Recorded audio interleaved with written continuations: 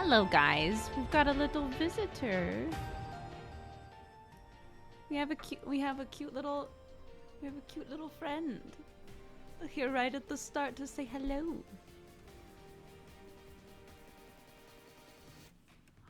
What a cute butt. What you doing?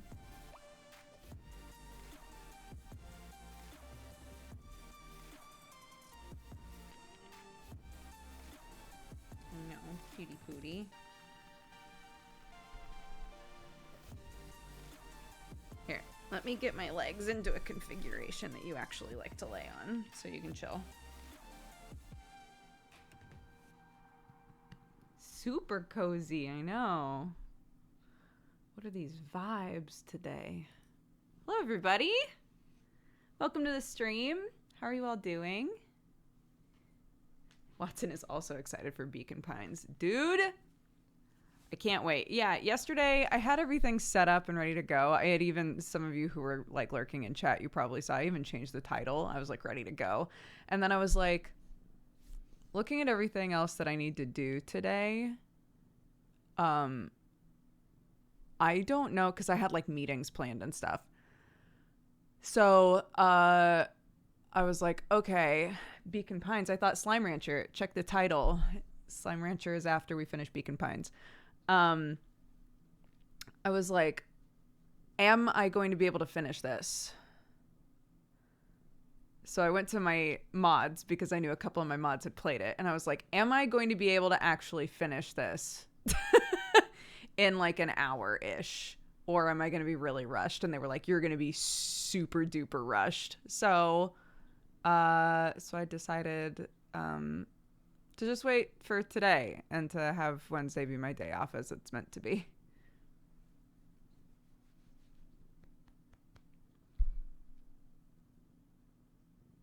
So yeah, we're going to finish up Beacon Pines and then swap to Slime Rancher.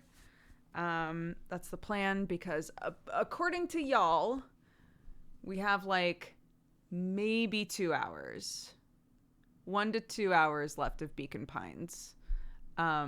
Going by how I tend to go, I'm going to assume like about 2 hours. And then we can do some Slime Rancher 2. Yeah. And then we've got Dead Beats tonight. So also, as a follow-up on the conversation we've been having taking next week off, Sam and I were talking yesterday. We think we might not take next week off, but the week after, just because it was like a little bit last minute and there's a couple of things that we already agreed to do next week. So we were like, I mean, we can call it a week off, but we will still be working. So I think it won't be next week, but the week after, most likely. So yeah, I'll try to remind me, chat, when we finish up Beacon Pines, remind me to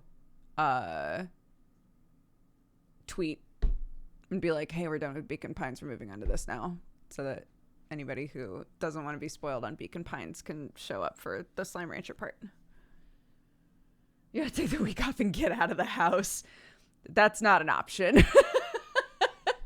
One of the big points of like taking the week off isn't like to get away. It's to try and like get into a better like day-night cycle in our own home, right? Like for someone like Sam, who's been trying to like have a better sleep schedule for months now, for him, it's, I want to take some time off, but I want to be home so that I can try to get my body used to a better sleep cycle, right? Like that kind of a thing. For me, there's just like there's like immigration stuff. There's all kinds of things that I keep putting off that I need to get done, but also, you know, like I was saying, Clarky's been going through a lot of separation anxiety, and pretty much if I'm not streaming, because I decided that I stream when she's at school, right? So if I'm not streaming, I'm with her probably because she wants to be around me all the time. So yeah, just like having some like time. Take time off to reset. Totally. Yeah, that's more the idea. So, but yeah, so I don't think it'll be next week. I think it'll be the week after. I know. She's been doing so much better though, and I think stuff that we're doing at home, plus her getting more used to the school, more used to the teachers. Literally every teacher, even the ones that aren't her actual teachers, like every adult that works at the school that I run into knows her name and says hi to her, So like just those sorts of things starting to happen around school will probably just make her feel more at home there. She woke up in the middle of the night last night, asking, like, basically being like, I miss so-and-so, one of her friends at her new school. It's like, I miss them. I want to play with them. And I was like, guess what, homie, you get to play with them tomorrow. So that's nice because she was, for a while there, waking up in the middle of the night and missing her friends from preschool, right? So now she's starting to like really enjoy her time with some of the kids at her new school. So yeah.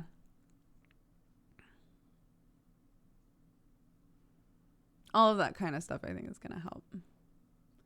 Ace was over for a visit yesterday. We played cops and robbers and monsters. I was a monster cop, of course. I'm going to be nice with a day of rest after that. Yeah. Some days I wake up in the morning, like today. Some days I wake up in the morning and I'm like, I'm sore. Why am I sore? What did I do yesterday? We went to a park yesterday after school because I promised her. She's been begging for a couple days now to go to a park. So I was like, okay, after school on Wednesday, because it's my day off. So after school on Wednesday, I will pick you up and we'll go to a park. And she was like, sick. So we went to a park and there were a couple of kids from her school at the park and they were picking acorns off the ground. And Clark was like, holy shit, this is going to be my new fixation, right? So like it turned into like half an hour to an hour of just like all of these little kids picking acorns up off the ground. It was amazing. I came home with a pocket full of acorns and was like, how do I know if acorns are okay to eat off the ground? What do I do to make sure that they are safe to eat? But like all of these sorts of things. So we've got this big jar full of acorns in the kitchen now. It is a sewing machine. Yeah. I got a little, it's actually right here. It's just a box. I don't know why I'm insisting on showing you. I got a stand, like a wood stand for my printers. Just to get them off the ground. And I might get a second one for my sewing stuff, potentially. It depends on how big it is and stuff, but yeah, it was very cute. Also having to have a conversation with my kid because they're at the age where like, depending on the accent and everything, right? Like some kids are easier to understand than others. Cause kids are around like 3, 4, 5 years old anyway, depending on where they're at communication wise and like speech wise, are hard to understand even if you share an accent, right? So, all of these kids were all like out playing, right? All of them different ethnicities, different accents, right? So they're all playing, and one of them was asking Clarky's name. Clarky said her name, and then I asked the other girl's name because Clark knew them from school and knew their name already. So I was like, oh, well, what's your name? And they said, and I repeated it back, and Clark went to correct me. And I was like, but I'm saying what she said her name is, right? And it was like this weird moment of like, I don't like, Clarky, you can't correct someone on what their name is, right? Like, even if maybe their parent would pronounce it differently than they pronounce their own name. I'm like, Clark, you can't come to me and be like, I know how to say their name better than they know how to say their name, right?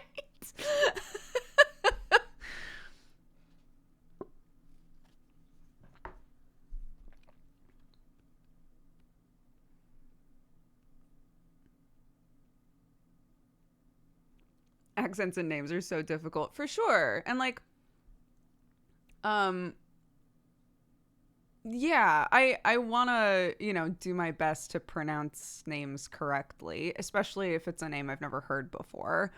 Um, so yeah, uh, having this adorable child say their name to me and me try my best to replicate it back to them, and then Clark be like, "Mommy, you're wrong. It's actually this." And I was like, "That sounds nothing like what this child just said."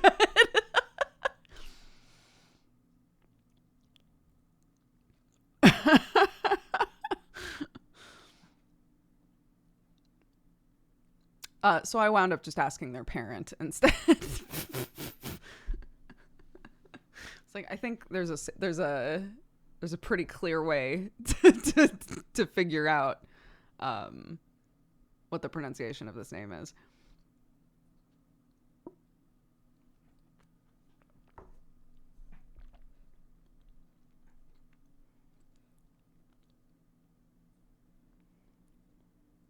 You have great name practice from reading Twitch chat usernames. Well, like, there's a large Polish community here.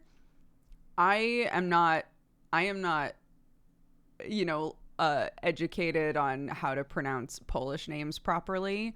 Same thing with like Indian names. I am not, I do my best, obviously, but um, it's, it's something I'm having to learn in the moment.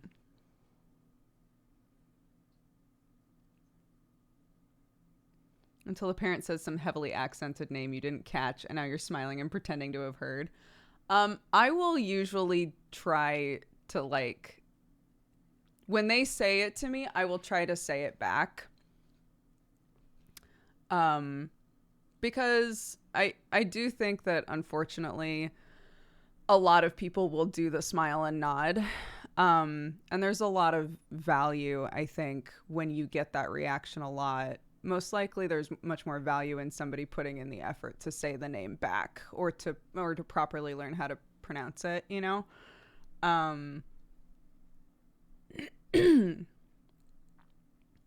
So I'll do my best.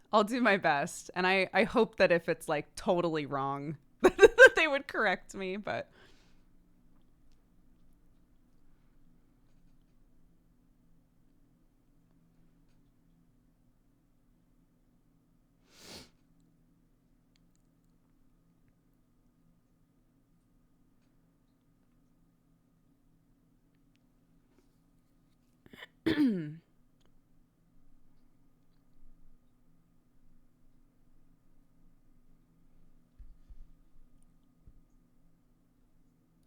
okie dokie. Are we good? I'm going to leave. So last time that we played Beacon Pines, I didn't have the webcam on, and I was losing my mind every other minute, and people were really upset that there was no webcam. So we're going to do webcam again. For you.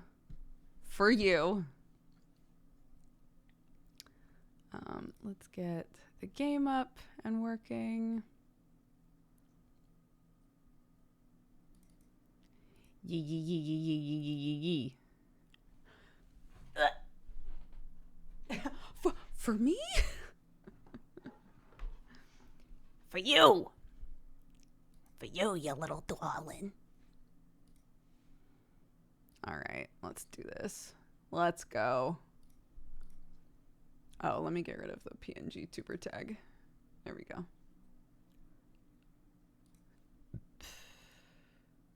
Okay.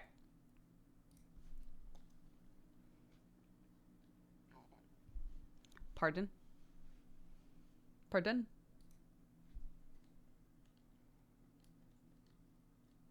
Pardon? Please?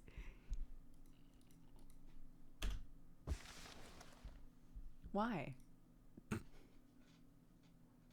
And so, Sharper set about remaking the town in his own image. Okay. I hope you've left if you haven't. I hope you've left by now if you didn't watch the last bit or don't want to be spoiled. But this is we're at endgame now. We've got like 1 or 2 hours left. Yeah, get out of here. There have been some wild reveals in this game. Yeah. But we're trying to finish it up. So if you would like to know what happened last time, or basically what we found out last time, we found out a lot of shit.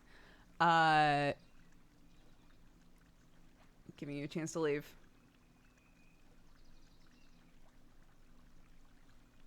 Things we have found out. The fountain in the middle of town is the source. It is where all of this weird, like the freezing thing that happens, it comes from that place. However, the reason that the entire town freezes each time this festival happens is because in the like loop of the story, your grandmother is throwing explosives in there. And when there's an explosion in there, when an explosion happens, there's a reaction that creates like a frost that freezes everything, right? In the moment that we catch her doing this and try to get her to stop, we realized, oh my God, I think that grandma is actually our mom, because early on in the game, when we experienced the goop, it ages things or mutates them, right? So I was like, holy shit. We had established at that point that this grandmother that we have died a long time ago. And so we were like, wait, then who am I living with, right? Who is this grandmother? And I was like, oh my God, she's not even our grandma. She's been planted there by someone. What the fuck? And then I was like, wait a second. No. This is our mom, because something happened with the goop. She was turned into an old lady, and she, in order to go under the radar, has been pretending to be our grandmother so that she can stay near us and try to like deal with this problem in the town. And that's exactly what it wound up being. So our grandmother is actually our mom, who has been mutated by this stuff, right? So she's like, okay, I'm not gonna throw the explosives in here. We're gonna fight this thing the proper way. We're gonna go to the festival, and we're going to tell everybody what's actually been going on here. So she goes to, I'm leaving a bunch of stuff out. This is just the important stuff, right? So we go to the festival, which now is not going to freeze over because we've stopped our grandmother from throwing ice in there, right? Throwing explosives in there and causing the like frost that kills everybody. So we go to this festival. Her, who is the head of Perennial Harvest, who we know is an actor, like he's been placed in that position to like pretend to be the head of Perennial Harvest, right? But we don't know why, and we don't know who his actual boss is. He's giving this huge speech about how, you know, he loves the town so much. He's here to change everything, blah, blah, blah, blah, blah. Grandma comes to the front and is, mom actually, comes to the front and is like, this is all bullshit. This town, oh, that was the other big thing. This town isn't even our town. Like, something happened in our old town, and all of us were displaced while they were cleaning up the town, but they actually made a replica town. Yeah, this is fucking insane. They made a replica town and put us in it. So she's like, this isn't even our fucking town. You all know that shit's been weird. We're just pretending that all of the weird shit that stands out to us isn't a problem, because to acknowledge that it's a problem is like, you know, just unravels everything. And we all just want life to be normal, but life isn't normal here, right? Then I need somebody to clip it because maybe somebody already has. I was screaming because I suddenly realized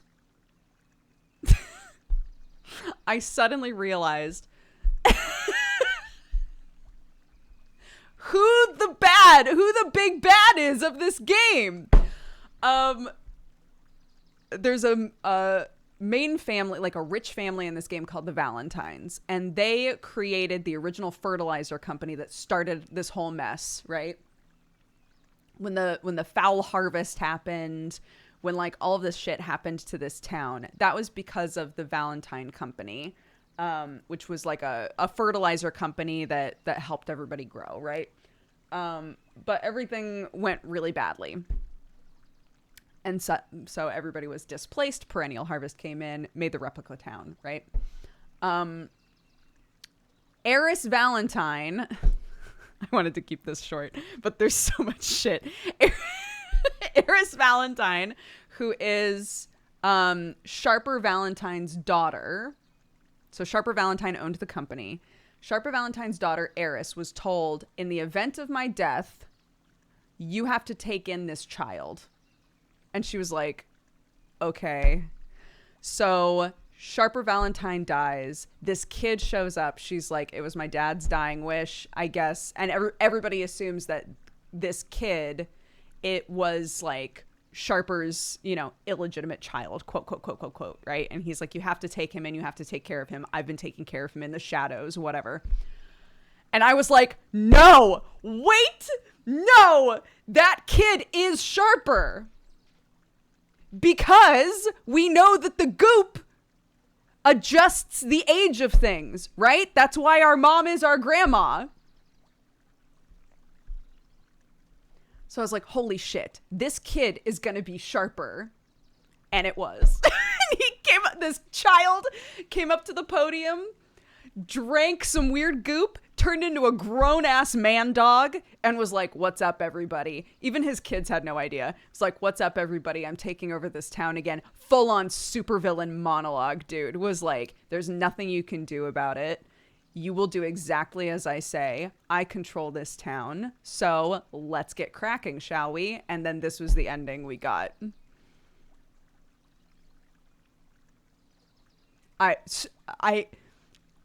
Sometimes people say, I was screaming, I was fighting for my life.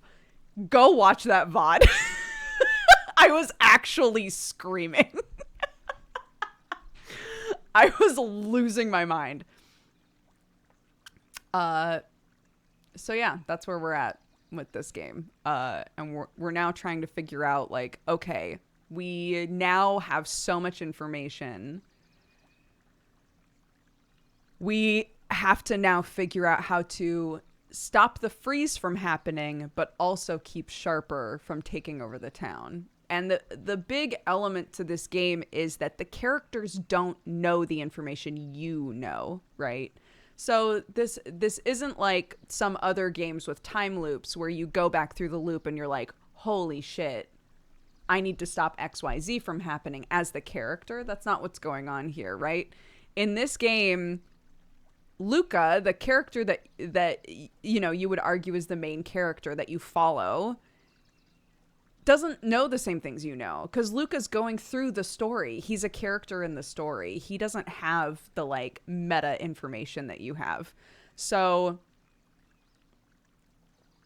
it's really, honestly, this game has been so fantastic because they figure out how to, like, with each new element of the game, with each new way to tackle the story, they figure out how to, like, catch the characters up on the things that are important.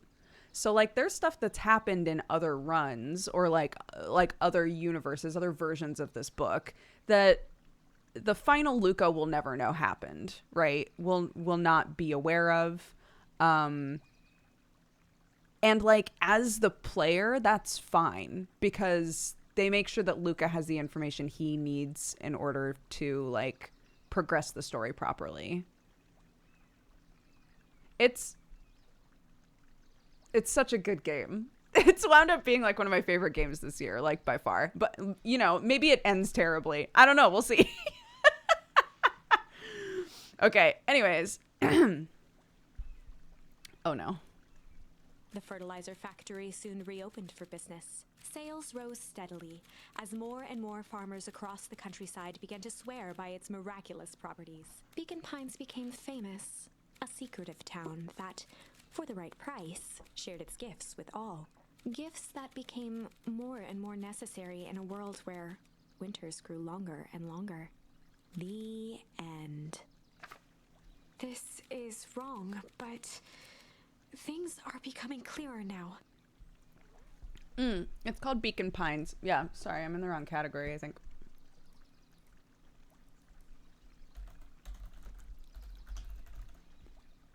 It just came out like a week ago. It's great. Highly recommend. You can feel it, right?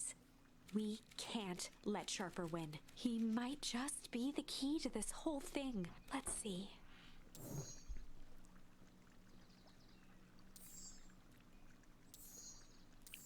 Okay. Is it here? Yes, this was it. Oh my god, I forgot. Okay. This is the moment where we can do something different now.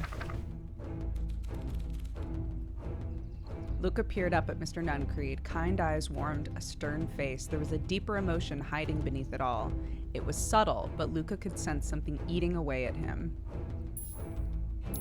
There was a malice lurking behind those eyes. There was a malice lurking behind those eyes, like a trap ready to spring. Luca felt the weight of Nuncreed's hand on his shoulder. Something wasn't right. He didn't know why, but something was telling Luca to get out of there. Yeah, Luca, run. I just want this to all be over. Of course, I'm sure it will all work out soon enough. I should get going. I told Roxy I'd check for Rollo at the Luca twisted treehouse. free of Nuncreed's grasp. Of course. Luca, you know your dad and I were good friends back in the day. You can come to me with anything. Anything at all. He's bad. He's bad. He's a bad guy.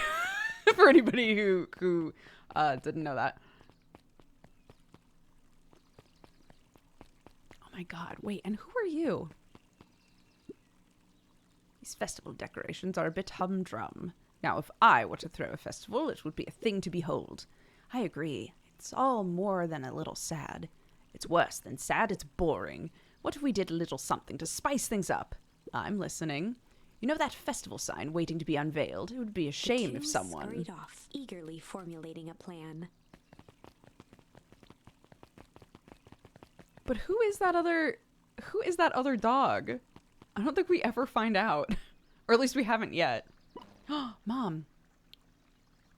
Identify yourself, please. Nellie Moodwell? I work here now. I am unable to locate you on our staff roll. Oh, I don't officially start until tomorrow. Mr. Kerr said I could come in early tonight to get a few things done. Hold, please.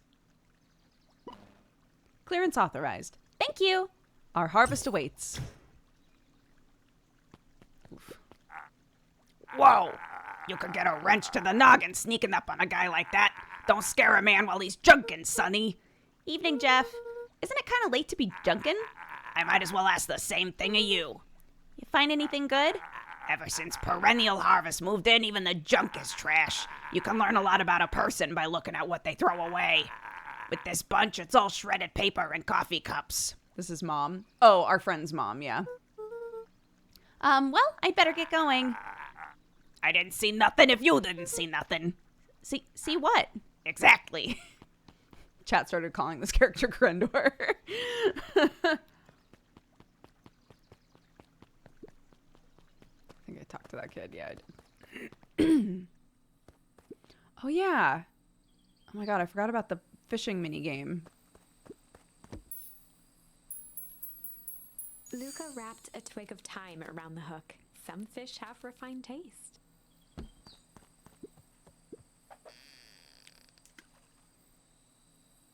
This is a memory of being with our dad fishing. Our dad died 6 years ago.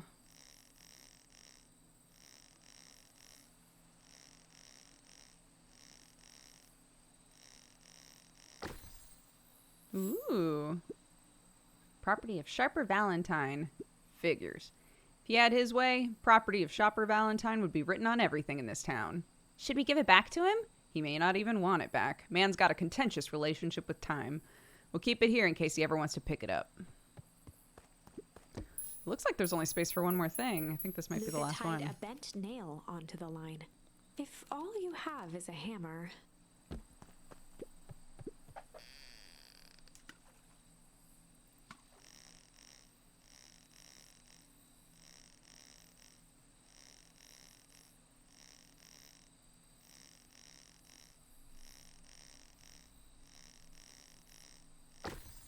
Oh, what's that? A picture? It's a photo of you and Uncle Joseph. Let me see that. Look at these two young fools. How'd it end up at the bottom of the pond? Who can say? Some things are just hard to explain. I miss Uncle Joseph. How come he doesn't come fishing with us anymore? He's busy with his new job at Valentine's. What's a new job got to do with him fishing with us? It's complicated. Like I said, some things are hard to explain.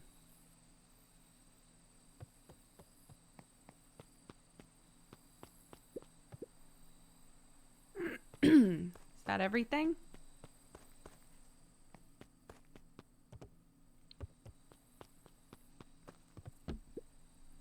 Rollo?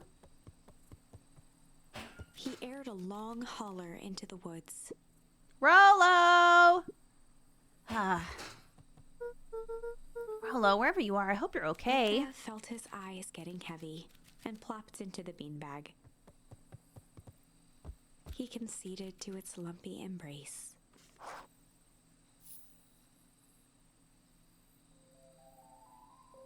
Once again, Luca found himself in a vast black expanse.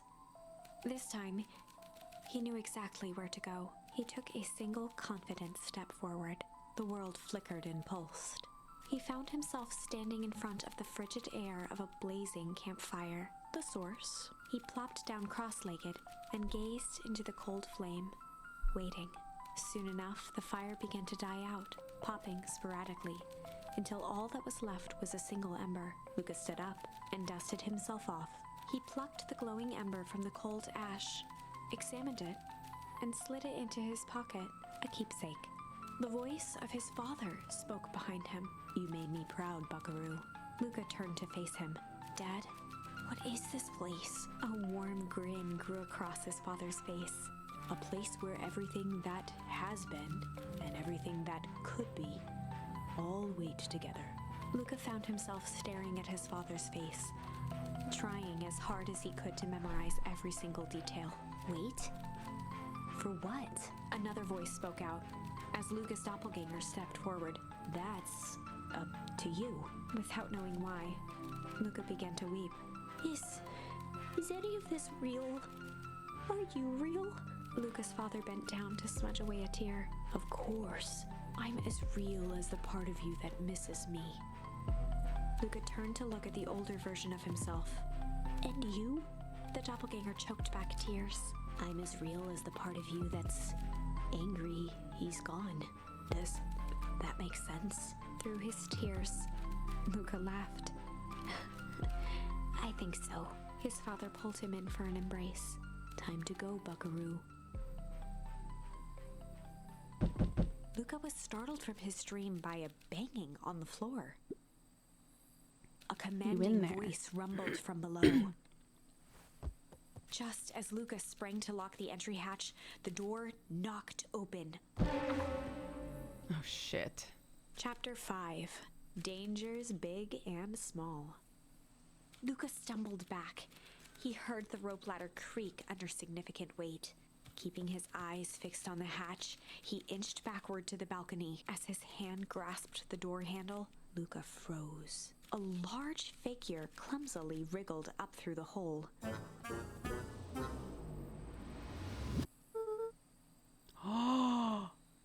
Oh my god! Older Rollo? Because of the goop? What the fuck? I thought this game was done doing this shit. What the fuck? Stop right there, or I'll... I know it's dark and all, but I figured you'd recognize me. What the hell? I can't do this anymore, dude. Who are you? The figure cocked its head inquisitively. Stop, or I'll clobber you with a baseball bat. Whoa, take it easy. Luca, you need to get your eyes checked. It's me, Rolo. Nice try, but I know you aren't Rolo. You're like one of his random uncles or something. Where is he? Uncle? Luca, quit messing around. It's me. If it really is you, then prove it. Flaming chicken coop, Luca. His jaw dropped. He peered more closely at the man standing in front of him. Something about him was undeniably Rolo, only bigger, older, changed. How? What happened to you? When I was running away, I ran into more people in those yellow suits.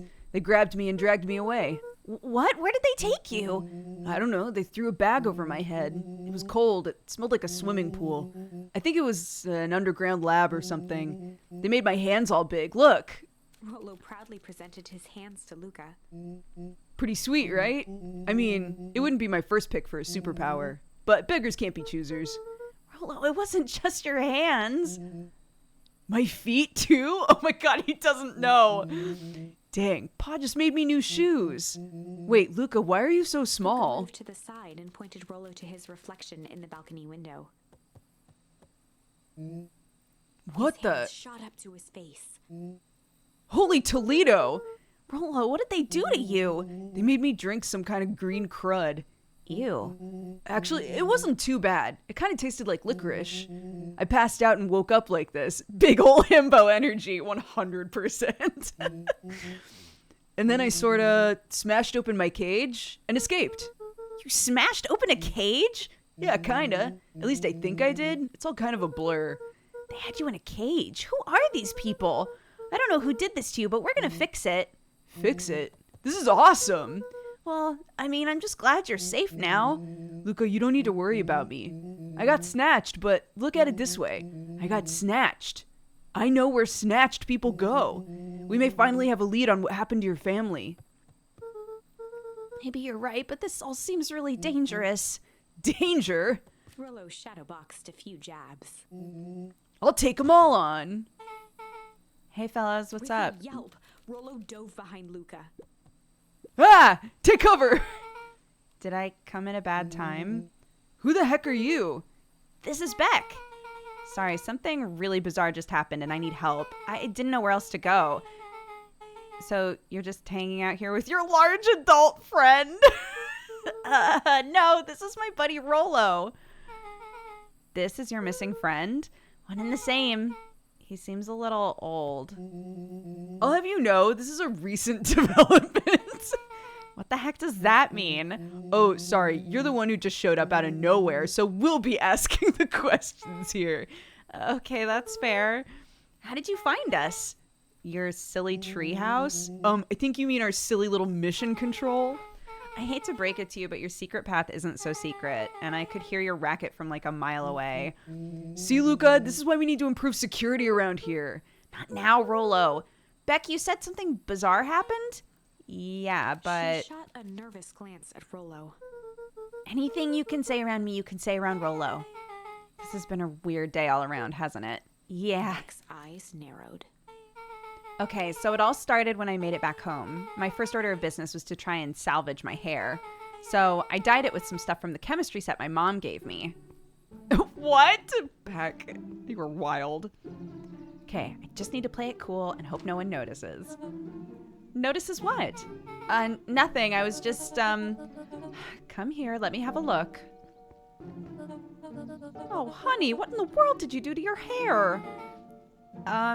I just kind of felt like a change. This is gonna take forever to grow out. You were the one who said change was a good thing, right? I was talking about your mother's new job. I was talking about us moving. Well, I guess I took your lesson to heart. I tried to put on a smile. Well, before I forget, I came up here to tell you that Nellie had to go into work. Tonight. Her and Mr. Kerr decided it would be good for her to get some things done before tomorrow. That Kerr guy seems like a grade A creep. Beck, Well, he is. Him and his weird cult of personality. You are not going to ruin this job for Nellie. It means too much to her. I know exactly how much it means to her. It means enough to her to exile her daughter to this podunk town. This place sucks. People are weird. You just don't know them yet. It's always cold. We're in the mountains. You'll get used to it. Can't even pick up a single decent station on the radio. It's all banjo music and farm reports. You know, I grew up in a town not that different from this one. Is that why you're better at talking to plants than people? Okay, so here's what we're gonna do. First of all, you're grounded. What? In the morning, I'll have Nellie come and see what we can do about fixing your hair. You need to look presentable for the festival. But not another peep. She sighed, and after a moment, looked down at Beck sympathetically. I know moving is hard, honey, but that doesn't mean you have to make yourself miserable all the time. Other people seem to have that covered for me. And if you decide to rebel by dyeing your hair more, She flashed a sly grin and tousled Beck's hair. I'll just shave it off for you. Think of how rebellious you'll look then. Very funny. Thank you. Good night, sweetie. Good night, Mom.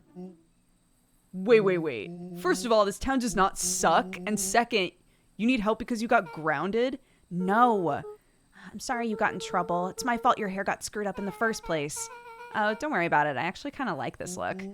Great. Can we get back to the story now? Okay, this next part is the important bit. I have this radio I upgraded with my mom. I was too angry to sleep, so I tried to dial in something worth listening to.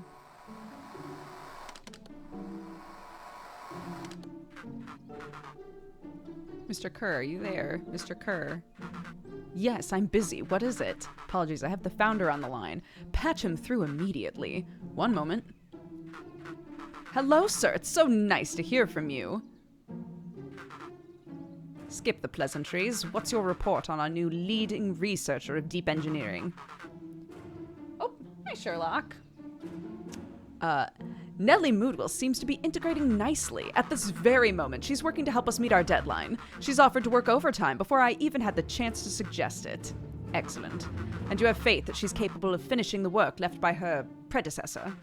Her work must be complete before the festival. I will make sure she stays day and night until it's accomplished. Good. You know how I feel about loose ends. Yes, sir. Once she's finished the work, we need to make a determination regarding her. Long-term prospects in the company. Immediately, sir. I usually have more time to fully bring people into the fold. We are in the end game, Bill. After your failures with Dr. Prescott, I can't afford to take any risks. Of course, sir. No loose ends, sir. Once she finishes the work, she'll either leave the office completely committed to Perennial Harvest, or she won't leave at all. Perfect. Sir, if I might suggest, maybe we should delay. Just for a bit. Oh? It's just we seem to be rushing to hit this festival deadline. Rushing into things has caused some issues in the past. I see. Please, understand I just want what's best for you. I'm eternally grateful for all that you've done for me. Bill, I'll make this very clear for you. I brought you in to make things run smoothly, not to have opinions. Of course, sir. Chin up, Bill. We're only a few days away from having everything you could ever dream of. Yes, sir. Thank you, sir. Whoa. Yeah. Just so we're clear, when they say loose ends, are they talking about murder? Like actually killing someone? Capital murder? Rollo a quick elbow to the ribs. Who is this founder? I was hoping you guys would know. Now, as far as we know, Kerr is the top banana at Perennial Harvest. He sounded scared of this founder guy. So we have an even topper banana on the field. What the hell is my mom caught up in? Has she talked about the job much? Not really. She said she was going to come in and continue the work of someone she respected. Luca, do you think that body at the warehouse was the person Beck's mom came to replace? That would make sense. Beck, it seems like Nellie's predecessor got, loose-ended. I'm getting that impression. Okay, so we need to get your mom out of there before the festival happens. That's 2 days away. Won't she just come home after work? The creep on the radio said they were going to hold her there until then. So if she's not coming out, we gotta go in and get her. Beck picked a large sheet of paper out of her pocket and slammed it on the floor. Maybe this'll help. You have blueprints? Well, it's really just a welcome map from my mom's PH orientation day, but it shows the layout. Sure looks like blueprints to me. Look, here's the reception area. It's a big room marked founder's office. It even has the exits marked. Guys. We have a deadline. We have an objective. We have blueprints. You realize what this is, right? Wiggle with excitement. A heist? I think we're heisting. This is officially a heist. Chapter 6. Holy shit. I was not expecting Big The Rolo. heist. They spent the night's end huddled around that small map, formulating a plan to infiltrate the headquarters of Perennial Harvest. It would be no small feat. A modern facility equipped with all manner of technology, not to mention the swarm of clipboards that would most certainly be scattered throughout. By the time the sun began to peek through the car window used as a makeshift balcony door, all were in agreement. This could just work. The final day before the festival would be used to prepare. The mom at home is the plant mom. The mom that works for Perennial Harvest is like a chemist science mom. So they're both working with plants, but one of them is like sweet gardener mom.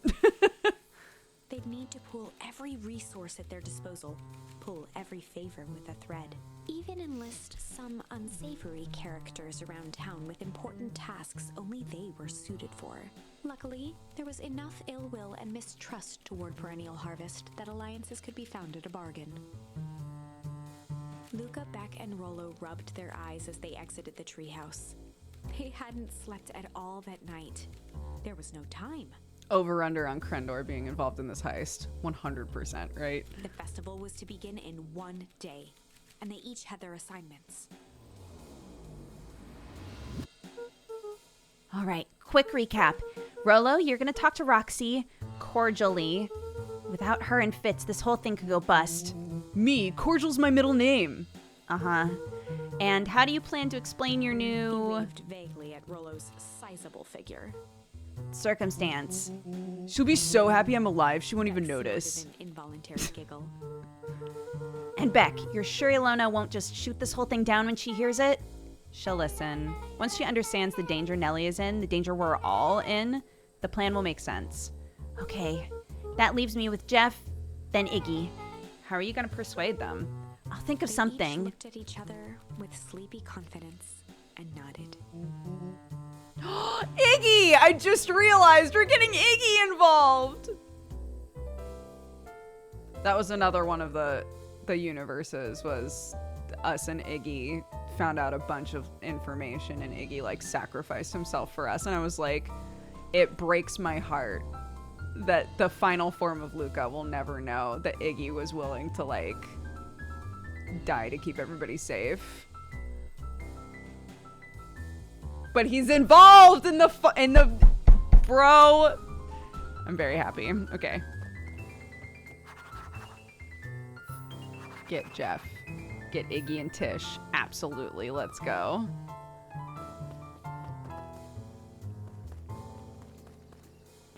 All right. Let's find Jeff.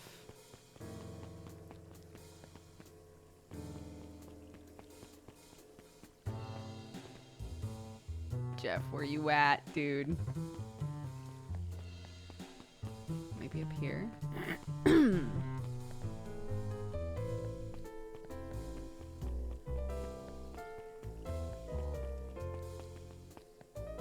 There he is. Hey, Jeff. What can I do you for? Well, I know how much you hate Perennial Harvest. Hate's a strong word. Oh, sorry, I mean... I didn't say it was the wrong word. Okay, gotcha. So we're gonna break into their headquarters, and I thought you might be able to help. Jeff wheezed out a long snicker. You see, I knew you kids were all right. Great, so you'll help? Ryan Jeff's face strained instantly. Not a chance. But Give me one good reason I should risk my hide aiding and abetting you Looking rascals. into the sullen eyes of his would-be accomplice, Luca blurted out the first word that came to mind. Oh man.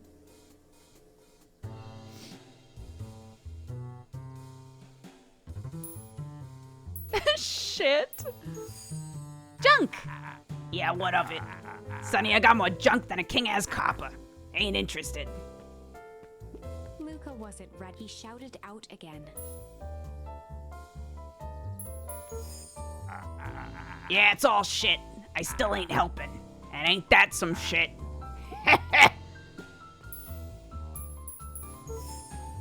Fight! I've done enough fighting for a lifetime. More than my share of losing. Time's come to hang up the gloves. Jeff's brow perked up. What'd you say? Go ahead and hide Sensing then. subtraction, Luca carried on with vigor. Let a bunch of kids do what needs to get done. We're not afraid. Jeff's scowl faded with a sigh. Say what you will about old Jeff. They all do. But you'll never hear him say I hid from One nothing. good stomp of the foot was all Jeff needed to drive his point home. What was it you kids needed? Some sort of disguise. I got just the thing. And while we're at it, that crate should come in handy. That ain't gonna be free, you know. I'm thinking 5 bags of sour gobs. That should cover it. Put it on my Luca tab. offered out his open hand to seal the deal. With a firm and dusty grip, Jeff reciprocated. Done. Swing by first thing in the morning. All right. I need to blow my nose. One sec. I need to blow my nose. What are you running in here for?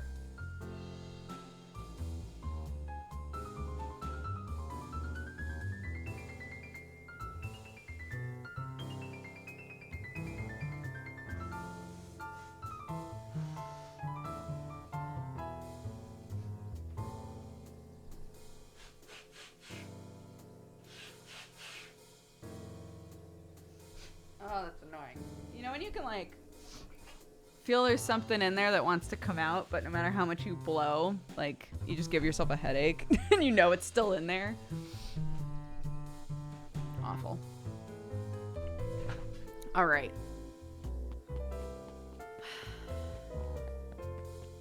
Where's Iggy?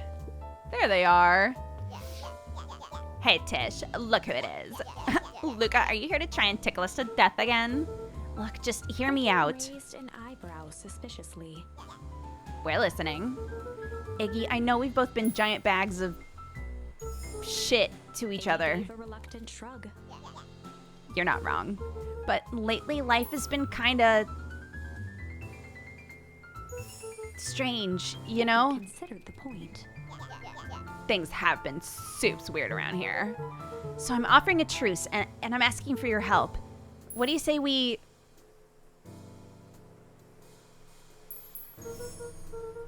break our hostilities, at least for now. We do like breaking things, even if a truce means less breaking things. Okay, what if I told you there was a way to have a truce and break stuff? Go on. I need you to cause a distraction so I can sneak into Perennial Harvest HQ. A wild-eyed grin spread across Iggy's face. My, Luca Van Horn, I'm impressed. After all this is done, maybe you and Tish can come hang out at the treehouse sometime. Iggy glanced over to Tish, who nodded in agreement. Fine. But not because we want to see your crappy treehouse. We just like to cause With a quick chaos. nod, Luca was off. Nice. Did you hear that, Iggy Trish? gazed up at Tish with a smile. He invited us to hang out at the A single treehouse. tear ran down Tish's cheek. I never expected this day to come. How wonderful. Oh my god. Chapter 7. Into the hive. A good heist requires preparation, and thorough preparation takes time, something they had precious little of. So far, everything was in order. Jeff, Iggy, and Tish all agreed to do their part. Beck radioed Luca that night with a simple and covert message. We are locked and loaded on my end. Nice. And Rollo, after a lengthy confession, managed to persuade Roxy and Fitz to help. He stowed away in mission control for the night to avoid attracting attention. Rollo, being uniquely suited for the role, would be the first to breach Perennial Harvest. The outfit provided by Jeff wasn't perfect, but a convincing disguise is 10% wardrobe, 90% confidence. And Rolo's got plenty of confidence, dude. Rollo took a few vigorous breaths and shook out his arms. Just stay calm, Rolo. You can do this.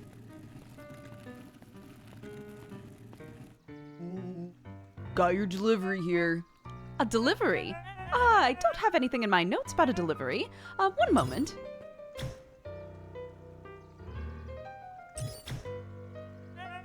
I'm so sorry. There's no delivery scheduled for this morning.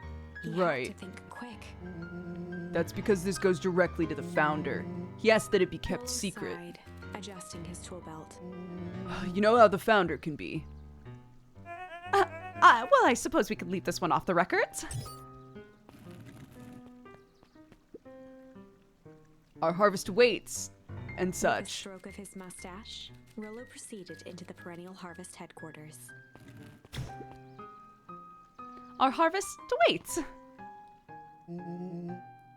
Package here for the founder. Oh, I didn't hear anything about. Yeah, it's a need-to-know kind of thing. I'll just He check. stammered and flipped through the pages of his clipboard. This goes directly to the founder. I don't have time to fill you in. Oh, I see. Well, if you could just complete this Rolo form. interrupted with urgency in his voice. Every time with the forms. Look, if you want to explain to the founder why I'm late, it's your funeral. I'm sorry. What did you say your name was again? Rolo I'm- panicked. Our harvest awaits. Sir, that's a restricted area. Excuse me, sir. Our harvest awaits! Nah! Ready to light this candle, Tish? Yeah. Stuck on this perennial ham fist.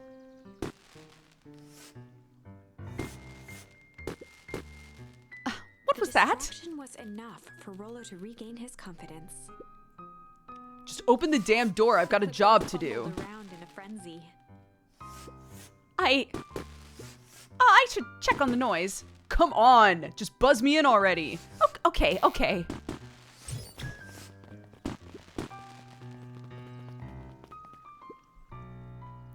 Phew. Do only red pandas work here? Yeah, they're all identical.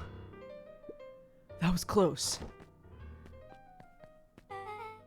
Our harvest awaits. Hey, I figured when in doubt, stick with the classics. That was a close one, but you pulled it off. Nice work, Rolo. All right, everyone knows what to do. Yeah, deep engineering is to the north. I'll go with Beck, in case she needs muscle. I'll head east to the founder's office. You two be safe.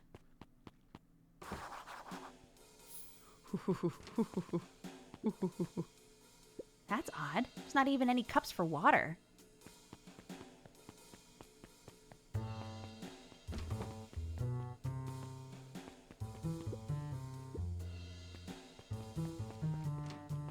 Okay.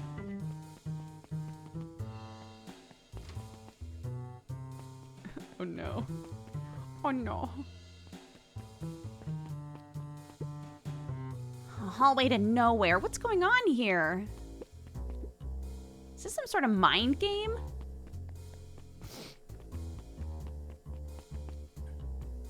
The whole building's just empty. Dude.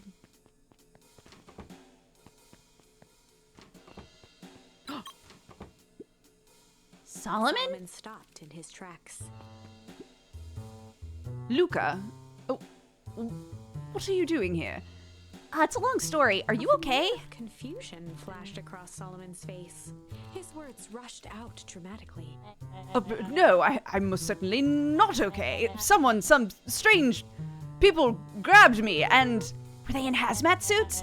Yes, how did you know? They brought me here and locked me up. And when they were distracted, I ran.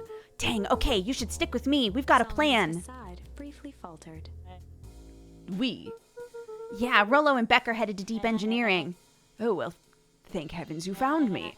We've got to get out of here. We can't leave just yet. But they'll catch us again.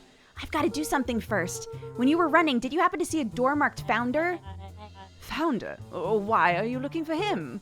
I'm not. I just need to get into that office. Now that you mention it, I do think I saw a door that said Founder. It was just down this way. To notice a plaque above the door. Office of the Founder. Knocking comes with consequence. Oh, here it is. So it is. It's pretty lucky I ran into you, or else I might have missed it. Truly Tried fortunate. to handle. Locked. Solomon leaned forward to examine the mechanism. Regrettably, it seems to be some sort of electric lock. I don't see how we could possibly defeat a lock like He that. smiled and looked at his watch. Oh, let's just wait a minute.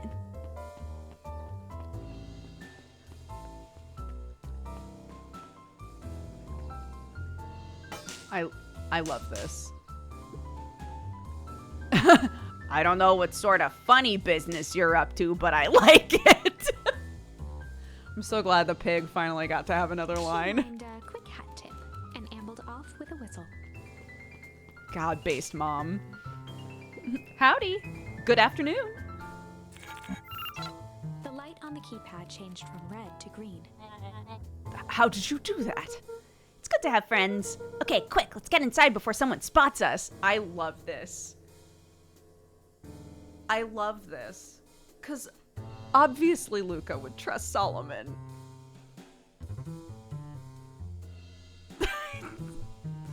Okay, let's go. Luca switched on his walkie-talkie. Rollo, I'm in. As expected, there's a control panel.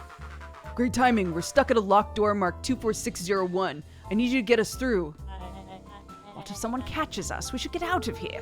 I'm not leaving my friends, Solomon. On the computer screen, a green cursor blinked in a password field. Surely you don't have a way to get around the password. Luca pecked out his best guess. Underground secrets. The screen blinked to life. Hilarious. Columns of green numbers glowed on a black background. Solomon's like, fuck. How did you guess that? Oh, it's this absurd password Rollo heard when he was down here before. It's funny how someone arrogant enough to call themselves the founder uses such a basic password. Or they were thinking several moves ahead, not expecting anyone to guess something so simple. Well, these villain types always end up outsmarting themselves. Solomon's jaw clenched into a half smile. Your powers of deduction are as impressive as your Luca luck. quickly scanned the columns for number 24601. Rollo, I think this should do it. Bingo bango, doors open. Luca, you never fail to impress. What is that slippery lout even doing down here? We have a friend whose mom is in trouble, so we're here to get her out. I see. Okay, Luca, I think we're close. Next door is marked 13806. Luca scrutinized the numbers on the screen. In that moment of distraction, Solomon reached forward and pressed a large red button. Maybe this one opens the lock. Crap, we got company. Luca, must go faster. Oh, one sec, I can't think with all this noise. Skimmed the screen with his finger. Here it is, 13806, go, go, go! Curse these fumbling hands. My apologies, Luca. Don't beat yourself up, I know you were just Trying to help.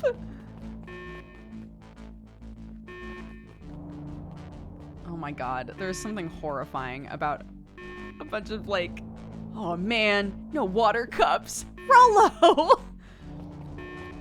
Like, imagine a bunch of identical people with clipboards just power walking after you. That's horrifying to me.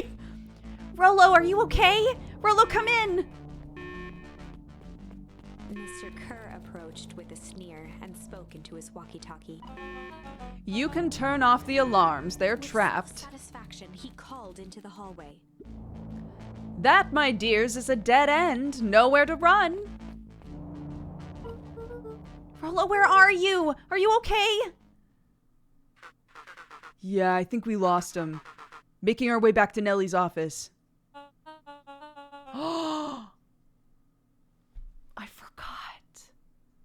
I forgot that they were going to be involved.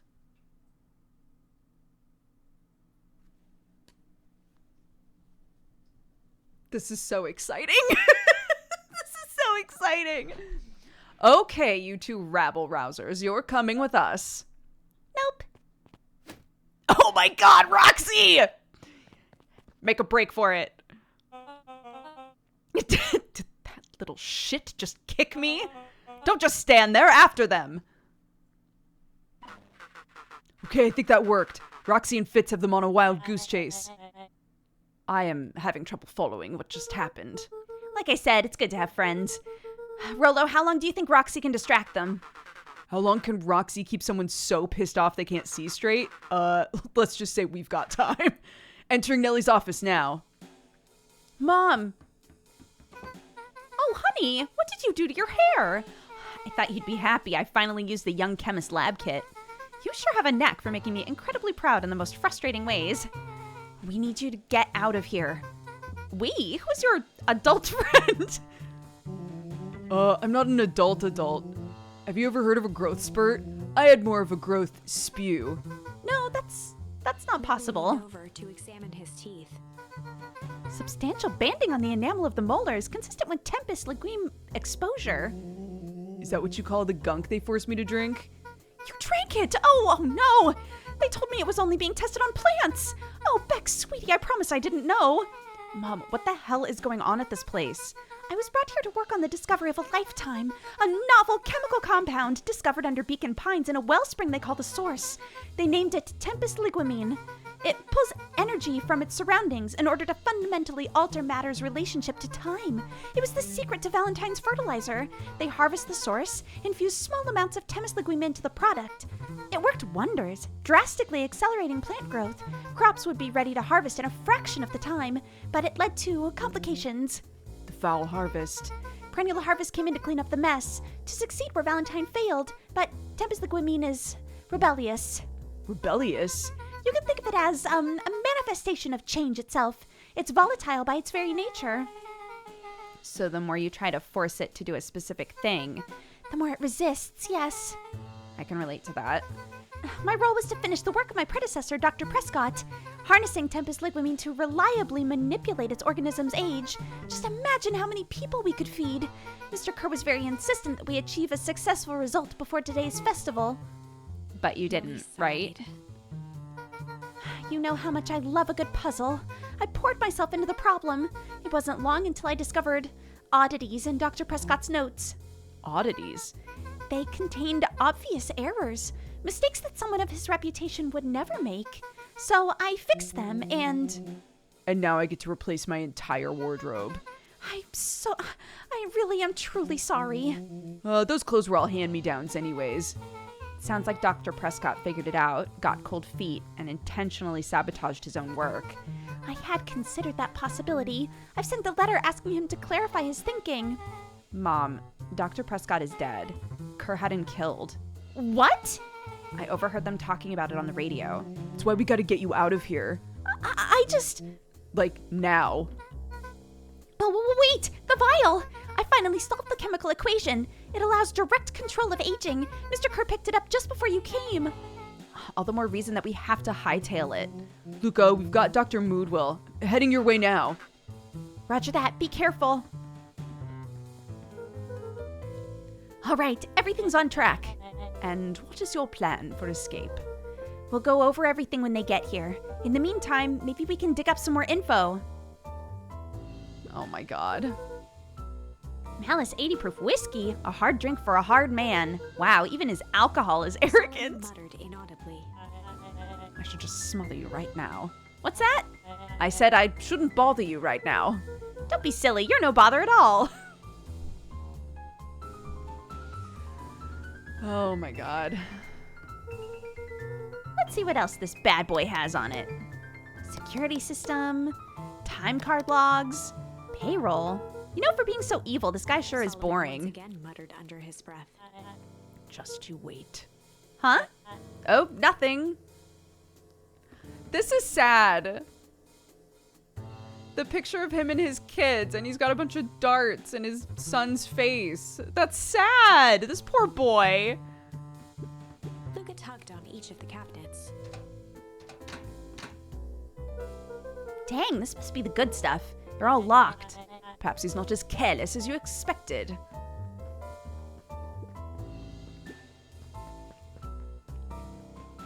Having the knowledge that the player is stressful, I know, but I love it.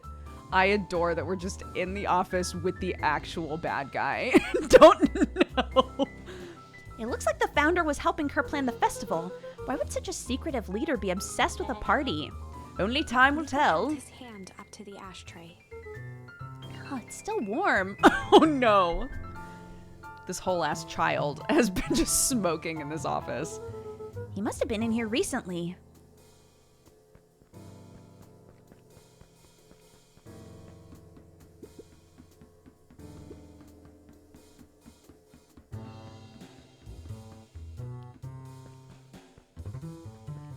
He has books on his chair because he's short. Oh my god, you're right.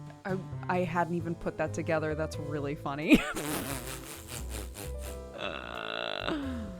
Oh my god. I'm really sorry you got dragged into this mess, Solomon. Oh, you didn't worry about me. Well, I feel bad either way. We're gonna get you out of this, I promise. Quivering lip, a smile crawled across Solomon's face. They heard the trampling of frantic footsteps from the hallway. Lock it, lock it, lock it! Locked. Oh, that was close. When we left Nellie's office, it was swarming with clipboards. We barely got away. Did they follow you? Rolo. Before we start tossing blame around, is it possible that someone ordered a pizza? We'd love to hear your thoughts. It's not pizza. But now... Well, don't look at me. I'm officially retiring from the heisting business. We're so sorry for the inconvenience. We just have a few quick questions. Let me think. Can someone watch the door? Of course. Okay, everyone else huddle up. Oops. I think this little caper has gone on long enough. Solomon, no! Hush now, child. The adults are speaking. Dr. Mootwill, a brief reintroduction is in order. We've never met in person, but we have corresponded. You see, it was I who hired you. Solomon, the pathetic orphan child, the powerful and enigmatic founder. Sharper, the fallen progenitor who created this town. Perennial Harvest, Valentine Fertilizer, all connected by a single thread. Yours truly. But that's... Eyes searched the floor in thought. Solomon watched eagerly, waiting for the flicker of epiphany. With a sickened look, she peered into his soul. Yes, now you've got it. Tempest Liquimine, you discovered how to reverse the process. Solomon clapped with genuine delight. Very good, Dr. Moodwell, very good.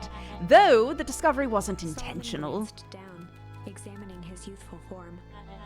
And the effects went a little too far for my tastes. That's why you needed me to finish Dr. Prescott's work. Which you did, admirably.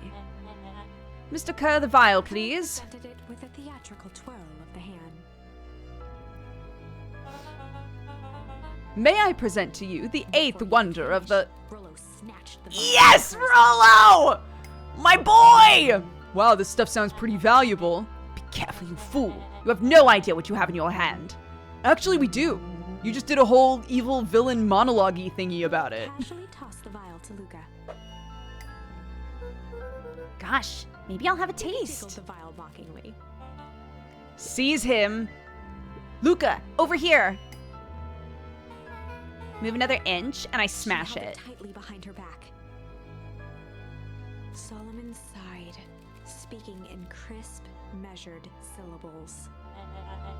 You have no plan. I'll smash it. I swear. Fine, risk killing us all.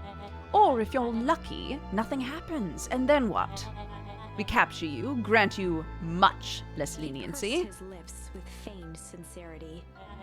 But I give you my word, if you hand it over now, none of you will be harmed. A deep uncertainty washed over Beck. You're a smart girl, Beck. There's no shame in being outwitted by someone smarter than you. We both know there's only one way this She looked ends. to Nellie shakily. With a dispirited nod, Nellie sighed in defeat.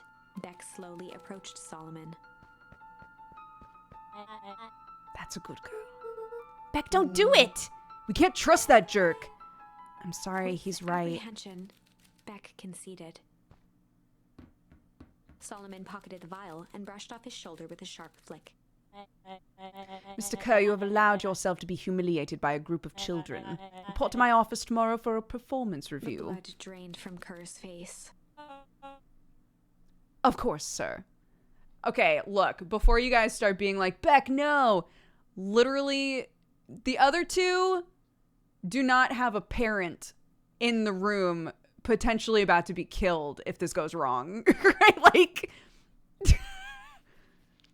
this was Beck's only option, really. But first, you have a speech to make. Trot out there, give me the introduction I deserve, and don't forget to smile. Yes, sir. And to think, all of this is thanks to the efforts of Mr. Van Horn. I don't understand. How is this all because of me? I said Mr. Van Horn, silly child. Dr. Walt Van Horn. Your father was always a thorn in my side. I offered him an opportunity to be a part of something great, but the fool was blindsided by righteousness. He even broke into my laboratory in an attempt to sabotage my Solomon work. shook his head with Father, gratification. accents. they're wacky. But the universe has a funny way of correcting course. By meddling with a force he didn't understand, Walt showed me its true potential. As fate would have it, Luca, your father, oh my god, I have a real problem with that word.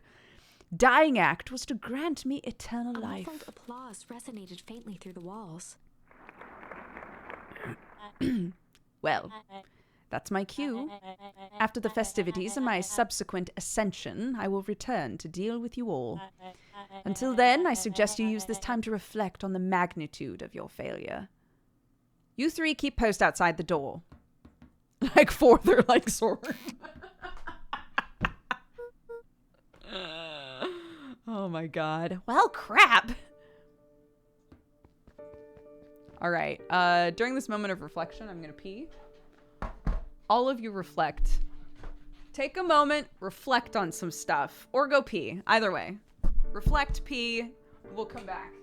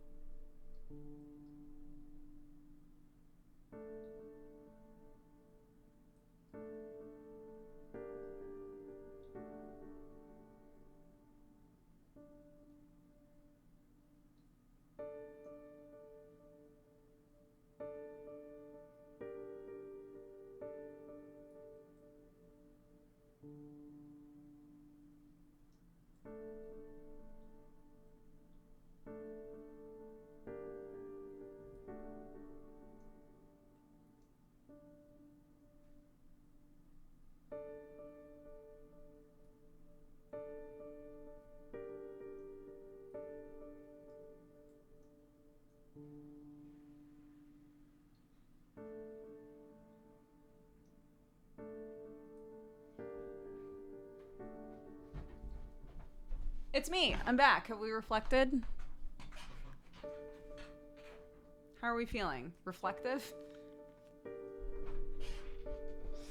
God. Okay.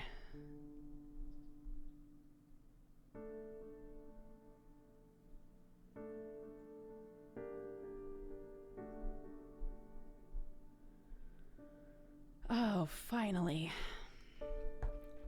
Kept getting notices that our tuition wasn't going through for Clarky, and I was like, we're signed up for it to happen automatically. Here's proof. So if you're not getting the money, that's not my fault. I would love confirmation on what is going on here. So last time, because I've emailed them once before and I got no response. So my second email was a bit more clipped about it. So I was like, don't you be charging us late fees, dude, when everything has been set up for a while now.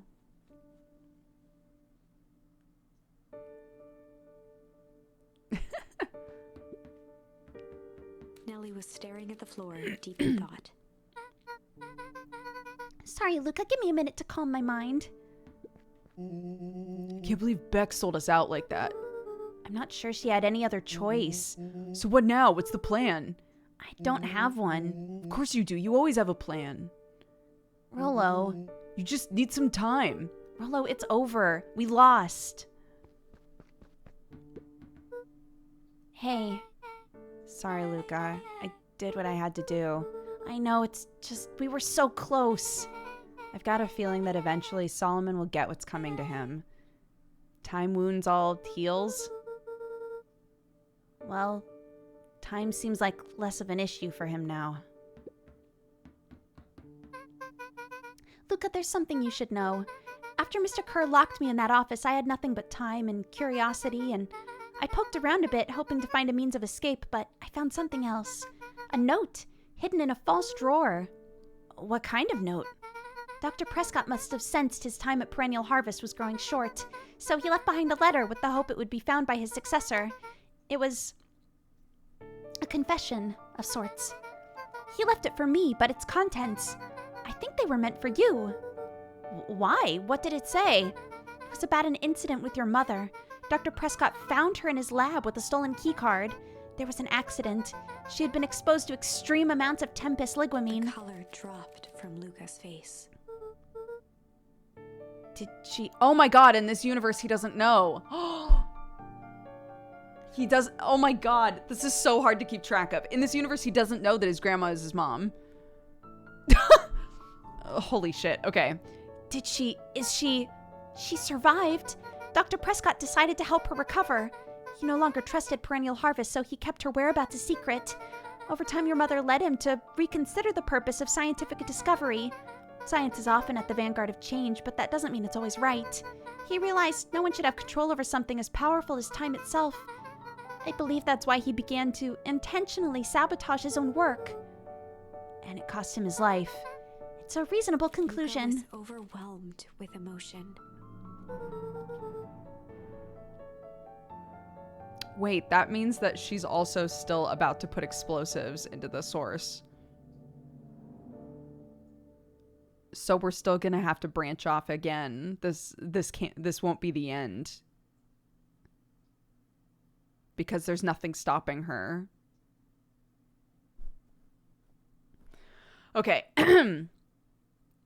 If she's alive, where's she been? Where is she now? A sudden explosion sounded from the hull. Chapter Oh my god. 8. Comeuppance. Ears still ringing, Gran picked herself up off the ground. Through the dust and smoke, she looked over to see Mrs. Fratelli helping Hiram Tolliver to his feet. She'd had to beg, borrow, and steal to acquire those explosives. How many nights had she spent visualizing how she'd use them to make things right? And now, her one shot at destroying the source, that damned hole that swallowed so much of her life, was gone. Wait, why? What? Traded for this jagged hole in a wall and a foolhardy shot at rescuing Rollo. With Fratelli and Tolliver at her side, she stepped through. It was a strange feeling. Because, oh my god. Have we never frozen? I guess we've never frozen in a universe where Rollo was kidnapped.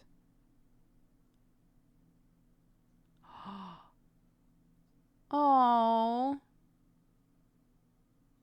So she decided to use the explosives to try and save Rollo because nobody knows that he's alive except for, or that like, she knows where he would be if he was still kidnapped. So she decides to use the explosives to save him instead of blow up the source. The last time That's she right! this maze of hallways, it was in a different body. They quickly rounded a corner to find a group of clipboards guarding a door. Something worth guarding is probably something worth seeing. She leapt forward, brandishing her cane. If her last chance at vengeance for things lost was truly gone, she would just have to fight to keep what she still had. Oh my god. This is awesome.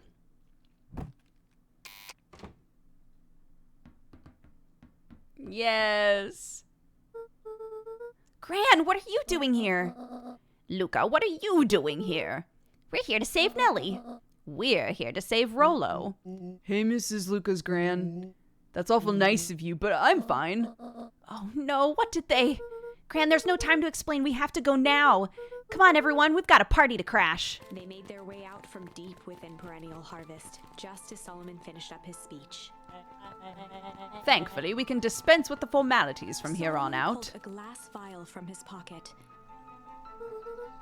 We've got to stop In him. one smooth motion, he downed its contents. No! A triumphant smile grew across Solomon's lips. Oh my god. I'm trying to think if there's a reason for this to not work.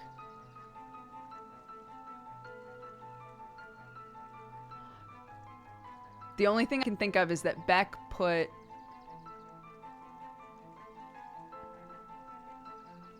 The only thing I can think of is that Beck put the vial behind her back and might have done something while it was behind her back. So they've established her as like super crafty. So she might have done something to it. No! Well, I guess that's it. We lost. Yeah, Beck! I wouldn't be so sure about that. With a mischievous That's my look, girl. Beck elbowed Luca. Remember when I had the vial behind my back? Yes, Beck. Fuck, I'm so excited. I might have tweaked his wonder potion with a little.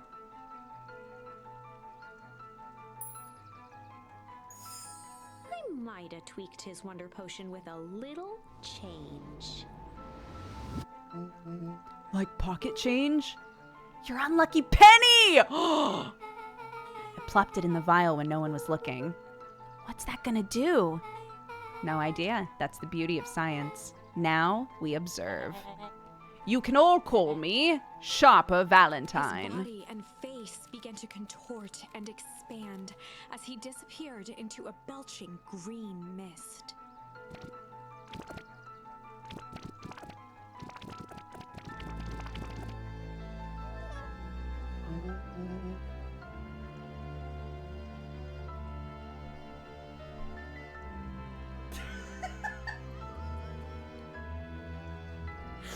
Holy shit. Holy crap, he's a baby? Yeah, but he's still sharper, right? What he was no longer matters. This is an innocent child. I apologize for all the harm my father has caused you. Eris awkwardly cradled the squirming child. She looked to her brother, her voice shaking with uncertainty. Augustus, what do we... We do what Valentines always do. What must be done. I'll hurry home and prepare a crib for father, young Sharper. That would be a great help, thank She you. looked back down at the infant with equal parts kindness and terror in her eyes. With a shake of her head, Eris addressed the crowd with a stern scowl. Everyone, the show is over. You may leave now. Epilogue.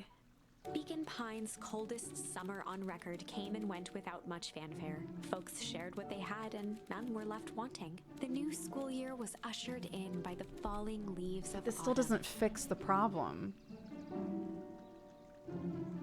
The source is still there. After everything Luca, Rollo, and Beck had been through, middle school was bearable. The chill of winter didn't seem to bother people much. They kindled a hope for a better future in their hearts. When spring arrived, farmers planted their crops with a sense of joy and optimism. And as the dawn of the first day of summer came again, its light slowly spread through the shallow valley. It crept over the town square, across the river, past the neglected welcome sign, and came to rest on a young boy sleeping at dawn, his mind at peace, knowing he is here for a reason.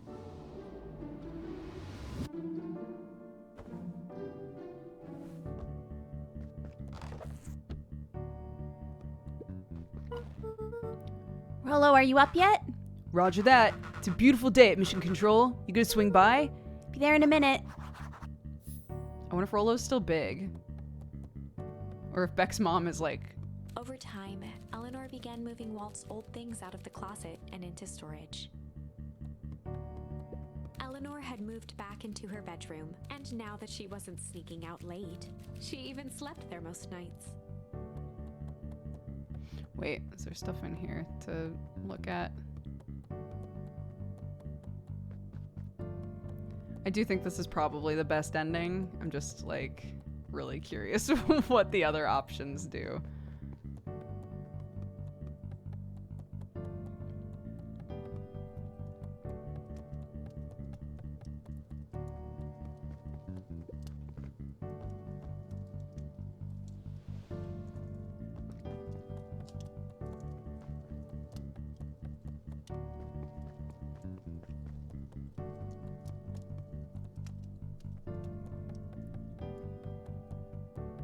Oh, really? You're not gonna let me look at that?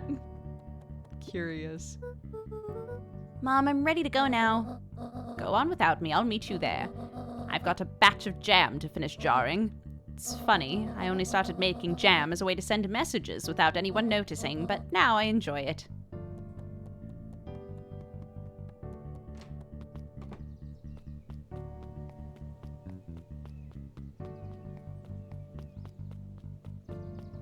I'm surprised we didn't use this backyard more in the story for some reason.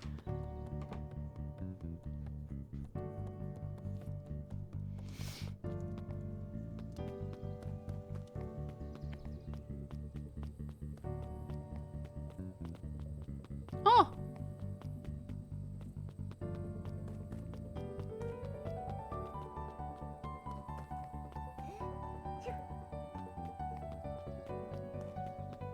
Because that's not where he's actually buried, I guess. I hear you and Rolo have big plans for the treehouse. Yeah, it started getting crowded after we revoked the max capacity 1 Rolo 1 Luca rule. So we decided to expand, but at least we got some help with that. How's the internship at Nellie and Ilona's shop going? It's been great. I'm hoping it helps me get into the School of Agriculture up at the state. Also, Nellie said she'd write a letter of recommendation, which would be huge. I just can't help but worry about leaving Rolo. He's grown up so fast, but he's still my little brother. Yeah, he had a heck of a growth spurt. I don't just mean grown literally. This morning he was up and finished his chores before I even had breakfast. Well, some of that might be his excitement about the treehouse renovations. Don't tell him this, it'll go to his head, but I'm really proud of that little punk. I'm sure he feels the same way. He's just too proud to tell you. I know.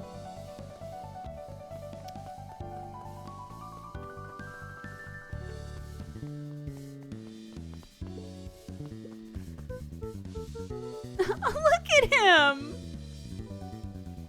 Hey Gus, how's the tree planting going? Couldn't be better. I'm so grateful to Ilona and Nellie for letting me help. I just wasn't built to be a mayor. Too much bureaucracy. Gus, we finished cleaning up the sidewalks. What's next? Annual harvest collapsed. Most of the clipboards skipped town, but some stuck around and dedicated themselves to making things right. Anyone with a knack for art can help paint the new offices. You can count on us! Looks like you really found your calling. I never really felt comfortable telling people what to do. This right here. This is something I can be proud of. Gus! Oh, Bubby. I want to talk to everybody. How's the napping this morning? The most underrated part of a good nap is the view, and the view's getting greener every day. Nice. I see you decided on a name. Yeah, we had to clear out all the old stuff before putting on the final touch. Slow and Dirty Harvest is now official. I like it. It was actually Nellie's idea. There's still a lot of work to do, and the name serves as a reminder. Just because progress is important doesn't mean change should happen fast. In fact, I've learned the more you care about something, the more important it is to take things slow. Our motto is go slow and fix things. Amen to that!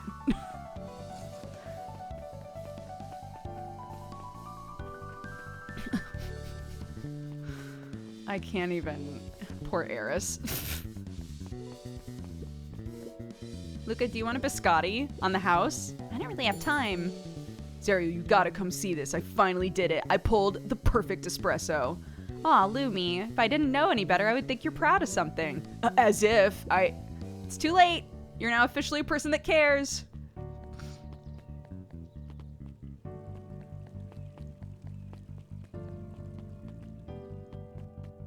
Who the fuck is this dog? Hey, Luca, can you tell Roxy I'll be free in an hour? Sure thing. My dad's making me stock the shelves for the summer. He says it builds character. I think he means to say it builds calluses. It builds character. Yeah, it builds something. Wow, back for seconds. If it's not too much trouble, for the longest time, I didn't understand the appeal of ice cream. It serves no purpose, other than to be briefly enjoyed and then it's gone. But it's pretty tasty while it lasts. I'm inclined to agree. Wait, I'm sorry. For good luck, you know.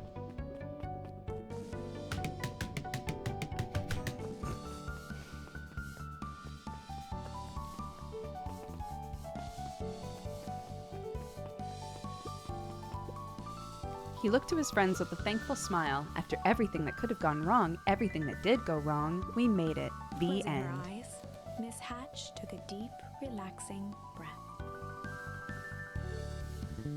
She finally finished the book. Oh, hello, Luca. How are you? Really good, actually. That's wonderful. Did I miss anything? I think you're pretty much up to speed. Young Mr. Van Horn. How's little Sharper doing? Young Sharper seems to enjoy nature more than I, so we do a lot of strolling these days. Has he, Attempted to crawl out of his crib and plot world domination? yeah. Thankfully, no. I spoke at length with Dr. Moodwell. She feels that Sharper's infant mind was not developed enough to retain his previous memories. For all intents and purposes, the child is unmolded clay. Well, let's hope he's a little nicer the second time around. That is the objective, yes. But really, all I can do is try and hope. Two activities I am endeavoring to find less distasteful. I think you're doing a great job, and the whole town is ready to help out however we can. I can't wait to teach him to throw a baseball. Iris did her best to ignore the tears welling in her eyes. That would be acceptable. What's today's news that needs knowing? I'll give you tomorrow's headline today. Our old friend Patrick C. Montesquieu, aka William Kerr, performed a stirring rendition of The Iceman Cometh at the State Correctional Facility. I hear there wasn't a dry eye in the house. I guess he has plenty of time to work on his craft. I'm glad you swung by. More follow-up questions for your story? Nope, I got everything I needed. Thanks again for that. I sent a draft of the story to a reporter in Capital City, and they offered me an internship. Of course they did. You're an amazing reporter. I don't know about all that. A story about a phony corporation that picked up an entire town of people and moved them to cover up a massive illegal mine shaft full of incredibly hazardous chemicals? Well, it sort of writes yourself if you think about it. Just don't forget us when you become a fancy big city reporter. Capital City isn't that far away. I'm gonna have to come back from time to check in, see what sort of new trouble you've gotten yourself into. Sorry to disappoint, but my adventuring days are over. We both know that's not true. What makes you say that? Call it a reporter's intuition.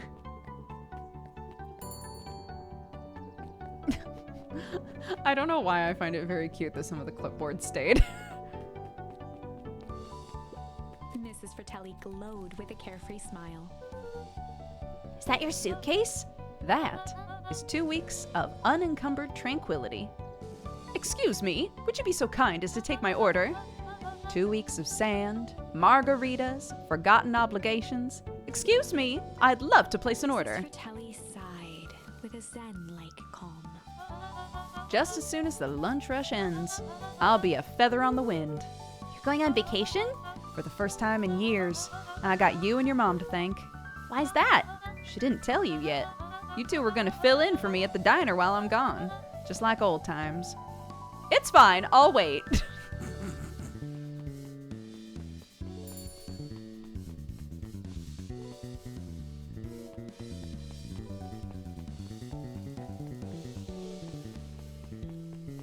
I'm trying to go everywhere before the treehouse because I feel like this will be my chance to do that. Look at all these kiddos. I can't believe it's over. Yeah, the town really started to turn a new leaf. The town? I was talking about Hank Atomic. I just finished the last issue. Oh, how was it? Great as always. Hank finally returned to Earth, but I just feel weird now. Weird can be cool. Just means you're ready for something new. Any suggestions? You could ask Miss Hatch what she's always reading. She really seems to enjoy it. Maybe I'll do that. Over the school year, Kato and Bert had become close friends. Bert, did you know that when they covered up the source, they found a new species of fungus? Oh, they covered up the source, okay. Yeah, they're studying it in the new labs. Did you know that Beacon Pines is now the smallest town in the county? Yeah, close to population before Perennial Harvest Things moved in. typically went on like this for quite some time. Just fact trading with each other. Luca peeked over Piper's shoulder, laid stealthily inside a large volume of mathematics, was the first issue of Hank Atomic. Piper, are you reading Hank Atomic? Do you mind not telling anybody? Because I've kind of got a reputation to uphold. Oh, it's nothing to be ashamed of. Just about every kid in town reads Hank Atomic. Honestly, I'm excited for you. What I'd give to start over fresh, to experience it again for the first time. Guess that's the downside of finishing something nice. At least now I can enjoy it again through you. Promise to tell me about it as you go? Sure thing. I like that there's a subtle aspect of that of like, did you really enjoy this game? You should tell your friends to play it. Fine, I will. Hey, Mr. Nuncreed. I'm gonna go see my dad in a bit. Did you want to come with? Even after everything I did, you'd still... Mr. Nuncreed shook his head. You really are your father's son, aren't you? I don't think I'm ready for that yet. Well, you're always invited. I bet he'd love to hear from you. I'll visit Walt in my own time. Run along now. Wait, what the fuck? Who are all these bunny children? With perennial harvest gone, the transportation tubes were left unused. Come one, come all. No one's too big, no one's too small for Jeff's wild ride. Maybe not completely unused. Oh my god, I just realized the name on the, the phone booth. Just one piece of candy for the ride of your life. Who's next? Oh my god. Guess what? Yesterday, I saw Dynasties Titus. Is that good? It's great. I haven't spotted one of those in years. At this rate, Beacon Pines is going to become the bug capital of the county.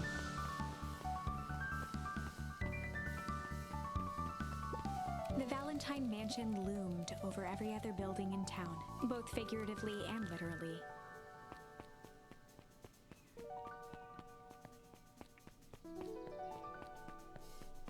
Oh, okay.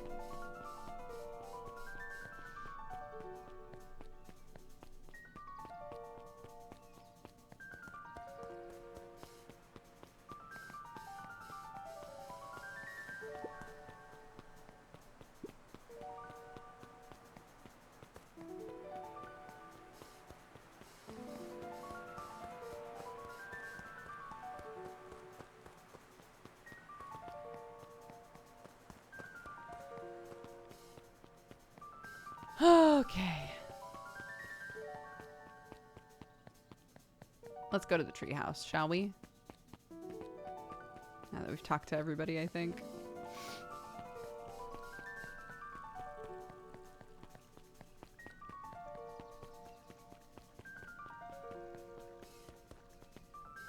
Oh. Luca, get this. I managed to reel in an actual fish this morning. Seriously? Yeah, an honest to goodness flip, flop, and swam fish. I don't think I've ever caught an actual fish here. Been at least 7 years since I caught one. I'd say it's a good omen. What'd you do with it? I released it back to the pond. I'm hoping to catch it again tomorrow. Cute.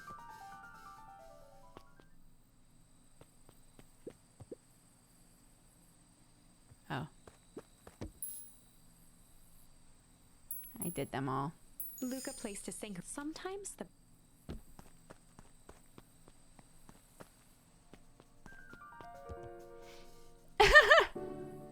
A little higher. Yeah. A little lower. Yeah. Little higher. Yeah. I'm telling you, the angle isn't the issue. We need more power on the radio. Oh, Luca, there you are. Would you tell him it's not the angle? I'm not in charge of antenna redesign. Fine, fine. Iggy, just don't do anything drastic until we get back. Who, me? Tish, you're in charge while I'm gone. Yeah. They'll be fine, right? It'll be fine. If we really want mission control to turn into something bigger and better, we have to loosen our grip a bit. You're right. Lead the way. Oh. God damn it. Of course. Well, I've already done all this, so we'll just run directly to the house. The game was like, you didn't trust me. You didn't trust me to take you through the whole damn town. Rolo's small again? No, he isn't. Look at this big boy. Look at him next to all these grown-ass adults. He is a man. I did the exact same. I did the same thing.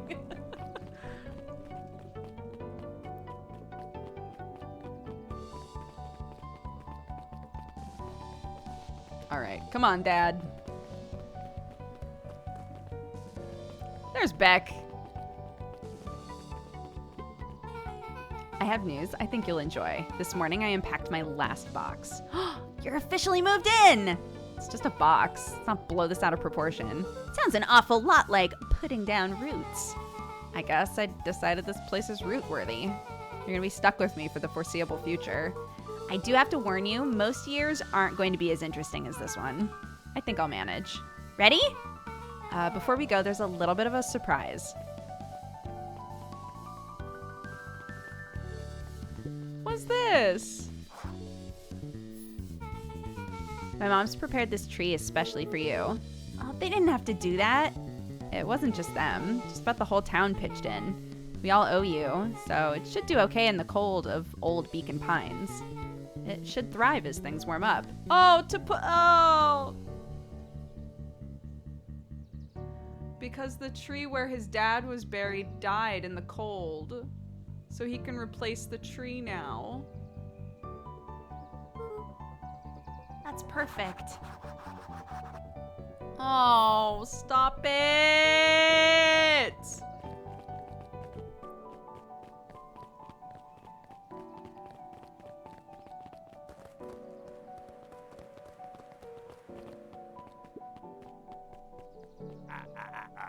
You got it. That's a good-looking tree. Being a special occasion and whatnot, this ride's on the house. You're gonna want to hang on tight to that little tree. Sherlock, what are you doing, buddy? Do you want to lay down here? You can lay down on the table if you want. Here, I'll just scooch this here. Here, you want to lay down? He's been laying down on the mat a lot. It's very cute. You can lay down if you want. It's okay.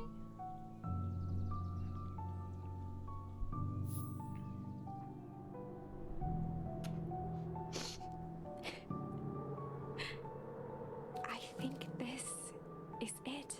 The end I've been waiting for. Honestly, I began to lose hope of ever finding it. But then you came along. I don't know exactly how to thank you. It's hard to explain how much this means to me. It's funny, now that our time together is finally ending. I'm at a loss for words. Let's just watch the end together. Done. Good little tree. The best little tree. Thank you, children. This means a lot. Yeah, thanks for everything. Shucks, only did what any super awesome best buddy would have done. Should probably give you some time alone now. You good? Yeah, I am. It's been a wild year. How are you feeling? Everyone keeps asking me that, but I'm fine, really. Paul always says the only thing fitter than a fiddle is a cello. And I feel like a dang cello. Well, if you ever stop feeling like a cello, I'm here for you. I know. You don't gotta say it. You two make an awesome pair. Excuse me? We're a trio now. Yeah. Thanks. There's just one thing missing now that you're part of the group. Missing? Let me tell you a little story about a man named Hank Atomic. Oh, God. I won't be long. We'll be waiting for you back at the phone booth. I found the perfect way to start our summer. Oh, it's been a year since the start of the game. You've got some good friends. I'm proud of you. Your father would be so proud. I know. Mom, can I ask you a question? Do you ever dream about Dad? Not a night goes by that I don't. Are you ever afraid you're gonna forget him? Forget what he looks like? Forget his voice? No, so much of him lives on in you. He loved that old tree, but I know he would have loved this one more, because his two favorite people planted it. I'll give you two a moment.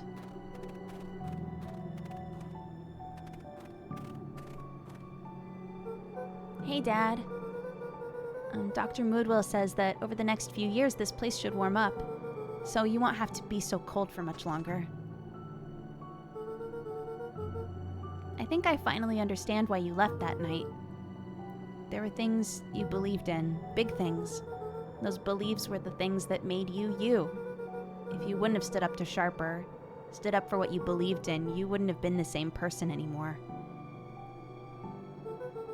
You had to go. But that didn't mean you loved us any less. I might not visit you as much as I used to. I know you understand.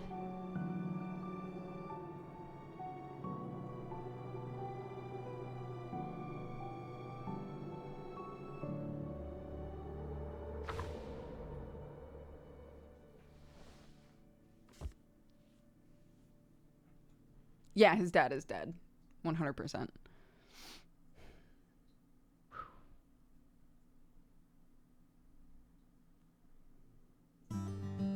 Oh, gosh.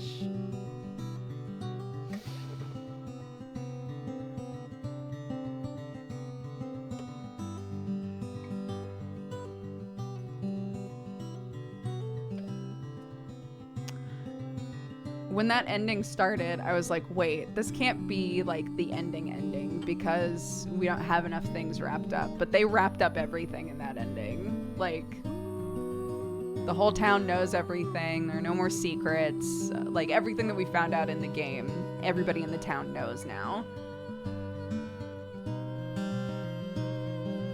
When I tuned in, I wasn't expecting to be crying first thing in the morning. This was a fantastic game.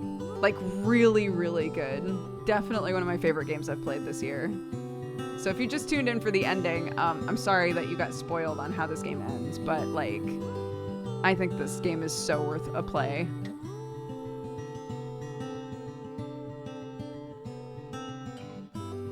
Yeah, I want to see the alternative versions as well. For sure. I'm gonna let the credits play, though.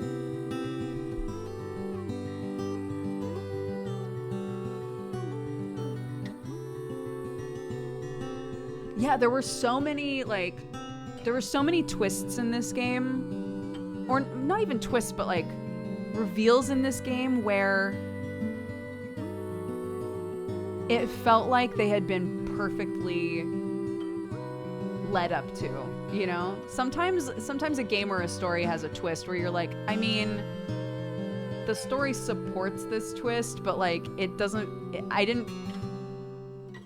feel like an earned reveal, you know?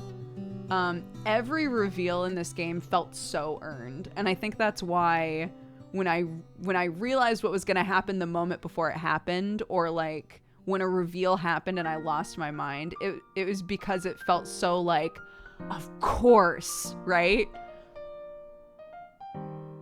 Like, that makes perfect sense. But the game progressed in such a way where like I didn't think of it until the moment before it happened. That feels like such good storytelling to me. Oh, what a good game. I didn't realize this was kickstarted either. The people who kickstarted this game must be like, hell yeah. Whenever a game comes out that's just awesome and you find out it was kickstarted, it must be, the people who backed it must be like, a win, a rare W.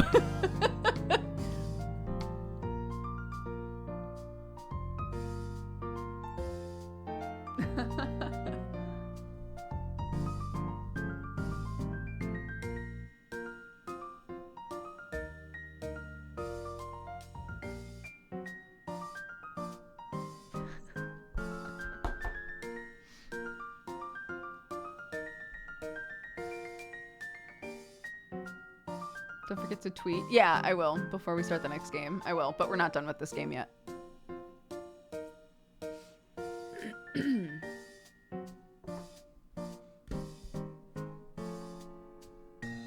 Oh, side note. I looked up a well-rated pretzel recipe, and it actually does look really easy to do. And I can prep them the night before and bake them the morning before we leave. So, 10 years later? Pardon? Okay. Oh no.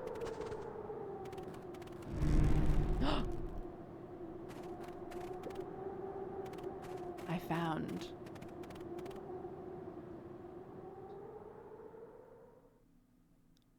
Oh, come on, man. Why did they say they blocked it when they didn't?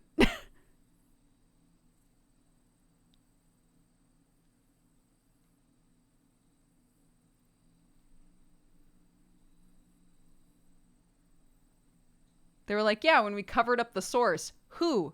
When who covered up the source? What, 10 years later, whatever covering you made just, like, didn't, like, what? Okay, no button seems to be doing anything. Oh, there we go. Okay.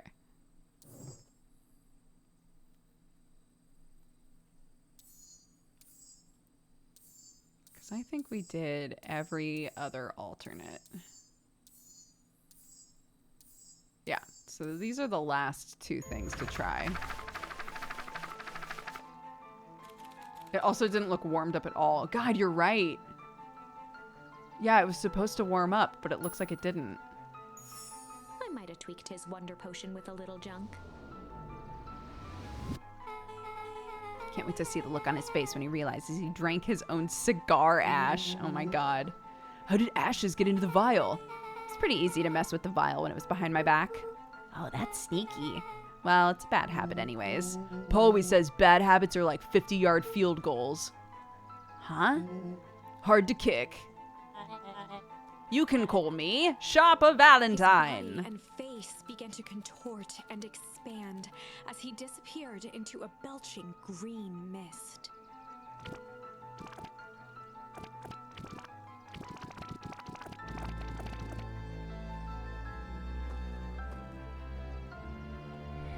What? Bro, you murdered him.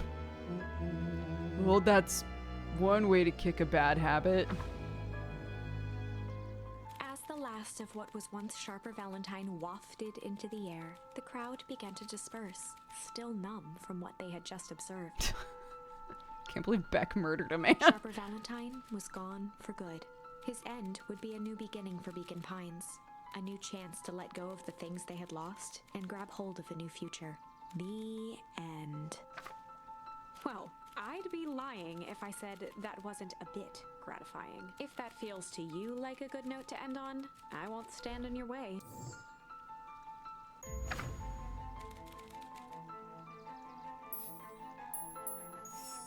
I might have tweaked his wonder potion with a little malice.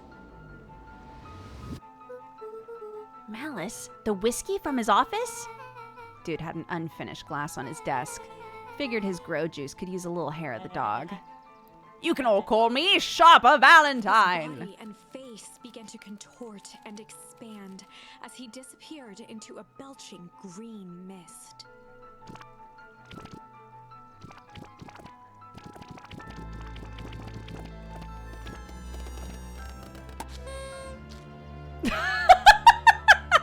Fuck.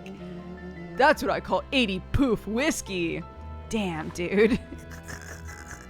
The crowd gazed in stunned silence at the now empty stage. The quiet was broken when William Kerr sprinted off stage and into the distance. He was never seen around Beacon Pines, or anywhere else for that matter, again. Watching the silhouette of Kerr disappear over the horizon, Luca began to laugh. First, a low chuckle that became uncontrolled, heaving laughter. Through his tears, he was vaguely aware that the crowd had begun to laugh with him. The end.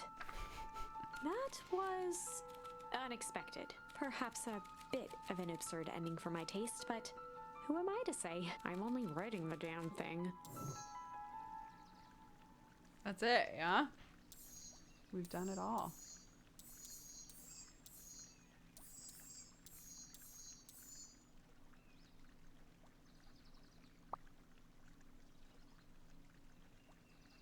Dang. Okay, wait, so...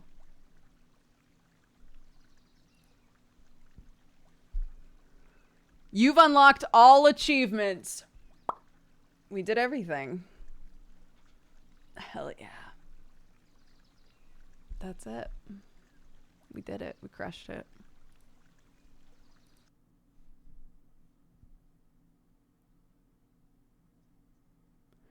So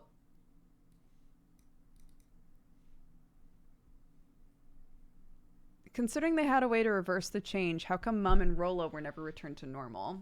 I don't know. I also expected Rolo and Mom to be changed back to normal. I guess they wanted, if they were plugging up the source, then they would no longer have access to the like the specific, the juice, you know, to be able to do that. But like there were only 2 people. The de-aging was an accident, so maybe they couldn't recreate it. I feel like they would be able to recreate it eventually, but I don't know. There were only like 2 people that needed it, you know?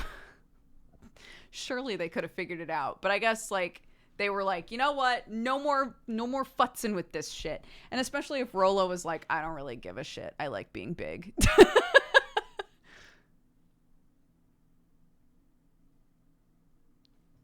Then I guess maybe they were just like done with it.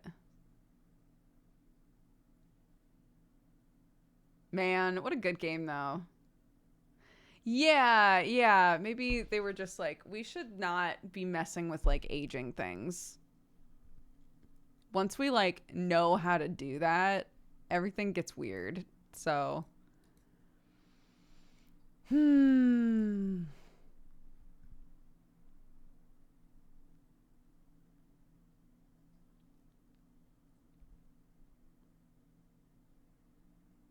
seems like they didn't want to meddle with it anymore because it was screwing with the temperature. Yeah, like having the source open was screwing with the temperature, right? But like they didn't fix the temperature problem. They thought that original Beacon Pines would warm up, but it never did. And in the blurb, I think they said it continued to be cold, right? It continued to be colder, but like they didn't mind because life was back to normal for the most part.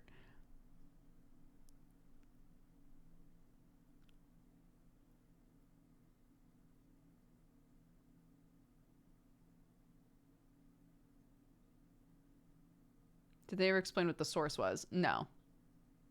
Nope. It's one of those endings where you don't get all the answers. I'm okay with that. I don't necessarily think they're going to make a sequel to it, but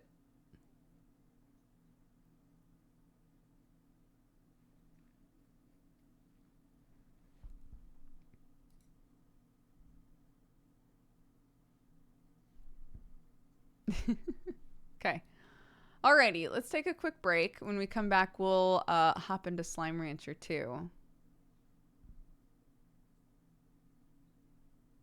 It would probably take a while for that tree to warm things up. The tree wasn't the thing that was going to warm things up.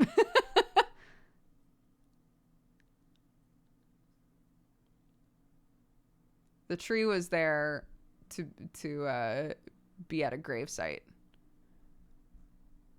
All right, let's take a break. Go pee, grab a drink, take your pills, whatever you got to do. When we come back, we'll try out some Slime Rancher.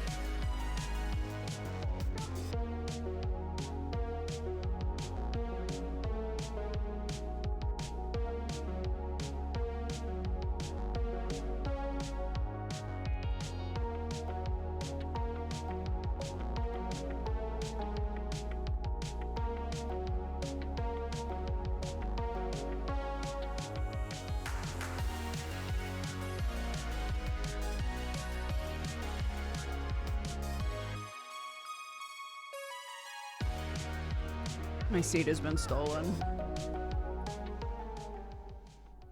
A sweet small fluff ball.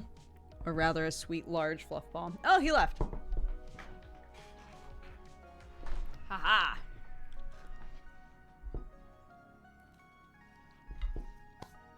I threw some pizza in the air fryer.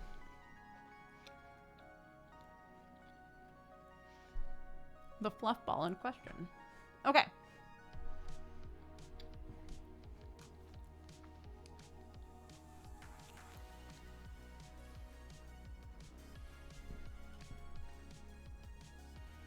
Okie dokie.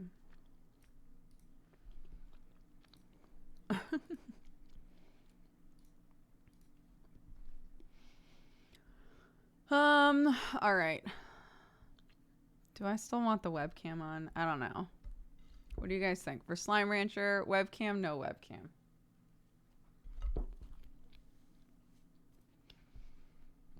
How much of the yard pizza did Sam get through? I had told him if there was 3/4 of it left, I was going to put it in bed with him because I didn't want to deal with it. So when I went downstairs, there was half of the pizza left.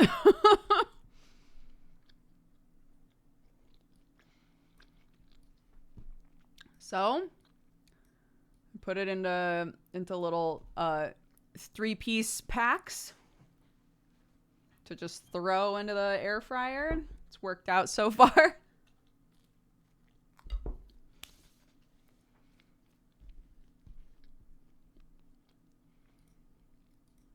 All right.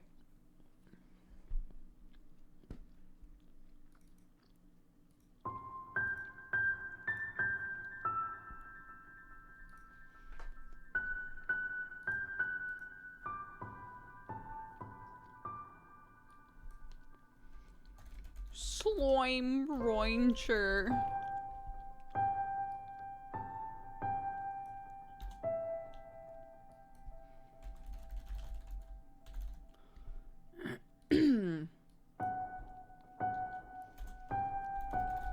Just ranching some slimes.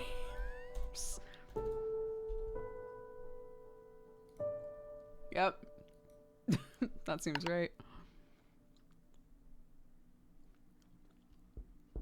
Never played a Slime Rancher game. The second one just came out into early access, so I'm excited to try it.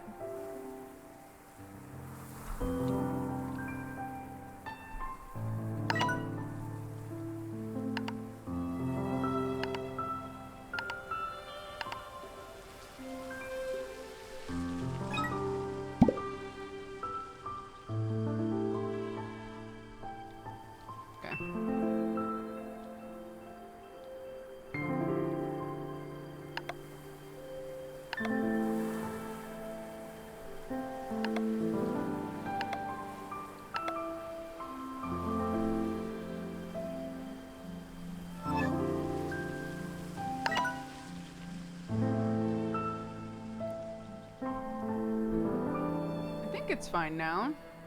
Does it look fine now? It was really stuttery when I first opened it, but I lowered the resolution a bit. Because we're only streaming in 1920, so it doesn't need to be like...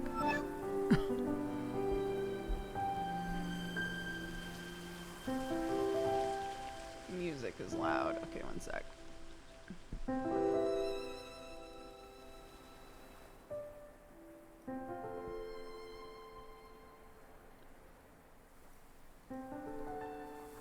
I've heard it's a bit graphics hungry.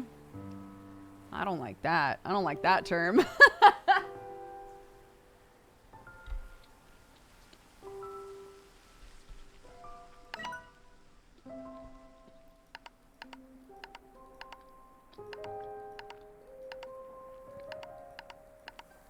Oh my god, there's so many. That one. Okay. Let's do it.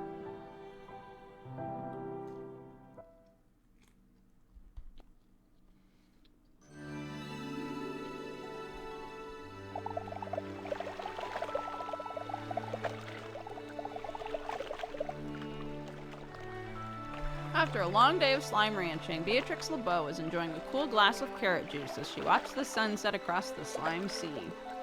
Suddenly, a boat arrived at her dock with nothing inside but a mysterious letter. It is stuttering, I see it. Uh-oh.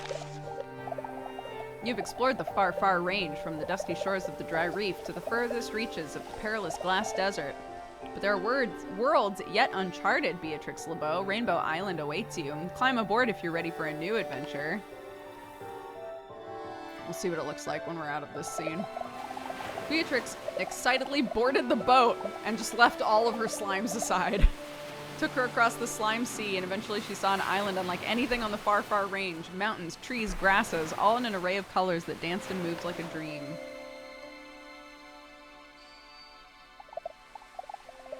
As she explored, she found an abandoned conservatory overlooking the rest of the island. Curiously, it was equipped with everything a slime rancher like her would ever need to wrangle slimes, start a farm, and build gadgets. How curious. So a new adventure begins. Beatrix tightened her boots, readied her backpack, and set out to explore Rainbow Island and uncover its mysteries. A very convenient move.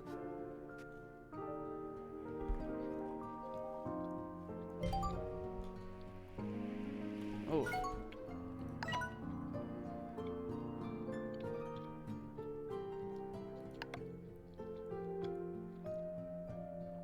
I guess I'll change everything.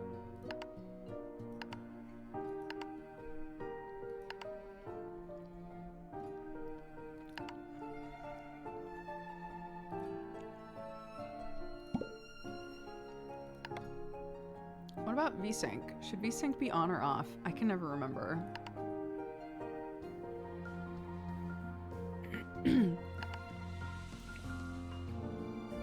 VSync should be on. Okay, let's see if that helps. Is that better? That looks better.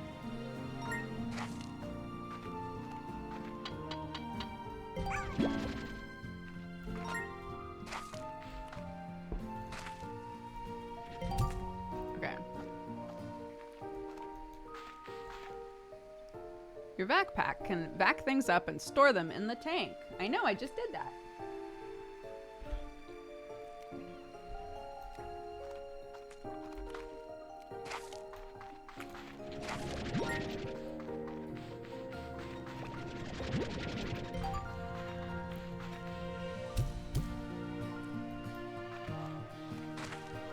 Shoot slimes through a coral barrier.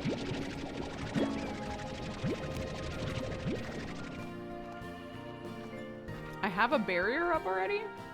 Oh, over there.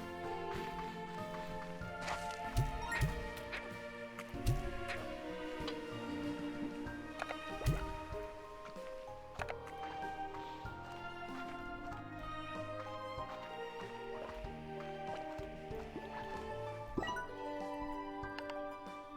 my god, this is very cute.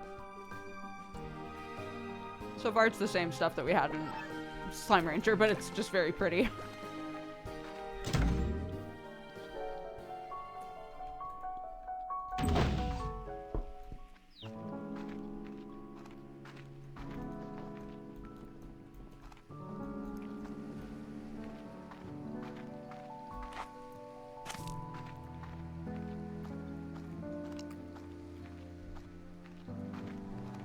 Yeah, it's a fresh new baby.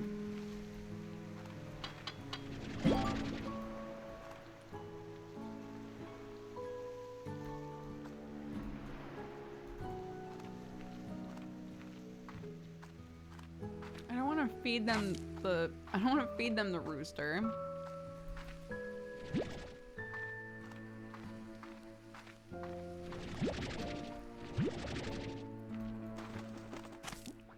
Like, I guess I could. Sure. Oh my god.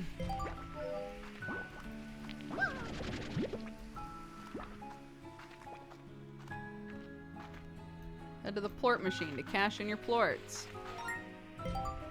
I haven't watched a Dodger stream in so long it feels surreal coming to watch. Such a big streamer now. Oh, thank you. Well, I appreciate that you swung by. We're just ranching some slimes, you know.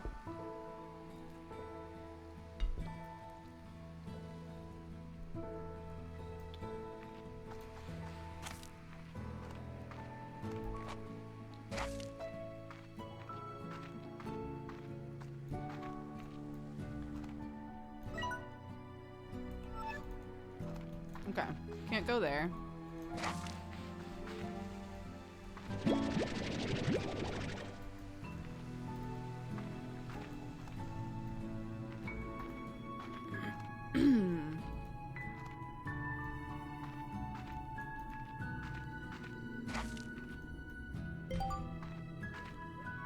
Fabricator allows you to craft vac upgrades and gadgets.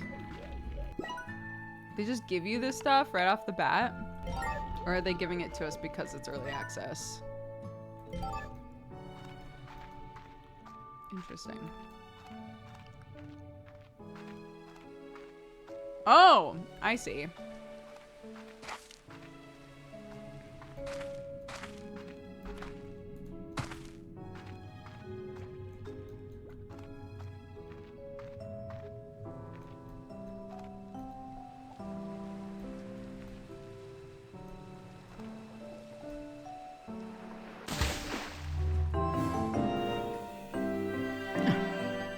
Can't go in the water, confirmed.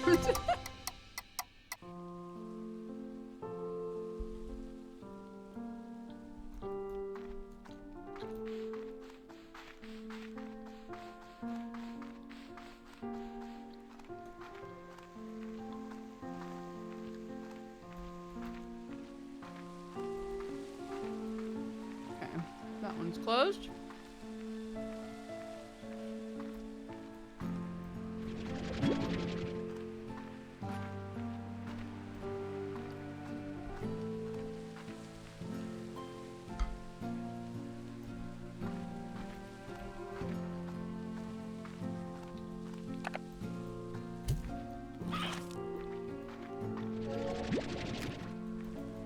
What?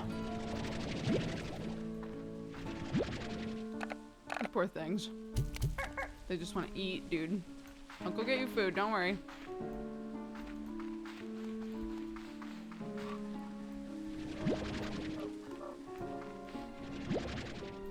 I guess we gotta just feed them chickens. I guess that's all I can do currently.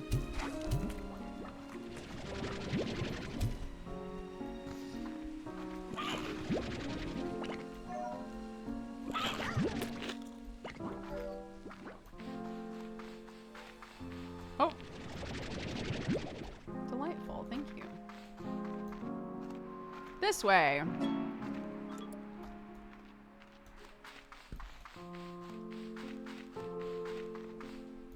That goes back up the other way.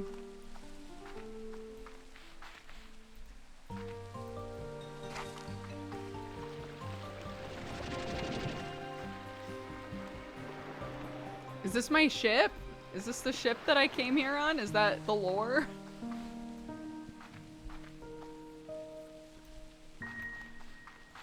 Player character doesn't need to eat, no.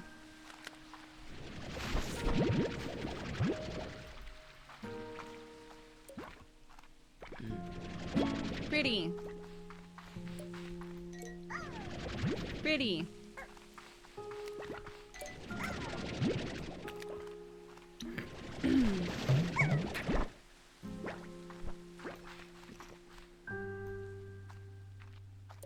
The bunnies! Cotton slime is what they're called. I'm gonna die. Oh, I haven't been able to pick up any of the carrots. That's pretty funny. Okay, wait.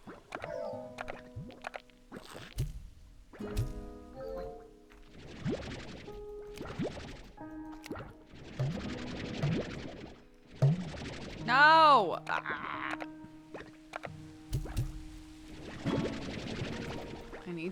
I need to feed the babies I have at home. I can't be bringing more babies into this world.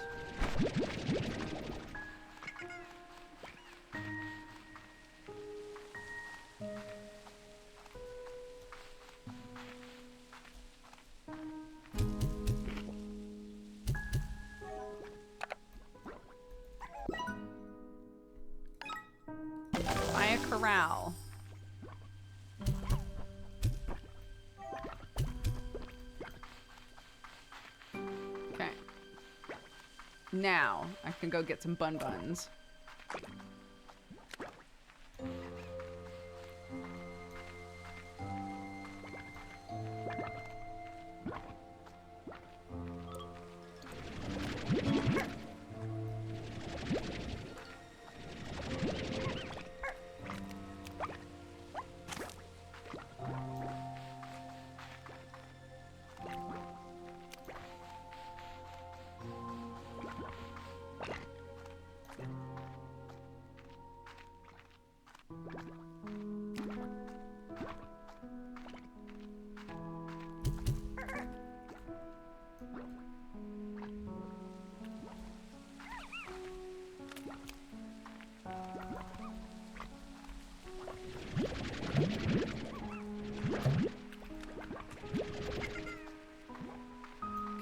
Sell these.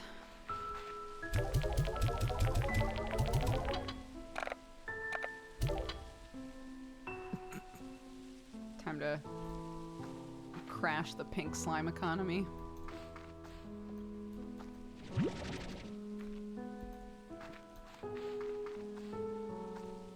Okay, it really wants me to try the fabricator.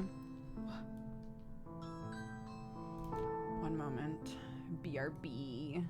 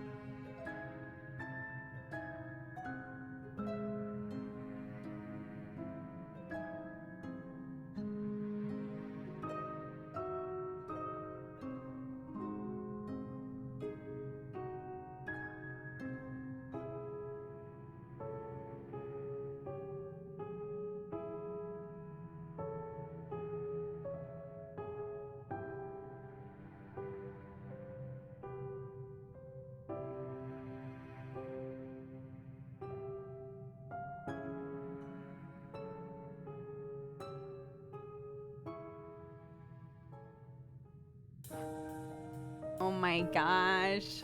So I said that that I was gonna get for all of the kids, I was gonna put together like little gift baskets for all the kids for October, like Halloween-ish. And I wanted the bag that it all came in to be like something that they could go trick-or-treating with, right? If they're old enough. Otherwise, it's just a cute bag. But they're so cute. They just showed up. Wait. Look how cute. This one's Clarky's. Wait. I'll make it big. It says Clark. It's got little bat wings. The inside is waterproof. Oh my gosh. They're so cute. I think they're gonna like those. That's fun. They all match. I didn't get them different ones because that's a minefield. So, yeah, they've all got their own little baggie with their name on it. Cute. I'm excited. I think these are gonna be very cute.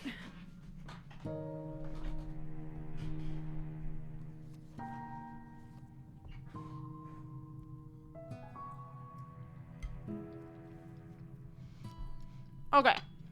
Fabricator.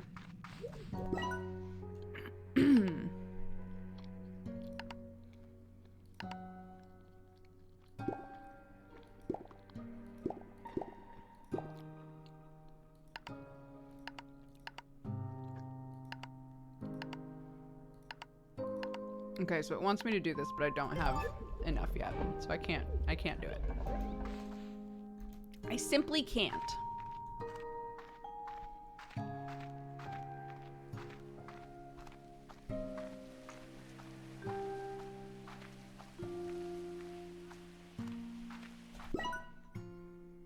Oh, nearly.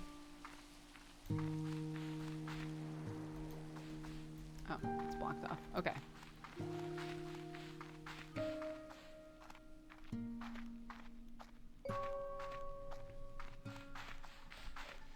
Yeah, because, like, you know, if their intention is, uh-oh, they're not eating those. Maybe they only want carrots. Yeah.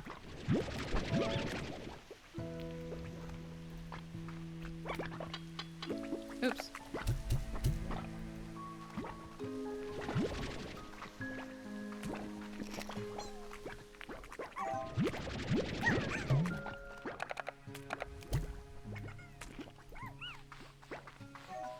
But if the intention is that you're gonna put candy in there, it's nice for it to be like cleanable, you know, like a cleanable fabric on the inside.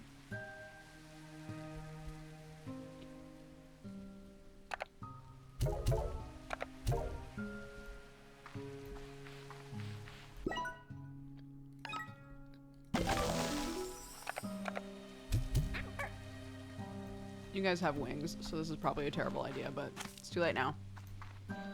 It's too late now. I've made my choice.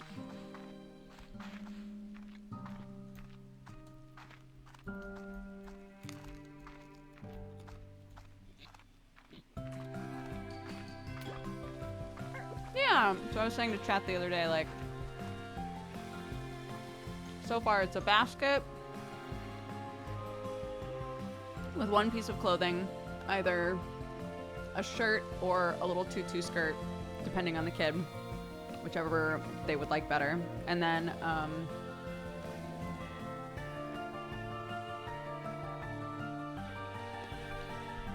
little removable ghost decals for windows.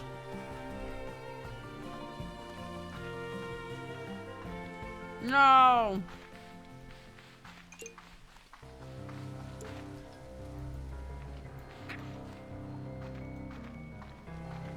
Oh! It wants fruit. And then chat was helping me come up with like another thing that I could include. And we decided like a project, I did a coloring page last year. I drew all of the kids in like little costumes and made like a little coloring page of all the kiddos. So something like that might be fun to do again. I just don't want it to be messy because parents hate when you give their kids something messy to do. So I don't want it to be like a paint project, you know?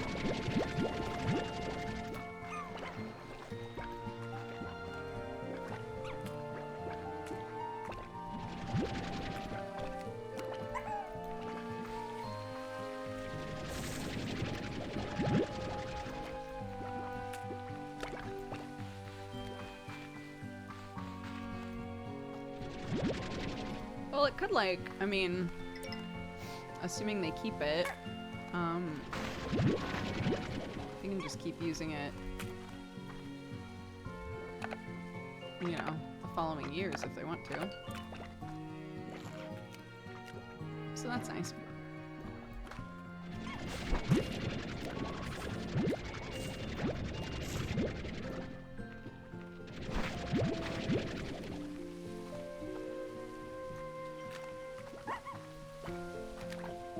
Oh my god, where am I?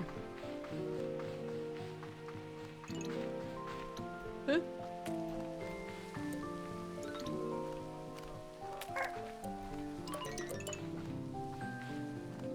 I come from this way? I think so, yeah.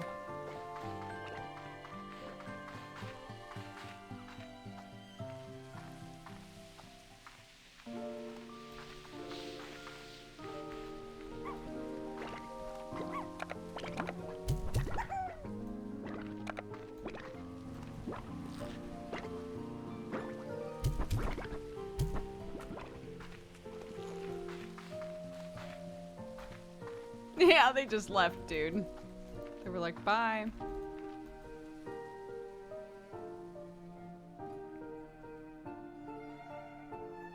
Can I sell these? No.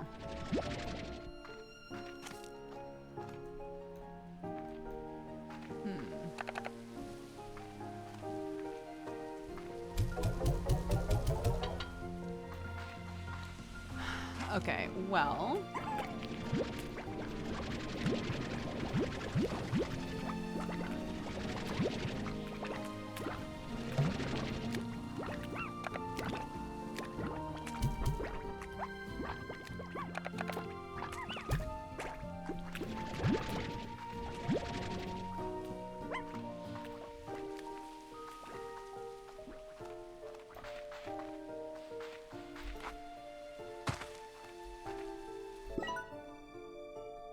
Oh, for tutorials, right?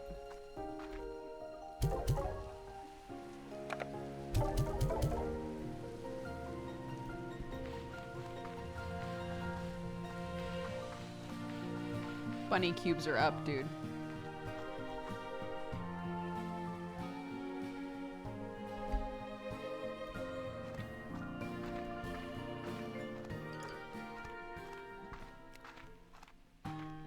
Yeah, I mean, so far, it's basically the same game. It just looks really pretty, you know.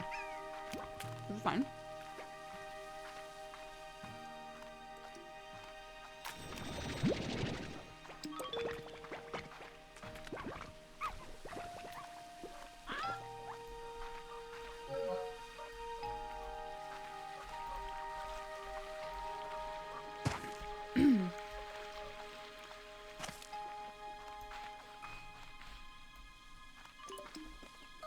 Oh. Hueberry.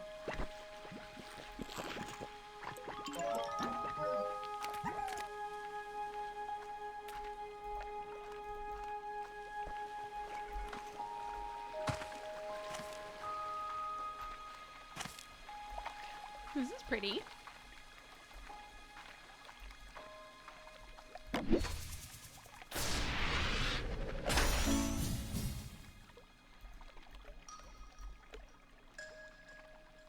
Hydro turret. Blueprint. Oh, nice.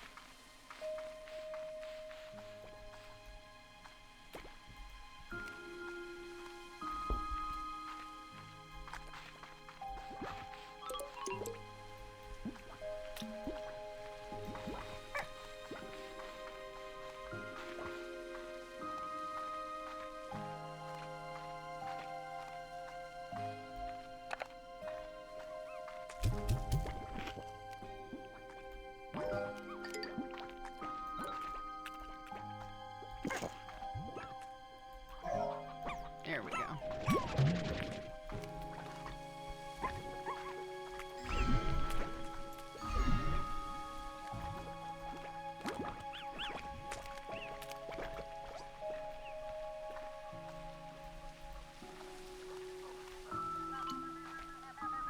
Oh, here we are again. I'm sending the drones out to all their original scouting locations. Once I confirm the conditions are the same, I'll get to work. I still remember being in awe of these rainbow fields. It felt like being in a beautiful dream. I guess in a way it was, because it ended much too soon.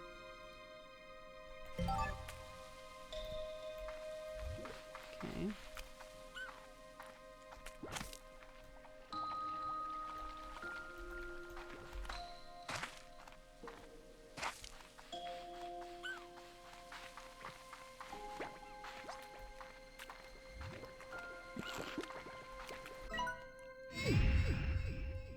Hey, map.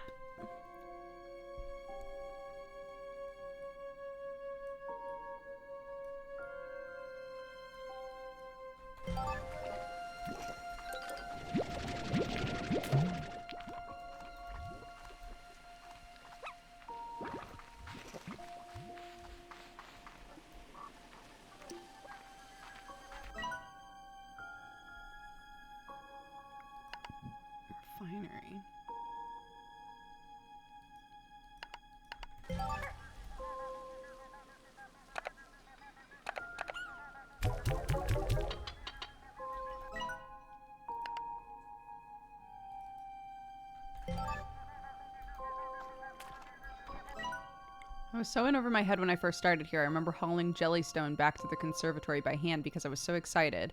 Breathless and sweating, I was going about everything all wrong, but I was happy. There's little time now. I need these refinery links if I'm going to be efficient. I see. There's no time. It looks like if I go this way and then up this way. Oh, you're cute. Yeah, then I'll get to the other map.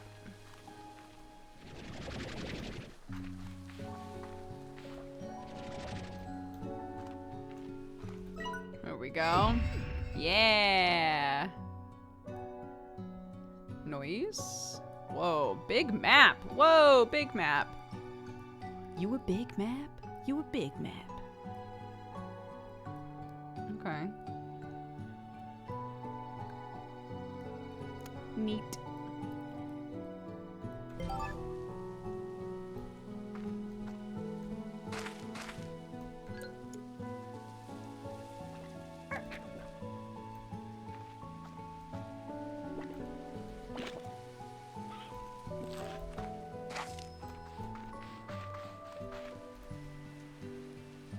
Can I climb that?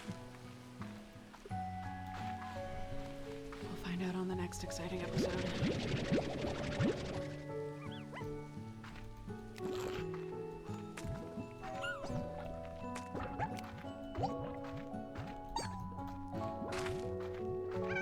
It's so pretty.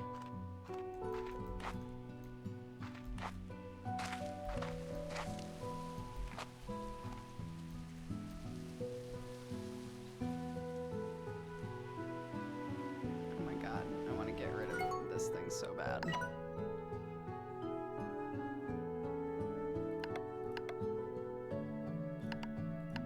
Disabled.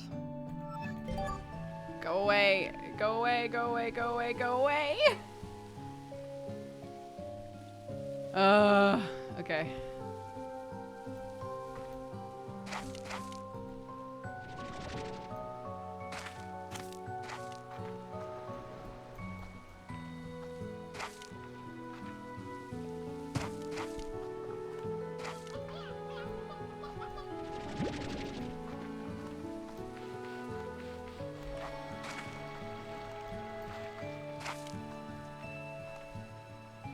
It's fine.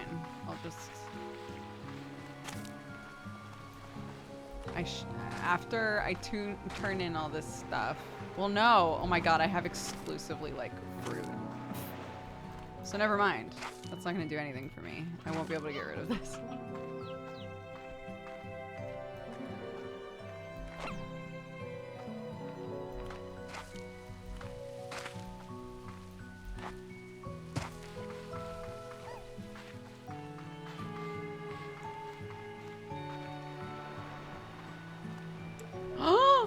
It's the kitties! They're back. Oh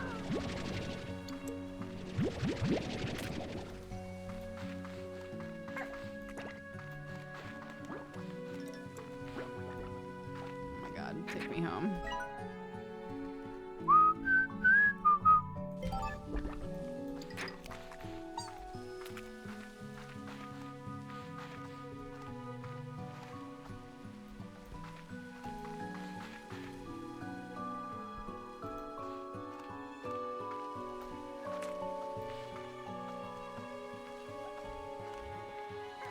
No helping unless I ask for it, please.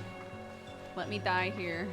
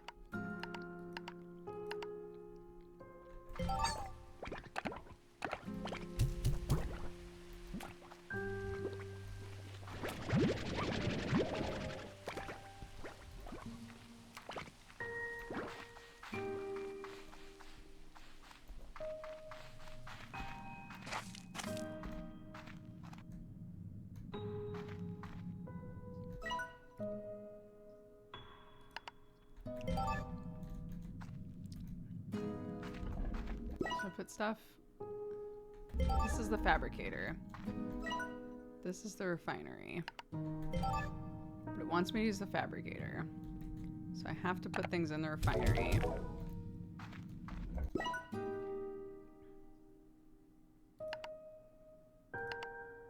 Need 10 cotton plorts.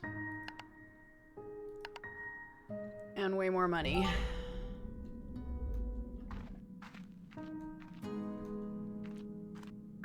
Unreal. I need something to put my food in, dude. Ah!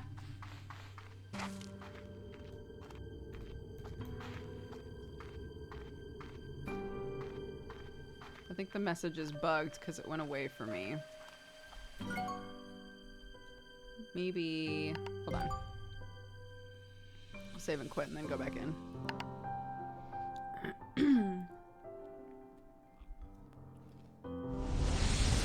There we go.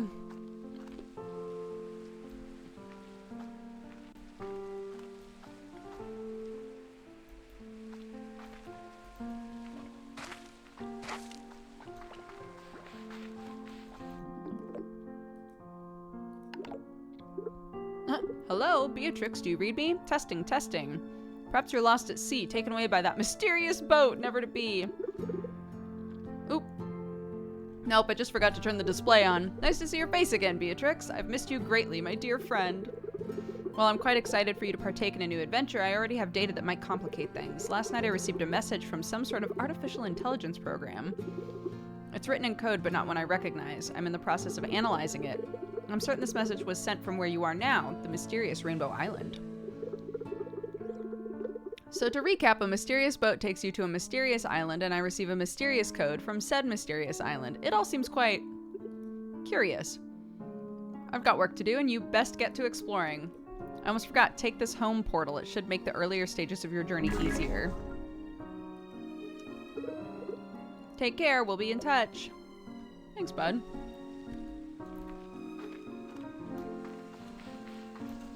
Is Slime Rancher always chill? Pretty much. There are like mean slimes that will attack you. But most slimes just hang. It's a pretty chill game.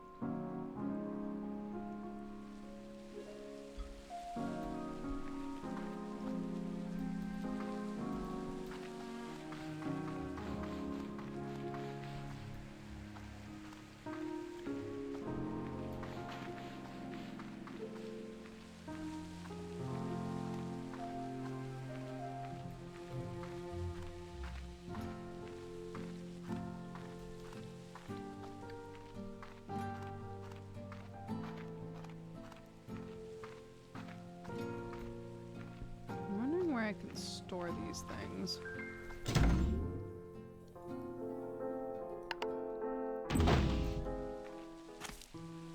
I'm pretty sure I can make storage eventually.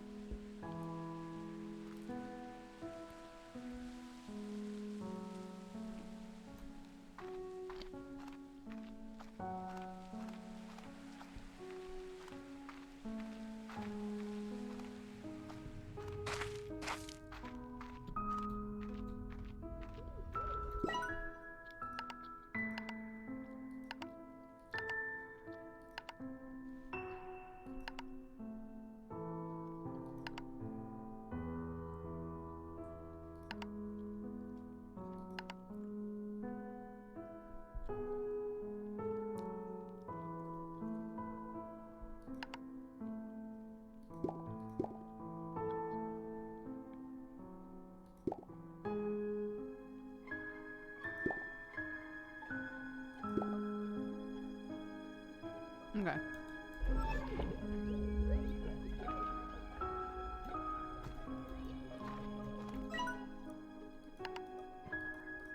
Is there a way to take these out? No. That seems strange. I can't suck things out of it. If they go in there, then I'm just hosed. I can't sell them. Okay. Interesting. I need to feed my new cats.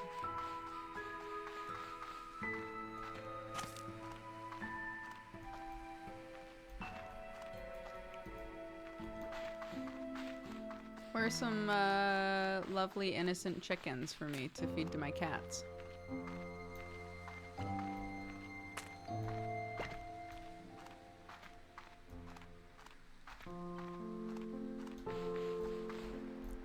Oh no! I deserve that. After that heinous statement. I deserved that. Okay. And now it's daytime, so, you know, really everything's fine. Oh no, but my cats are starving! Oh my god. Oh.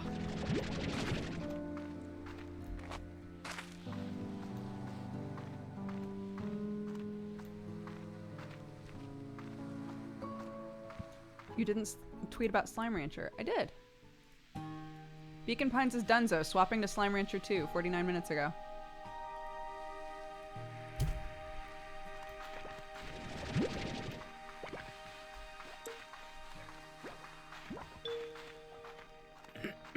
Oh my god, why is everything starving? I don't know, Dodger, because you keep taking all of their resources. Everything that they can eat. You take all of it? Do you think maybe that's why? No, that couldn't be it. That can't be it.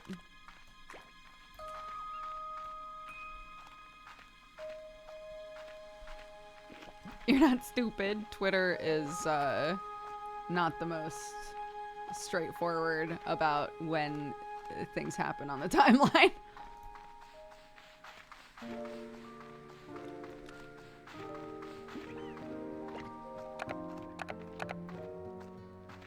All right, well, yum, yum, yum, yum.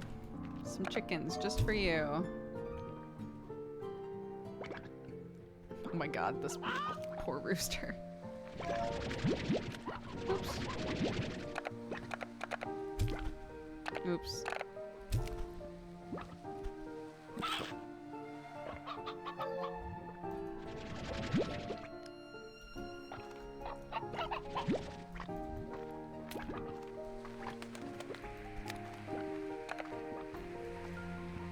Ooh.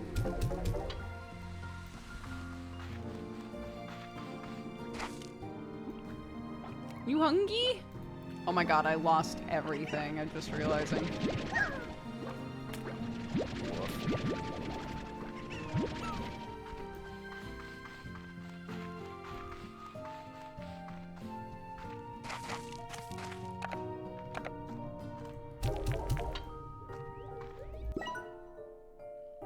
Okay, we have plenty now, but we don't have enough money.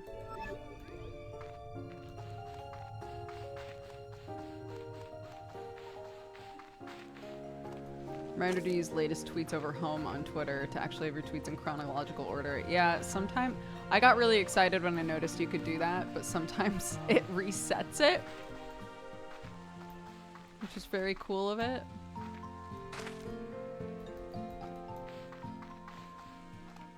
You'll be like, wow, I'm seeing everything in the right order. This is so nice. And then the next time you look at it, you're like, why is the thing at the top of my list something from 5 hours ago?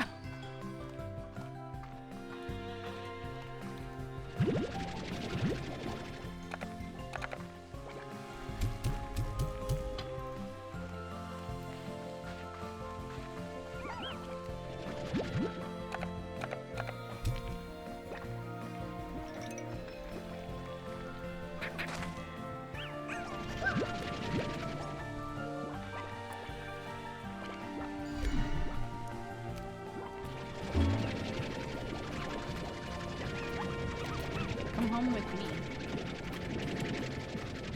Come home with me.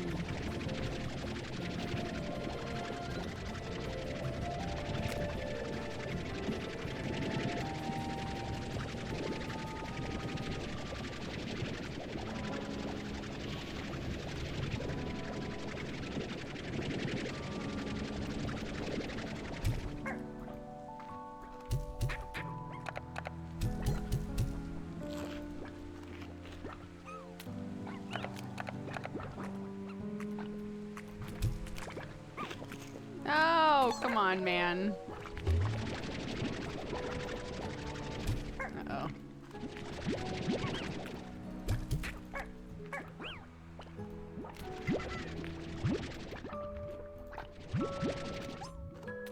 Okay, fair enough. You don't want to be here. That's fine. That's fair.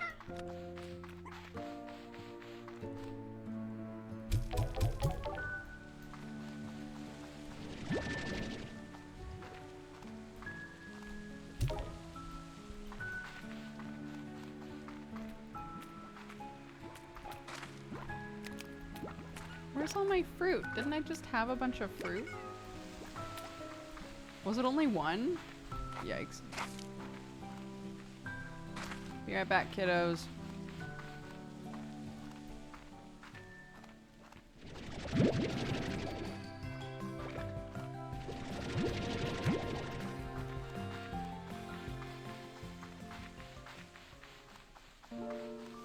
Yeah, I don't know what I was thinking. Trying to put a thick boy in there.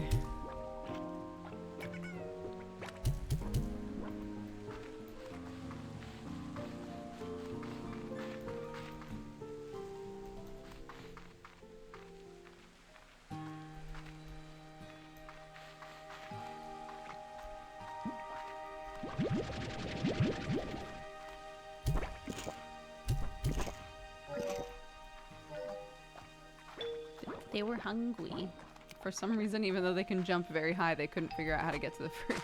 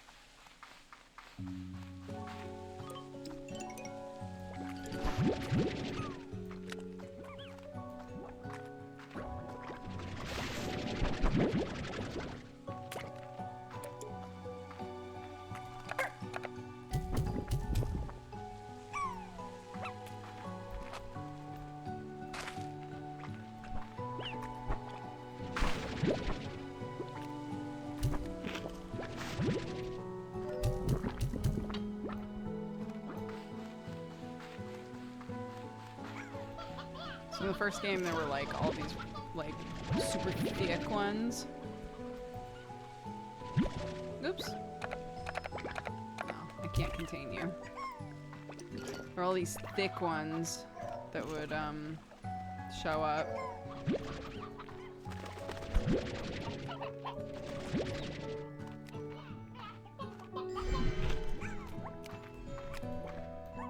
And you would have to feed them.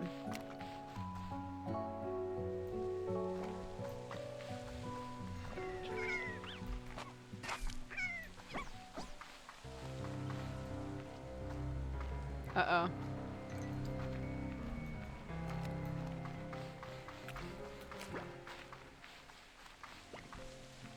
That sound means there's creepy ones about. No, thank you. No creepy ones, please. 0 creepers. Thank you.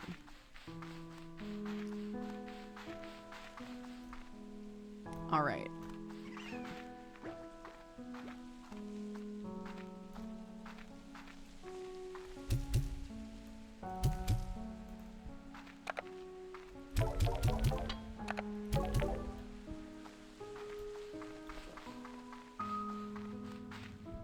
Let the cats eat the chickens.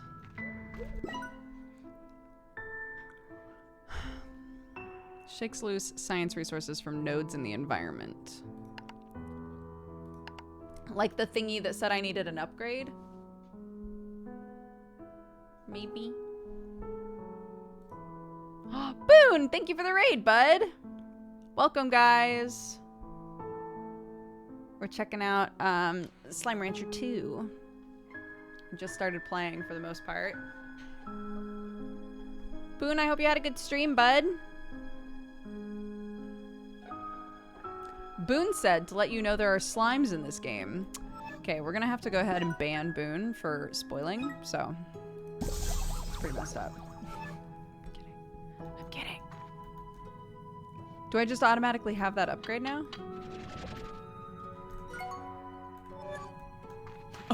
Oh my god. I'm kidding. Please don't ban Boone.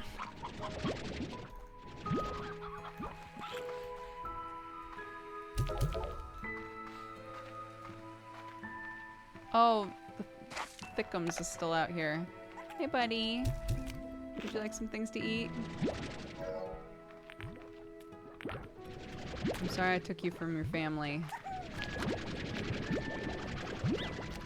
And just left you out here to fend for yourself.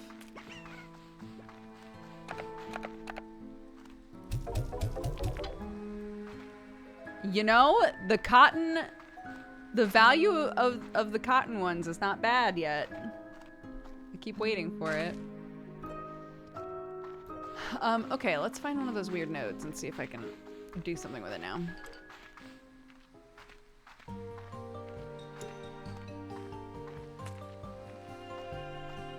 How far into the game are you? Not far. I basically just started. Hey! I got it. Very nice.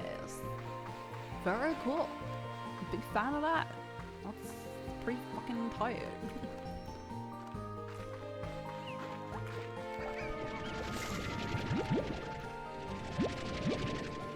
Oh, I'm sorry. You want one? Ah! I shot it too far. No! I shot it too far again. I'll never recover. Oh my god. No! Here, eat this. Oh my god. I'm a monster. There we go.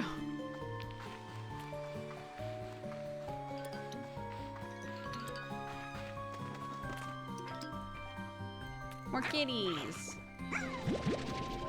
Could do with a couple more kitties.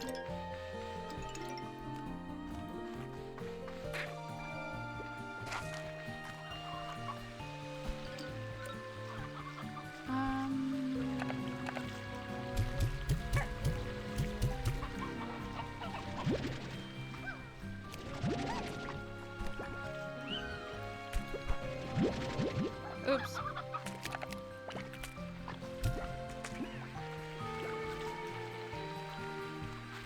Need some chickies.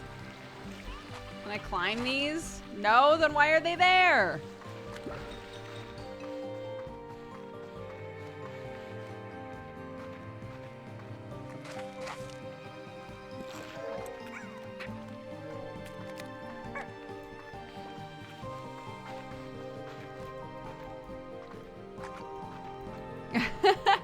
Look, sometimes you're walking around and you notice that the slimes are hungry and you're just ripping the food out from in front of their faces.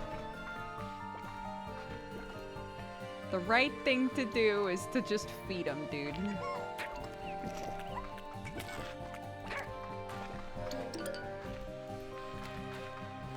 my god, where am I? Oh, it's you. What's up? This means I'm way off track. Oh, not too bad. No, not too bad.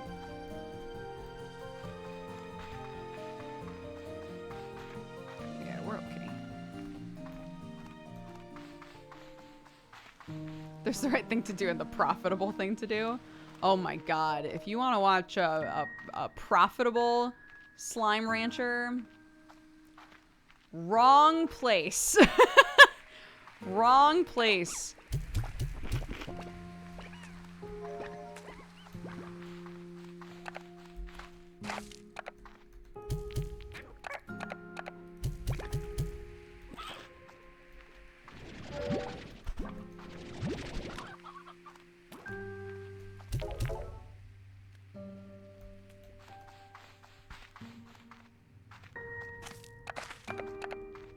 I think this is the only thing to really do with the jellystone is shove it in the refinery.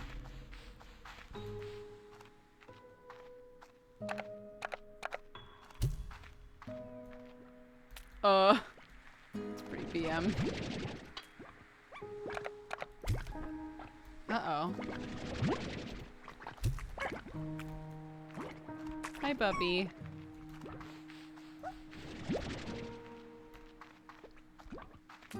That's the the fruit I was trying to find earlier.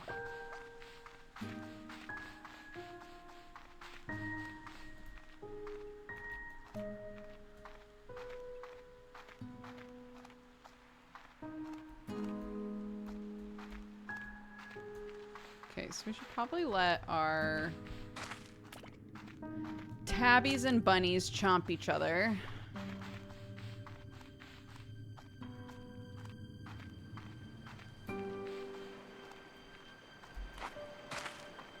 And then get rid of the pink ones. The problem is, once they chomp each other, they get big.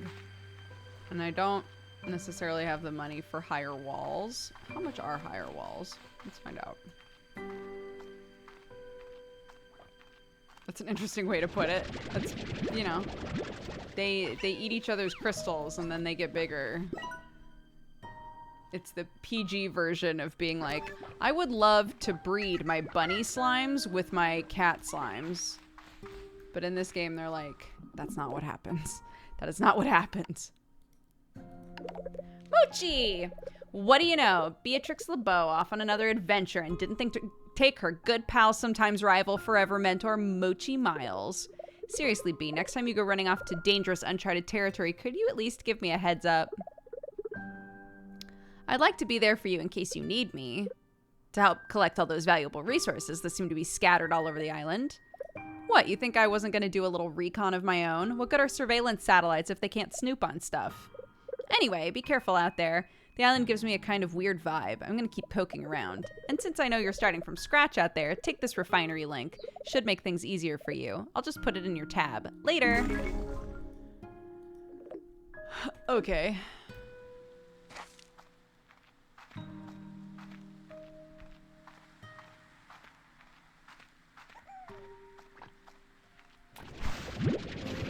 They plan to be in early access for 18 months. I mean, it's nice to have that transparency. First Slime Rancher was in early access for a long time.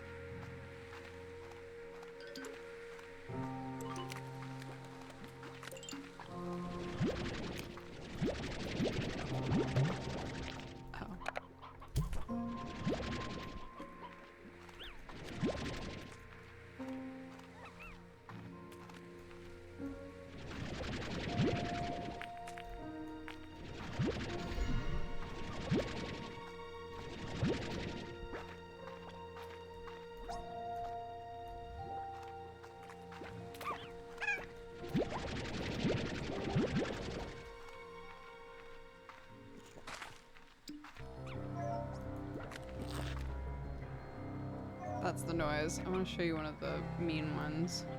Where is it? Is it this way? Up here, maybe? Yeah. Oh.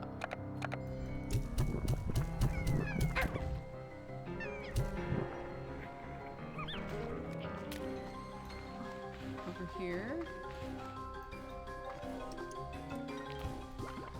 Where are they?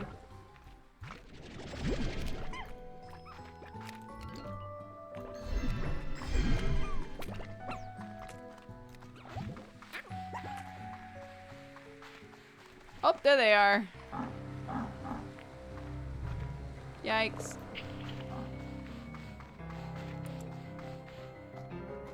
Mean slimes on the horizon. Mean slimes. Everybody run.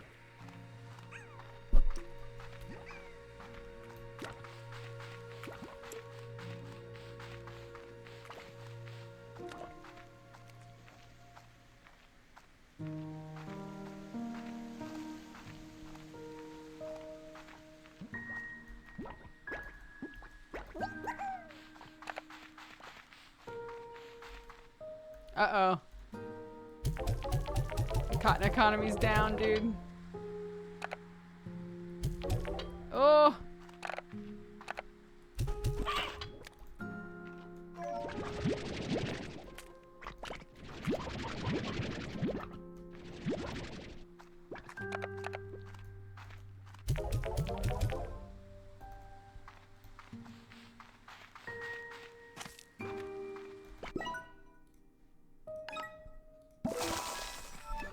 Okay, higher walls.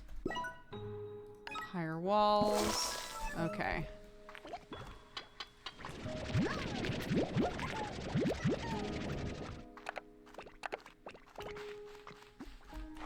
gonna release them back into the wild.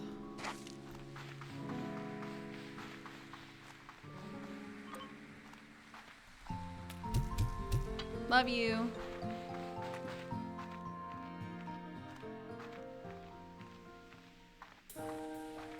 Yes, I have scooched my room around.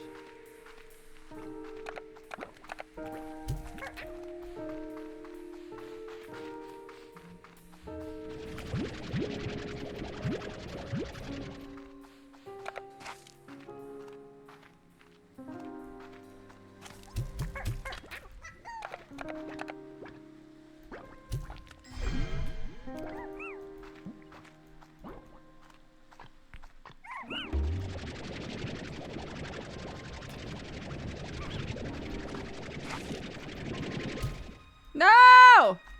No!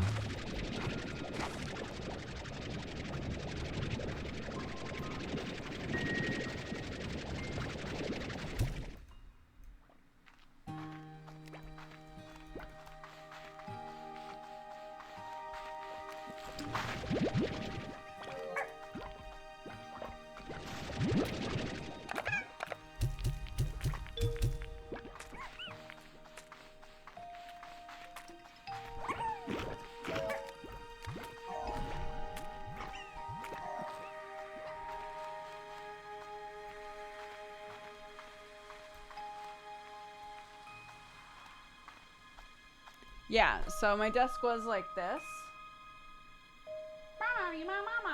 And now I'm like this. You missed the door? I do not. I'm very happy without the door in any of our lives anymore. As far as our stream life is concerned, the door is dead.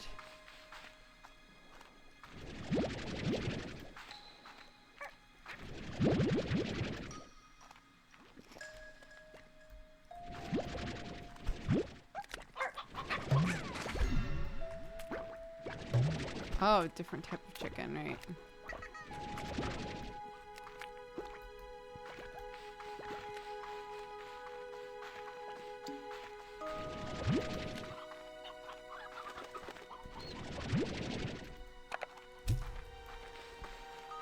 Where was Fire Baby?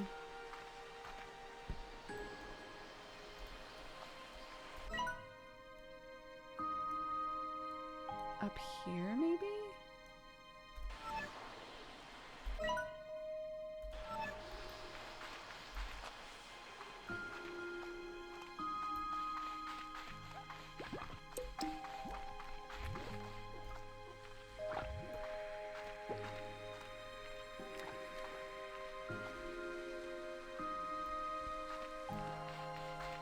Okay, not that way.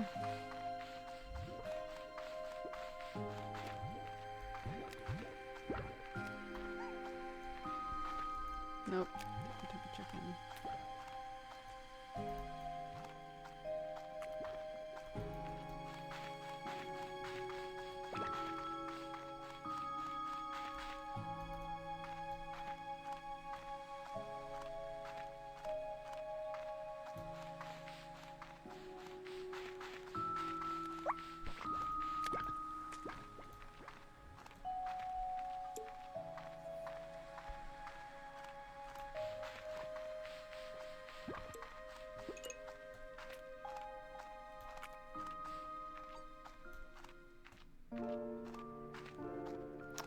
Last time I played Gunfire Reborn, they had added characters. I don't know if I've played the most recent one. I would have to check. Okay, so here's the question. Slimepedia.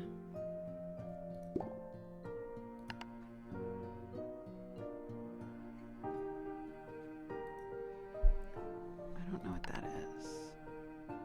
Okay, their favorite is the other type of chicken. Okay. Okay.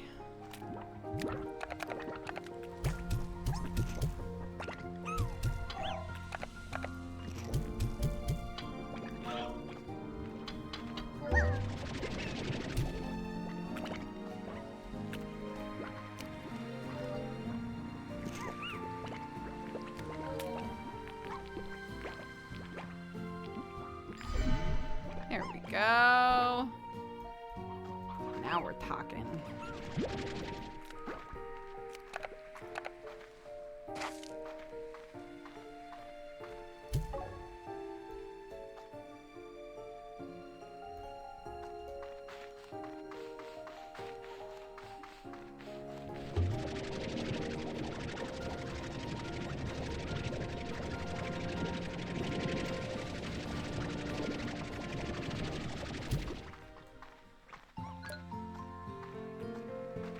This game gets me so confused. What are you confused about?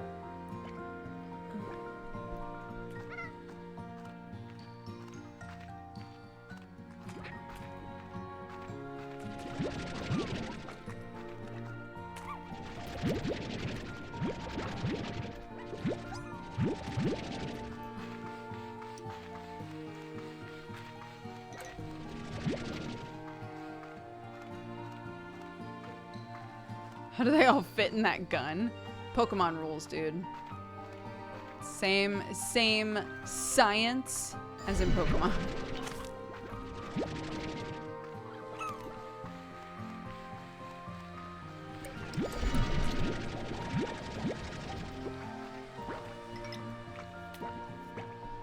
Eh?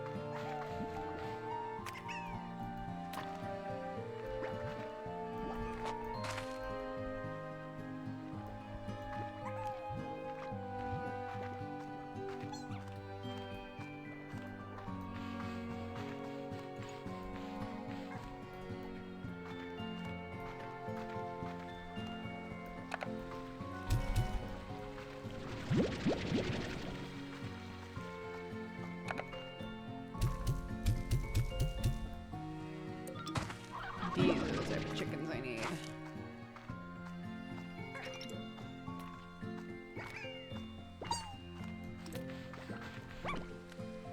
Oh. Oh, she needs a chicken to eat. Oh. Alright, here you go.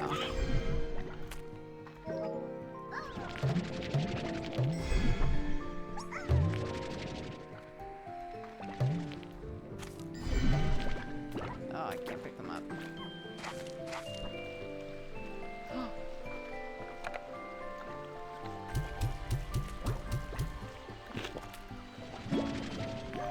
Water lettuce.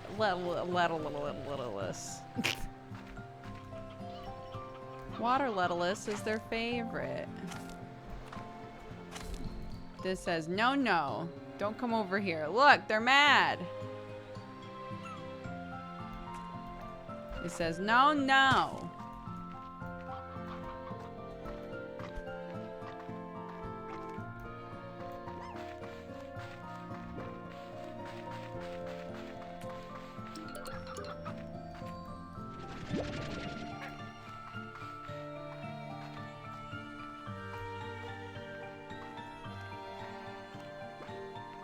They're angry. They are. They don't want to talk. They're angry. Damn, I get that. Oh my god, look at all of them. They're so hungry. Couldn't be because I keep taking all the carrots. Am I the drama? I'm not the drama.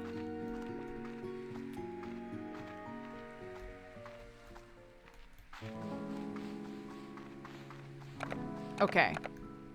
Ready, cats? You're about to lose your goddamn mind. Bam, bam. Did you see the little heart? They're like, ooh, that was a yummy chicken.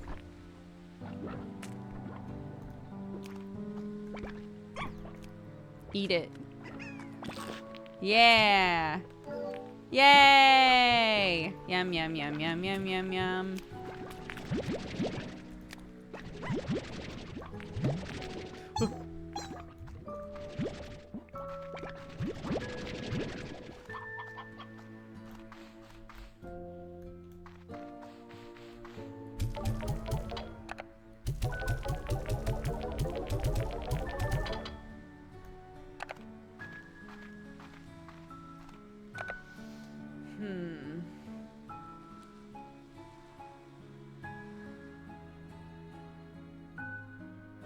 They set up clear boundaries with a skull and bones sign. Yeah, I think the implication is the guy who was here last determined, like, these are areas that are safe to go, and these are areas where everything's mad at me.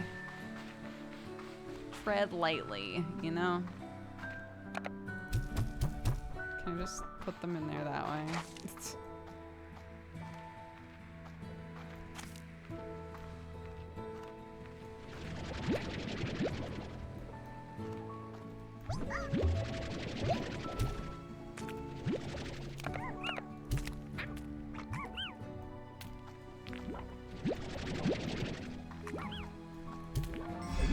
There we go.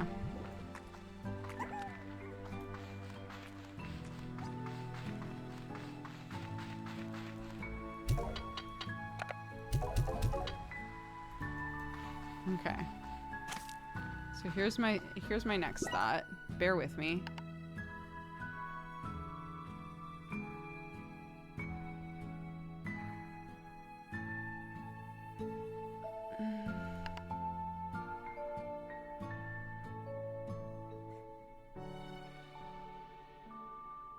This is what I would need if I wanted to combine the cats with the phosphor ones. But what do the phosphorus ones eat? I don't remember from the last game what it is that they eat. They might not be super picky. Or they might be super picky, you know? Who's to say?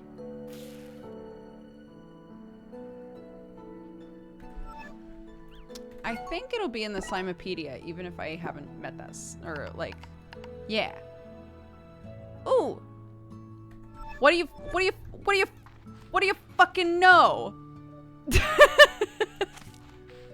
Oh my god! Okay.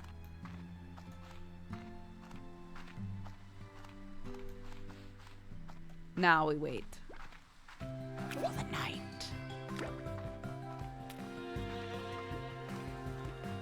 OP foresight. Yeah, that's what it was. I felt it on the wind. I knew it was gonna happen.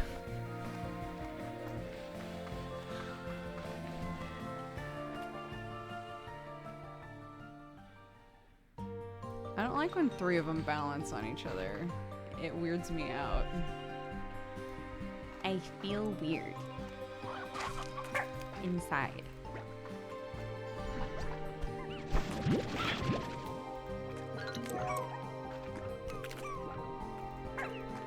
Yeah, glow babies! Okay. Hear me out. Hear me out. I grabbed some glow babies, right? I grab glow babies, but that's not all. I don't just grab glow babies. I grab glow babies and then, no, I'm back home. What happened? I grab glow babies. Focus, chat. I grab glow babies and then I find those fire bitches. We grab glow babies, we grab fire bitches. We have them eat each other. Profit.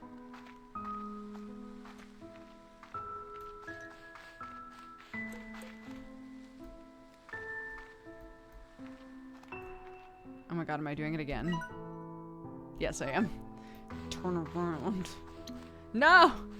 Every now and then I glow baby. Every now and then I get a little bit lonely and you're never coming round.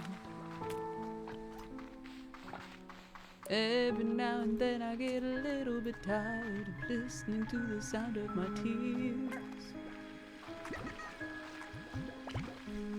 Are those the words?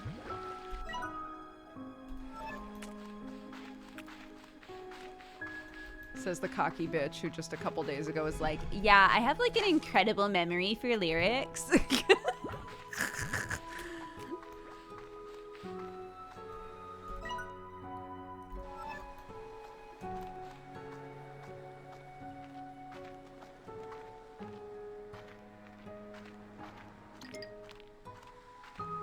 I'm just looking for fire bitches. Where are the fire bitches at?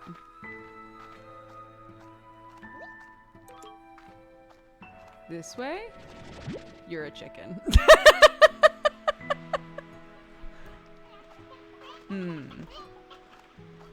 Yes, it tracks. Yes.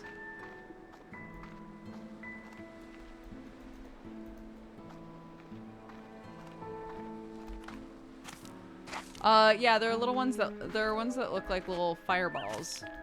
But I'm wondering if they only come out at like certain points or if they only come out during the day. I've seen them exactly once. So they might be kind of rare, but I think they're up here. I don't think they're here.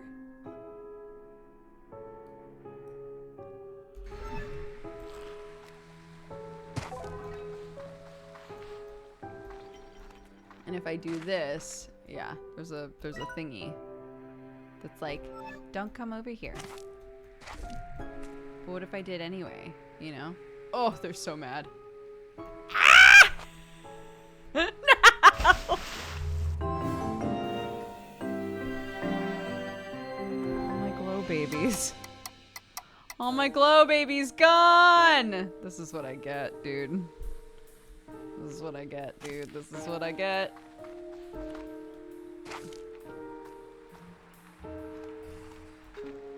Ah.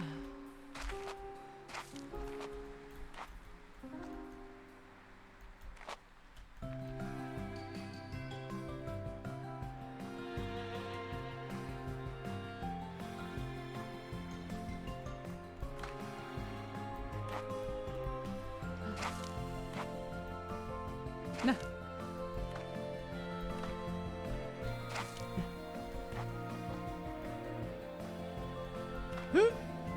Oh my god. No! No! Slippery mountains.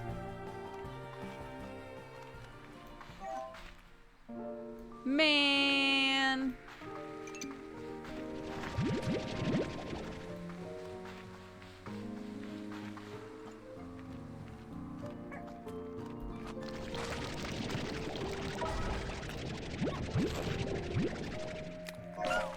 Ah.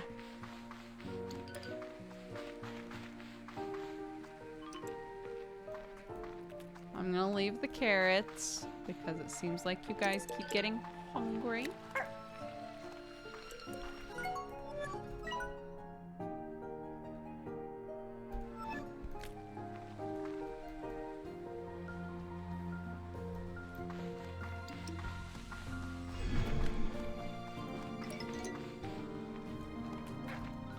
Like, I feel like I saw it here. The fire one. The fireball one. I should have snagged it while I had the chance. Cute.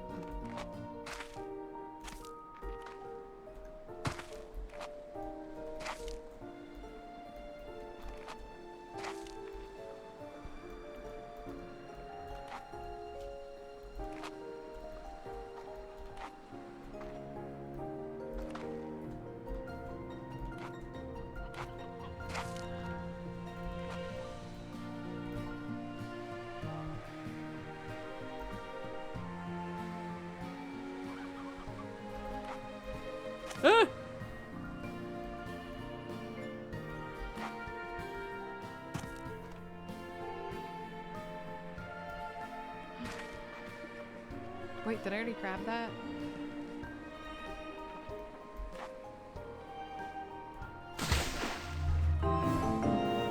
I thought there was ground under me. There was not. As it turns out. There was no ground there. Oh no, my kitties. Everybody's so hungry. Hold on. I'm gonna find you some fresh meat. Yes, fresh meat. Yum, yum, yum, yum. Okay. That's my bunny's good. Glow babies! 1, 2, 3, 4. Glow babies. Glubbabies, if you will.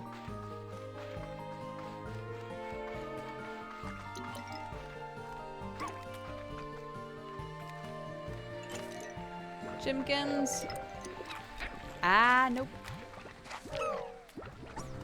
Nope. Don't hit me with that music. I'm not sticking around here. Jimkin?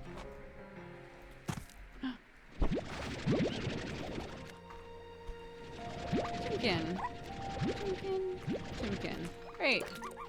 Come with me. I'm going to feed you to monstrosities. Because this is a wholesome game.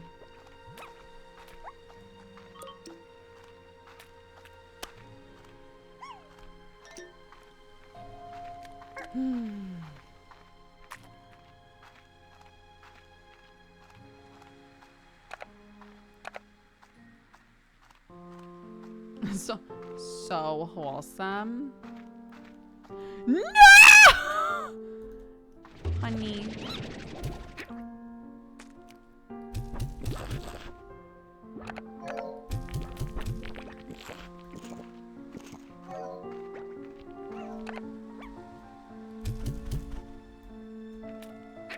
There's chimkins. There's chimkins to eat. Yum, yum, yum, yum, yum.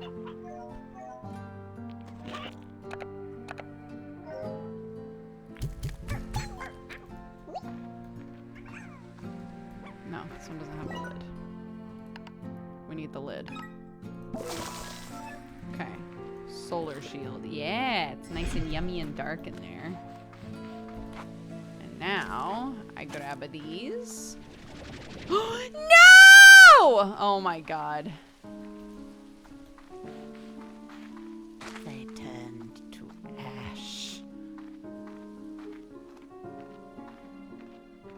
Can't believe it. Yeah, the Traggerty. Exactly. My thoughts also.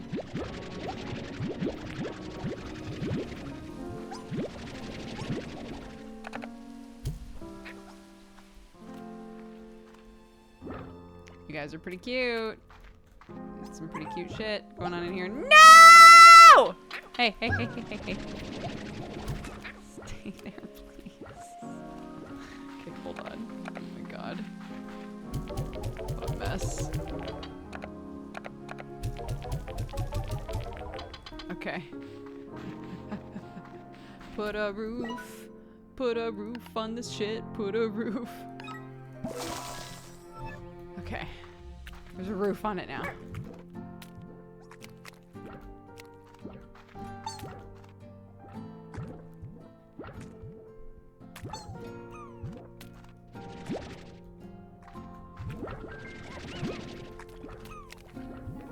Okay. Let's get you guys back in the wild.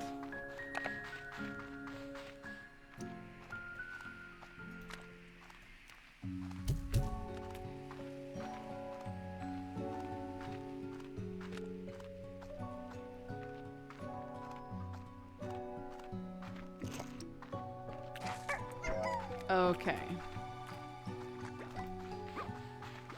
No. No.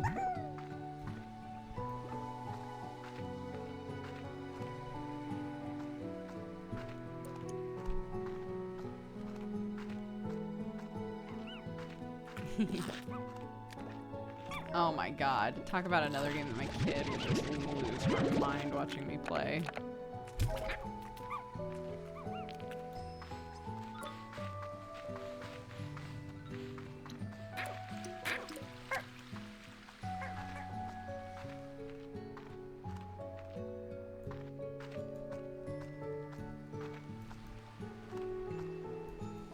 We played a decent amount of the Disney game together.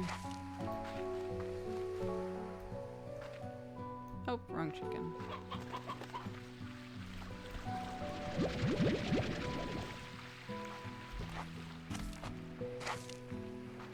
But she didn't like doing the quests. Trying to explain to her like you have to do the quests in order to have, because she'd be like, let's just hang out with so and so, and I'd be like, well, so and so wants us to do a quest.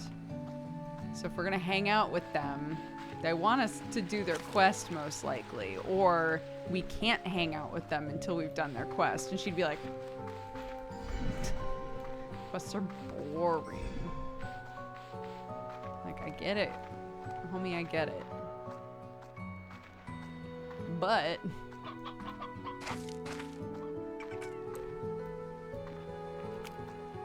it's the way it crumbles. Okay, I'm getting everybody's favorite food.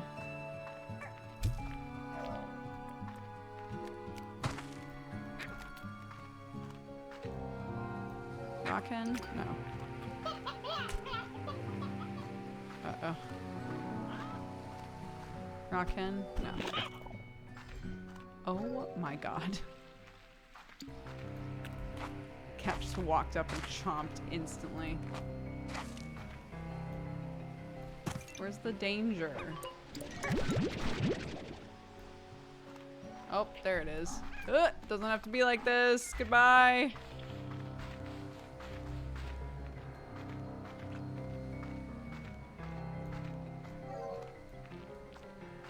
They defeated theirs. Nice, well done. It's okay. We don't need chimkins because we've got these crayon cubes or whatever they're called.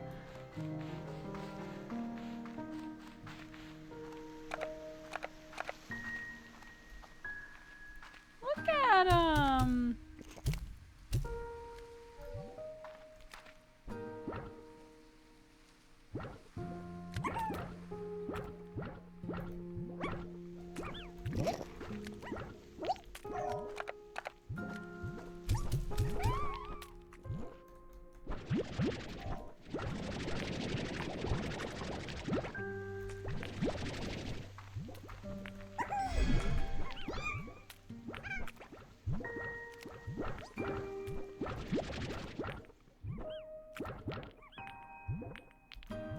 Honey, I'm begging you to eat one of these.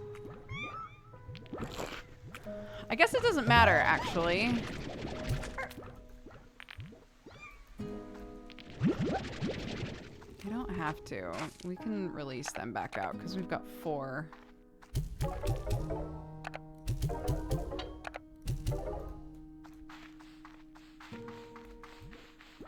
Oh, well, it's too late now.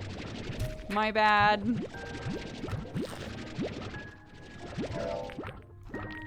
Oh my god. Okay.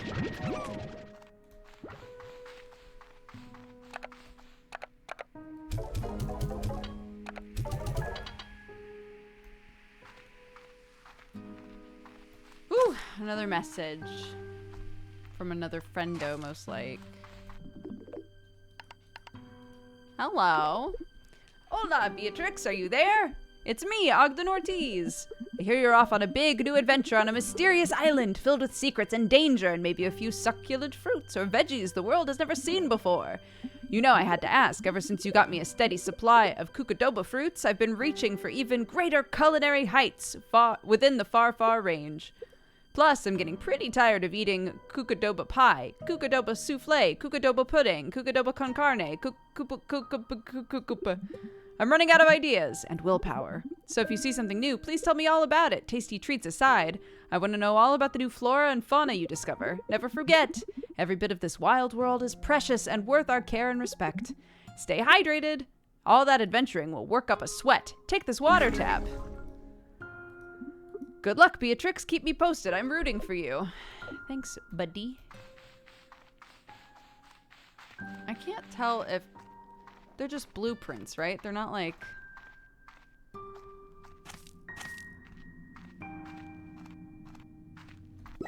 It's not like I can just make those things. Yeah. With the right ingredients, I can make them. Deep brine. Homie.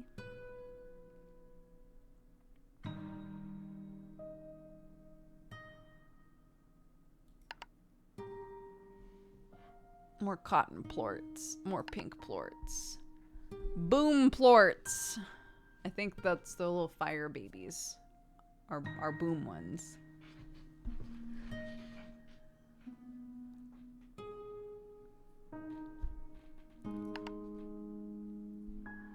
Radiant ore.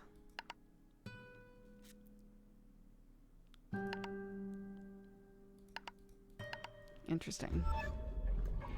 When did this,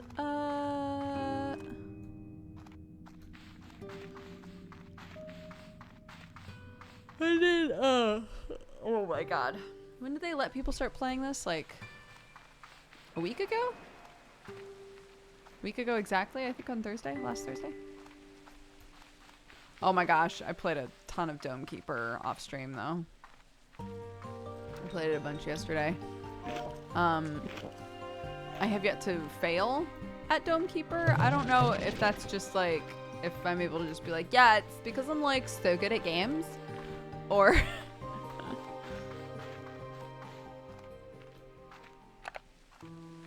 but so far I've been successful every time.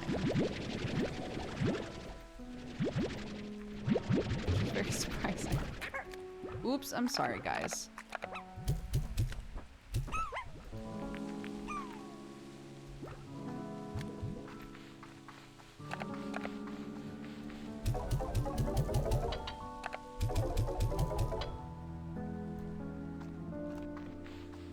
I have tried Trombone Champ as well. My hand hurt so quickly. I was talking to Summer at the time. I was like, yeah, I'm trying that Trombone Champ game because I saw Sips play it and then I saw Bree play it. And it's one of those games. It's one of those games where when you watch somebody else play it, you have this toxic thought of like, surely it's not that hard. And then you have to try it yourself, you know? So I was being toxic and bought the game thinking it can't be that hard. Oh my god, my hand was fucking killing me. It hurts so bad.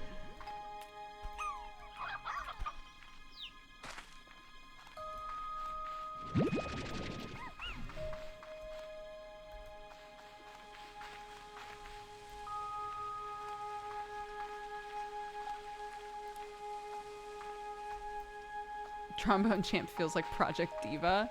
A Project Diva situation? What do you mean by that? No, where's the bunny? I need to feed the bunny these. Oh my god, I forget where the bunny is. Oh, way back here.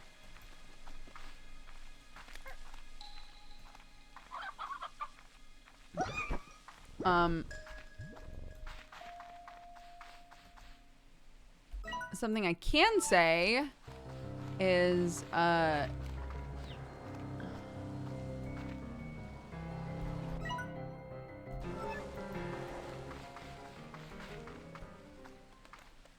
that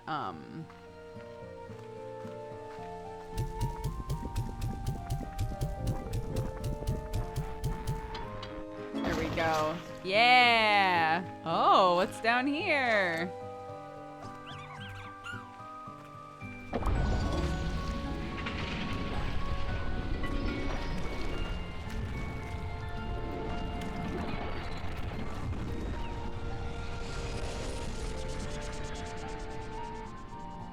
A pardon?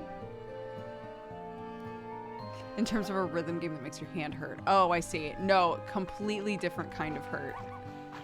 What I was gonna say is that I've gotten at least a B on every level in Trombone Champ. But I don't think, like, that's not me saying that I think it's easy by any means.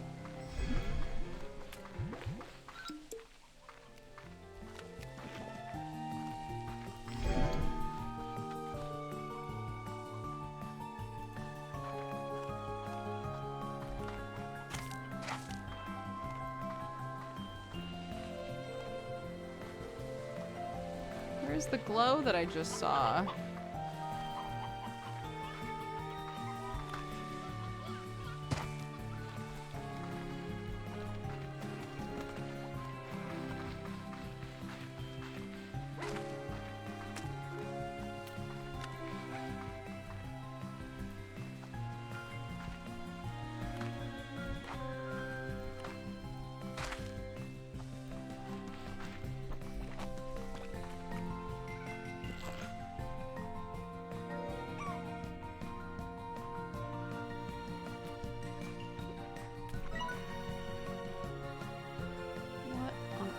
Oh, out there? Is that what it's trying to tell me? Oof. Haha, just kidding.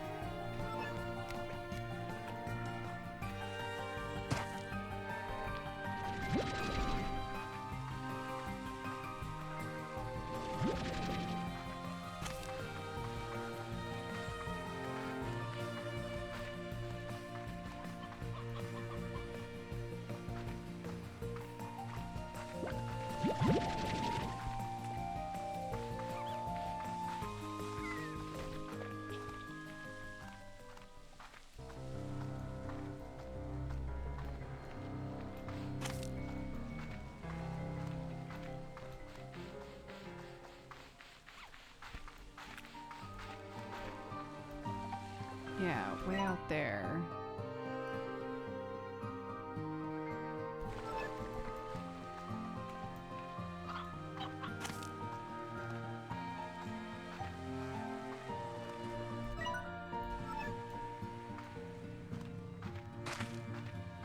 Oh, there it is. Oop. Oh my gosh, that happened so fast. One sec.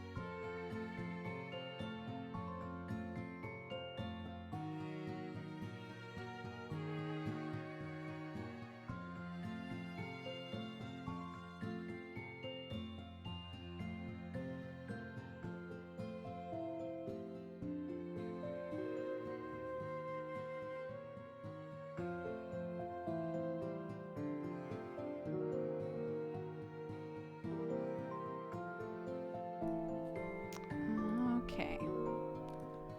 Let's see what this is, and then we'll take a proper break, and then do coffee time. Where are this taking me? New place? Ooh, new place!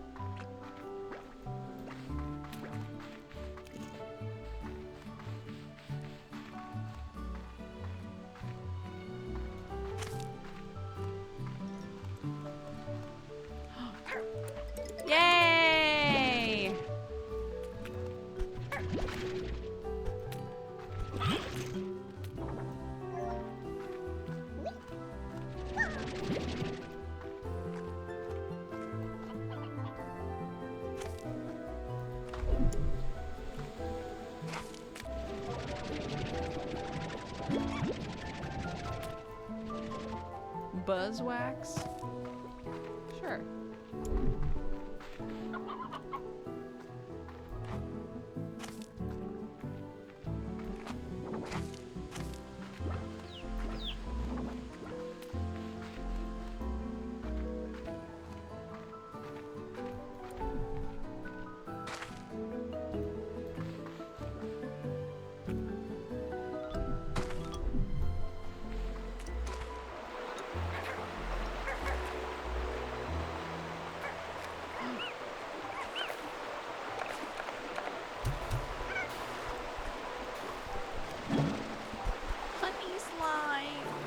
Oh no, that one's bad. Am I not supposed to be here?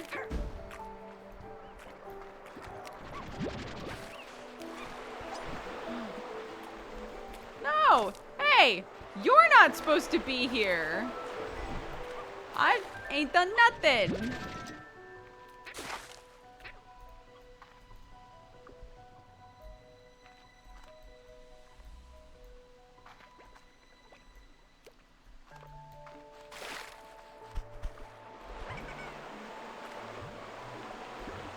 Okay, not that way.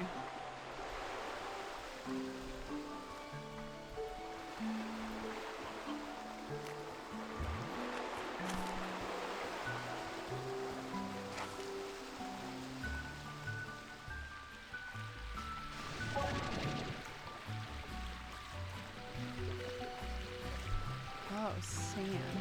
Interesting.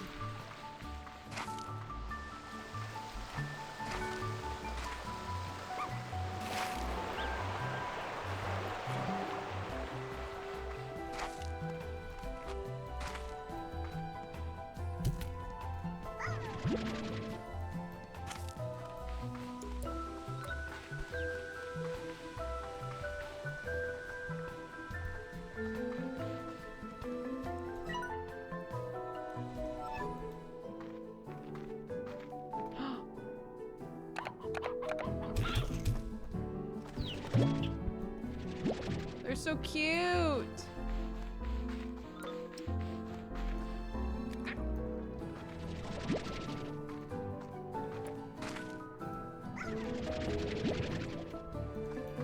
Probably need water.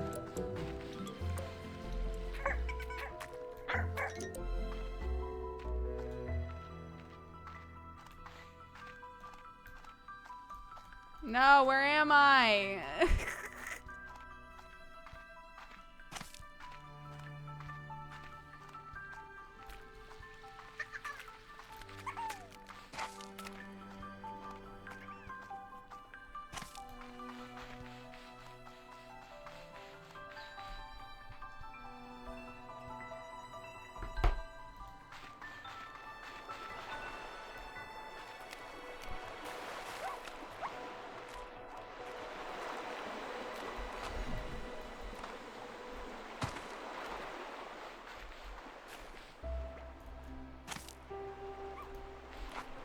I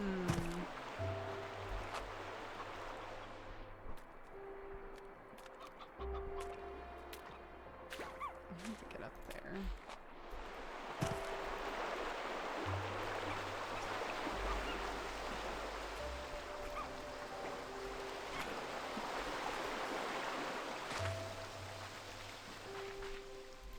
Oh, that's where I thought I came from last time.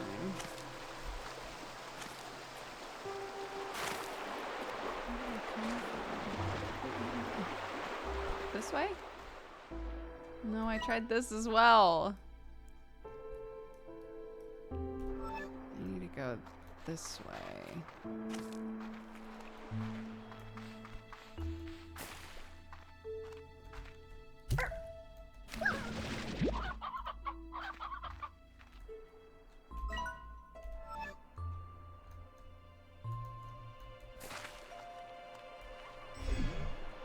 Ooh, maybe from here? No. Oh god, where did I come from?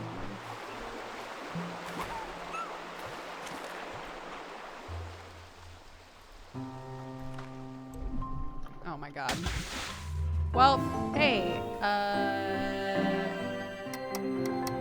think it's about time that we swap to coffee time. Let's take a proper break. Go pee. Grab a drink, whatever you gotta do, and then we'll just chill for the last little bit of the stream. Okay? Be right back.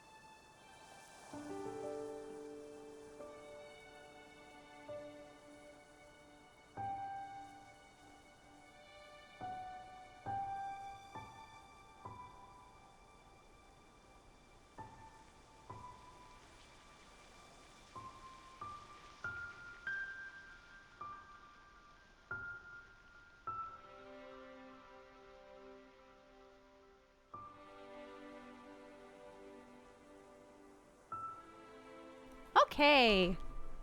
Hello, everybody.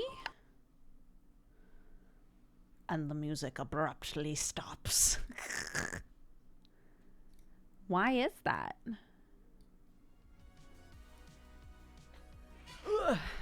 I feel like this actually, this feels a little too, sorry. Hi. This feels a little too, I got a coca instead of a coffee because I already had a coffee. But I want something cold, despite the fact that it's cooling down here finally. Let's see. Da da da da da da da da da da.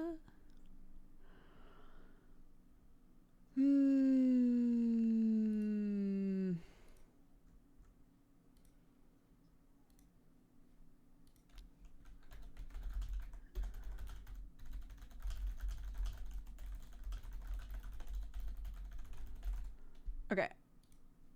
I've tweeted. Is this the same office from a different angle? Yes, it is. I used to sit like this, and now I sit like this. I'm very happy. That's my cat.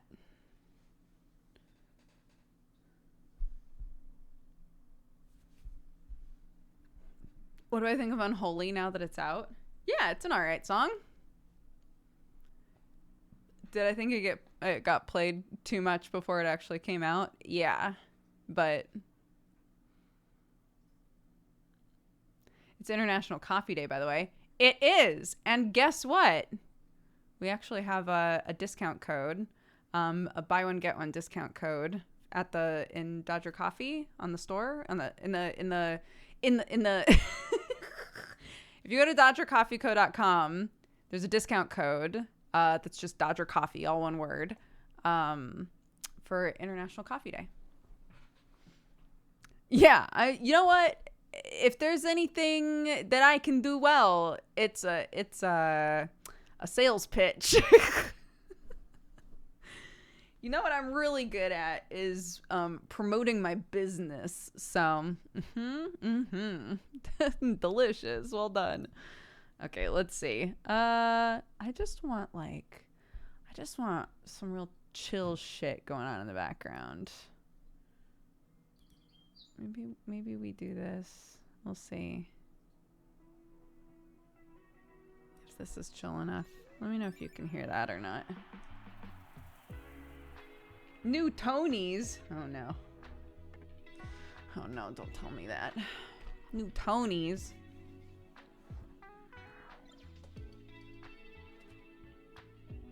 How did the story end with Clark in the mirror? You know, sometimes kids just want to be heard. That's something I've learned. Sometimes kids just want to know that you listened to them when they complained. She saw that I had this mirror. This mirror used to be hers. She now has a different mirror in her room, and she was upset that I had taken her old mirror and put it in my office. That was the story, right? So she was like, I want us to put this mirror back in my room. And I was like, okay, if that's what you want, when you get home, we will put it back in your room. And she was like, okay. And I was like, I'm very sorry that I took the mirror and didn't ask you. She was like, okay. And has never mentioned it again. She's totally fine with me having it now. She got it out. You know, I apologized, and now it's all fine. And I'm allowed to have it, I guess. So.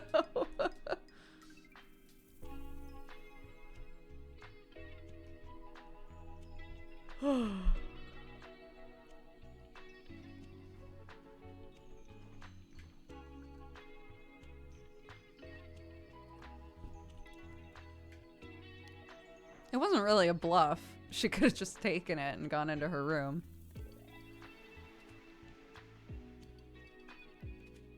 I think I'm gonna buy some coffee. The promotion worked. Nice. I'll tell them.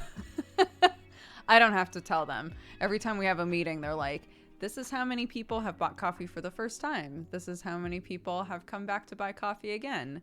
This is how many people subscribed. This is how many people canceled their subscriptions. We look at all those numbers. It's really nice. Like a lot of times when we talk about it on stream, when we have these promotions and stuff, we get a couple brand new people who buy coffee. So it's amazing.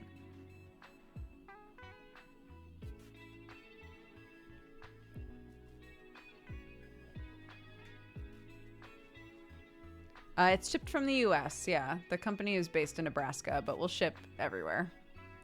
Everywhere that we're legally allowed to ship coffee.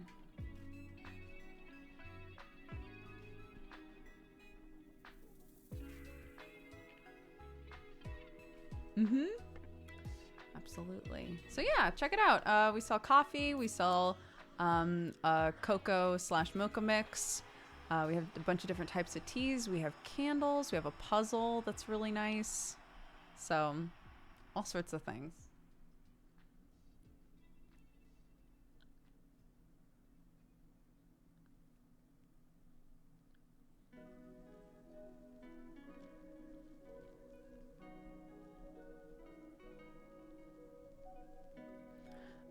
My pitch for the roast. Yes, we also have honey. Yeah. There's a little old man who sells us honey. and that's what we use in our store. Yeah, basically when we were coming up with the roast, I said I really love diner coffee. I want to do a really good version of diner coffee. Like Americana sort of diner coffee. And they nailed it, and it's great.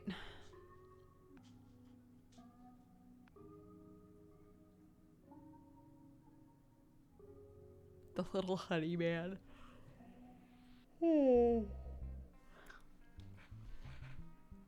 A gnome sells you honey? I wish.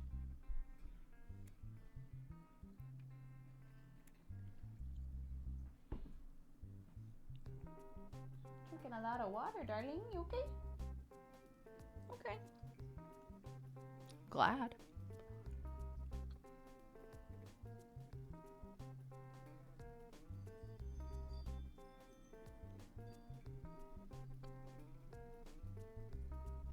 Do you know what the roast to post time is in days? I don't know if it's like super consistent, but we try to get it to you within a week after it's been roasted, I believe.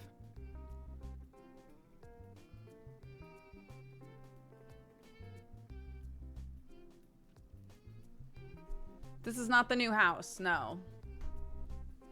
I used to sit like this, and now I sit like this. So, we just rotated, that's all.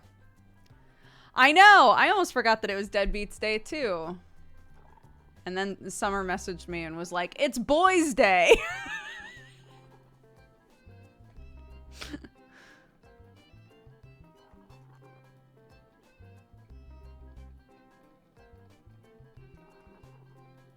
Yeah, Boy Day.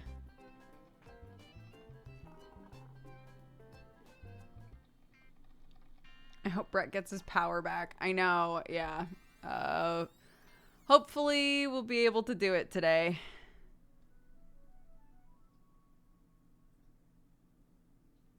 He said, if we're still without power by 2 p.m. Eastern, we'll delay for a week. So.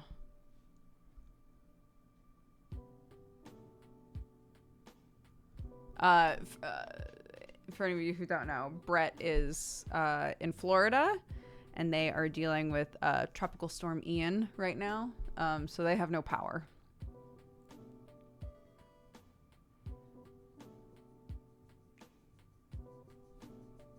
Hey, Pooper.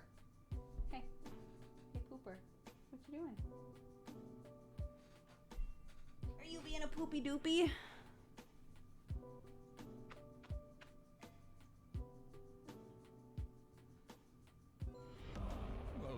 Oh my gosh, Arnar! Coffee drinking. 50? Arnar, thank you so much. Goodness gracious. Welcome to the Cat Gang, everybody who has gifted a sub. Thank you, Arnar. That's very sweet.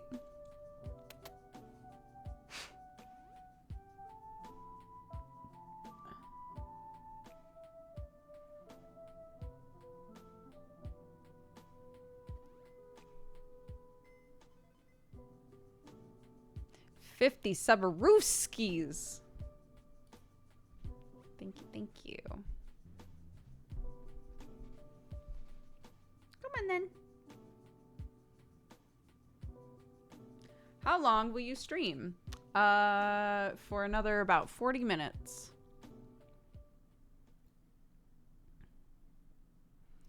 Yeah, the code for the day is Dodger Coffee, all one word. So you can use that at checkout.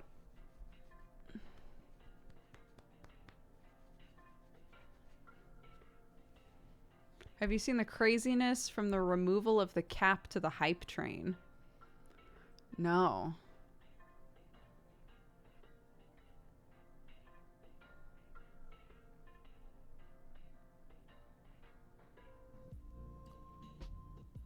I always feel, sometimes I feel like really out of touch with Twitch stuff.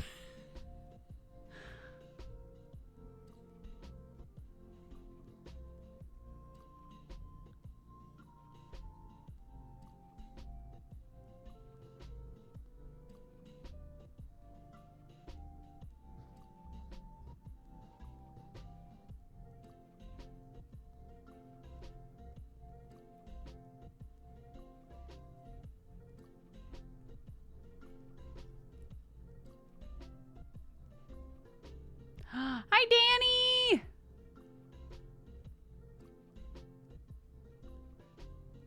Out of touch ambassador. Oh my god, yeah, that's true. Welcome, you fine cat-loving. I know that they're trying out some stuff on my end. I can now like change what messages get highlighted and how they are highlighted. I can decide if like certain types of messages just like basically don't show up unless I click them. You know, all that kind of stuff.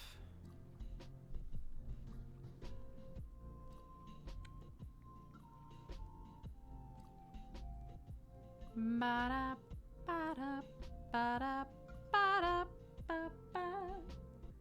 Ba-da, ba-da, ba-da, ba-da.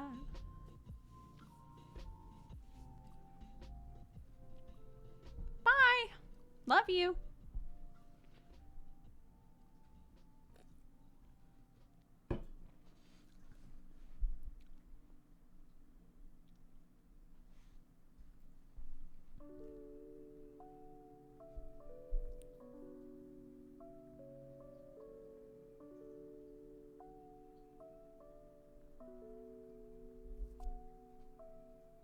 So I've never been the sort of person that does any kind of cable management at all. My cables are just where the wind takes them, you know?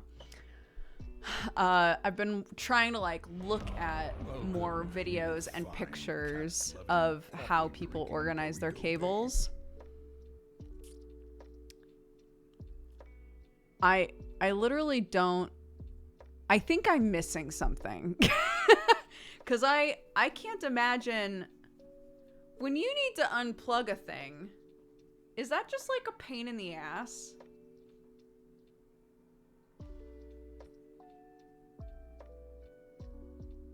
Yes. Okay. Because like I feel like I unplug things often. So if I did any kind of cable management, I worry that I would then go, oh, I need to unplug such and such. And it would just be the worst.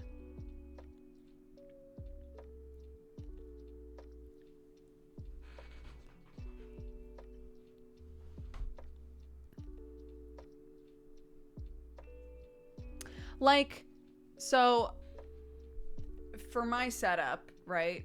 If next time that I set up an office, if I said to myself, okay, I want to be able to easily swap between consoles because I never have consoles set up for stream, so I just don't even consider streaming consoles, right? That's just my reality. But if I wanted to say like I want all of the consoles up and ready to go so that I don't feel so much like I have to avoid console games, I would probably set those up in a way where everything was like labeled and tied in a way where I could easily just swap them, right? Just be like, okay, unplug all this, plug all these in, done, right? That makes sense to me. But the rest of my setup,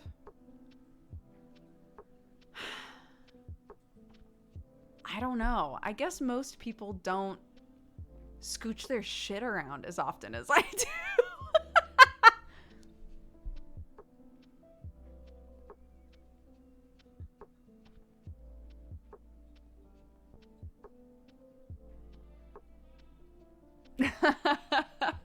Yeah, Sam and I joke that like I can fix most simple things in this house, but the second that a computer is messing up, I'm like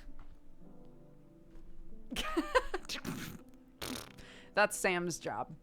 That's a Sam thing. If the internet's not working, I will do all of the like really head empty things, and then if it goes beyond that, I'm like, not my job anymore. That's a Sam job now, you know?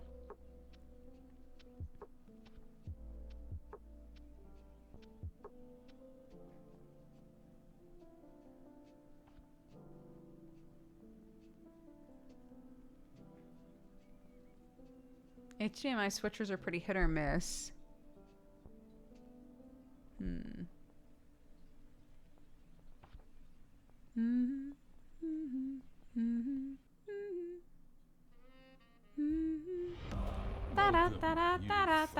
Cat-loving, Ba ba coffee-drinking ba ba burrito babe. ba ba ba ba ba ba ba ba ba ba. Hi, Lamia. Sir Buttwipe. Thank you very much for the gifted subs. Thank you. Welcome to the Cat Gang, everybody. If you were gifted a sub by Buttwipe or by Arnar or anybody else, please take the time to say thank you. We've had some very generous people in here the last few days. I appreciate it very much, guys.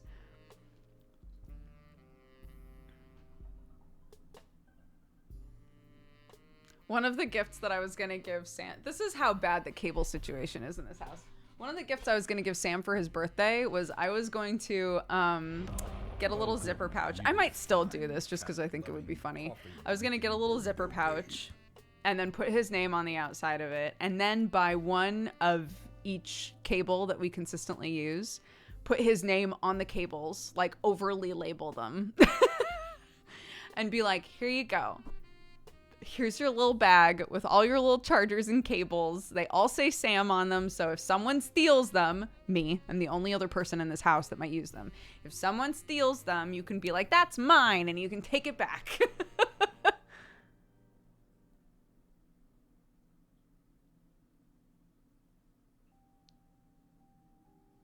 Because despite there only being 2 people in this house that use all of these cables, they go missing often. Where are they? I don't know. No clue. So weird.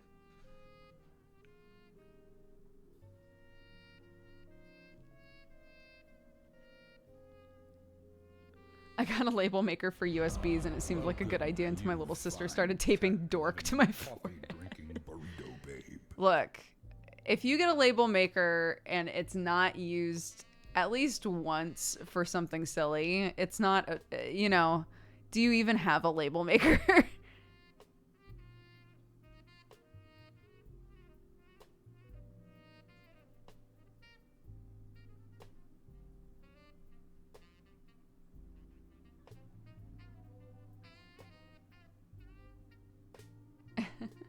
Hi, Summer.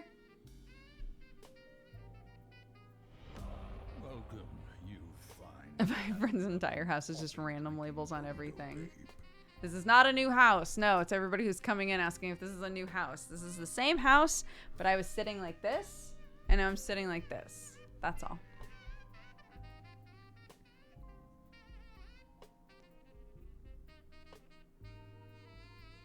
But yeah, I think step one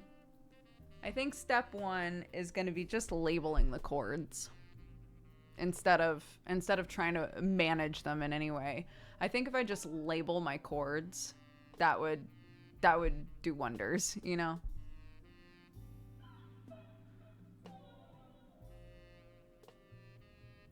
I prefer the old house. What does that mean? What old house? The house from 2 years ago?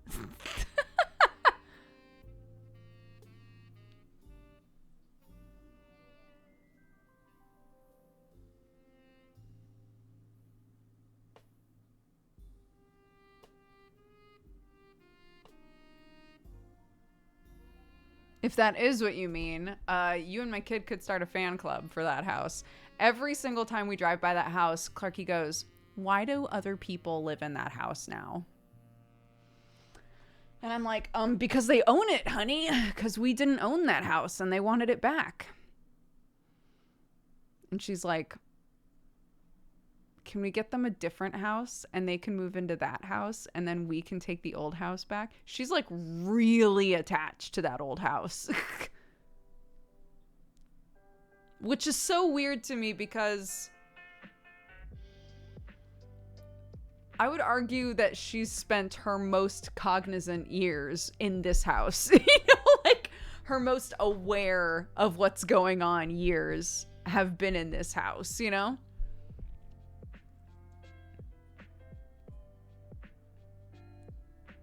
So it's weird to me that every time we go by that house, she's like, I miss that house. And I'm like, do you? Do you even remember what it looked like in there? You were a baby.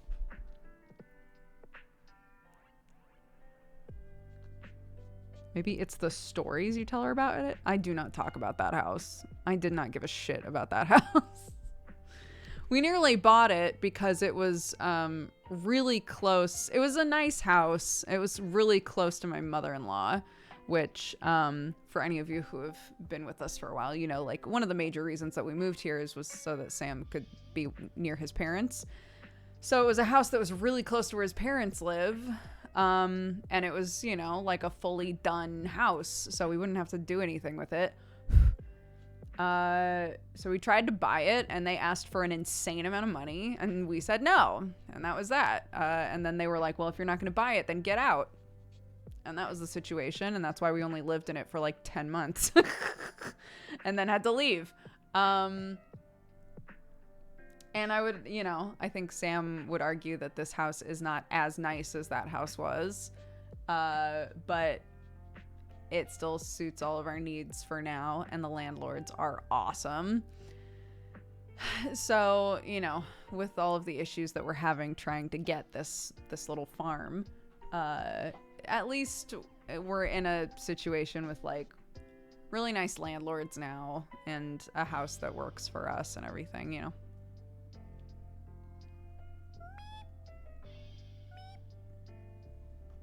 Hi.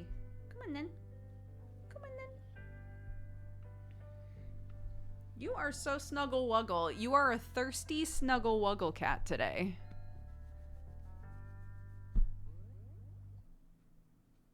Why are you a thirsty snuggle wuggle?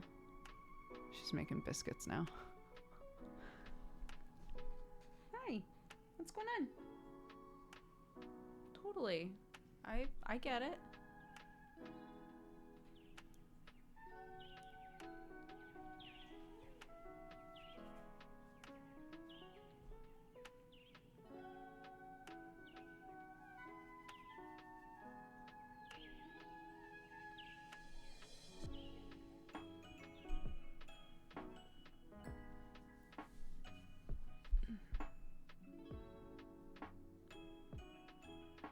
The cat's so cute, I'm gonna die. She is pretty cute. Hi. Smooches. This is not the smoochy cat. Sherlock's the smoochy cat. Watson just wants to make biscuits and sit on you. Do they snuggle on Sam that hard? No. Honestly, I think they can tell that he, like, you know, he'll take care of them. He'll feed them. He'll pet them, whatever. But, like, you know.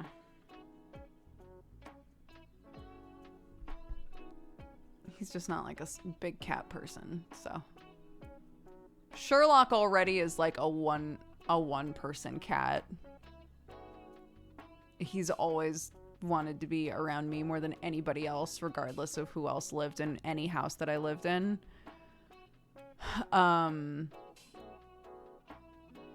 Watson, when she was younger, went through a period of time where Sam was her favorite person by far. And now doesn't really, like, spend any time with him. He's said before, like, because I've said, you know, as I'm mentally preparing for Sherlock getting older and older and what that means, I've said, like, if one of the cats passed away, I wouldn't want to get another cat, I don't think. At least not for a long time. And Sam was like, well, I'd like to one day have a cat that likes me. Which I get.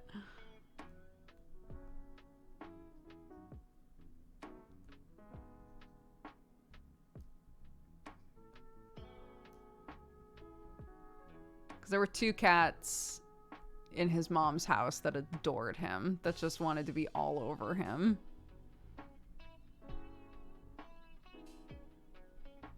But they've both passed away now, so Sam has no cats in his life that think he's awesome, you know, and I think that bums him out sometimes. They're just, I don't know, they just always want to be around me, you know? Huh. I don't know. I would argue that Sam and I feed them equal amounts. We both feed them. We both pet them. Yeah, Beatrice. Yeah, Beatrice died a year ago, something like that.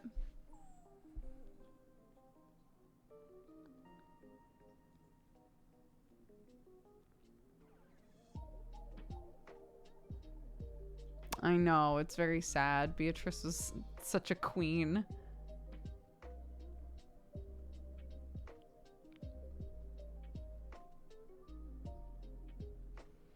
How old is Sherlock? 13? Oh my god. 12? 12 or 13. I got him in 2011.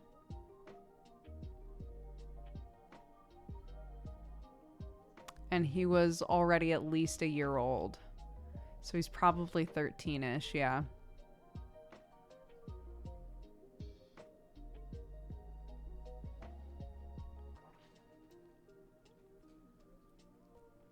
And cats live, you know, 15 to 20 years. But Sherlock's had some health problems and he's a heavier cat and stuff, so I'm, you know, I'm preparing myself. And this one is 9. But she still acts like she's a kitten. Don't you? Don't you? Yeah. You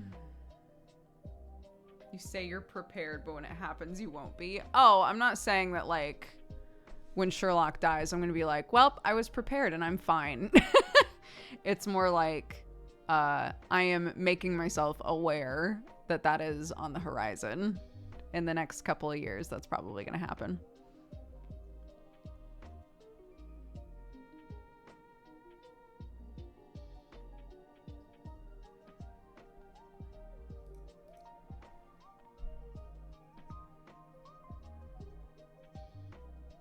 He's gonna live forever. Yeah, he's gonna live forever.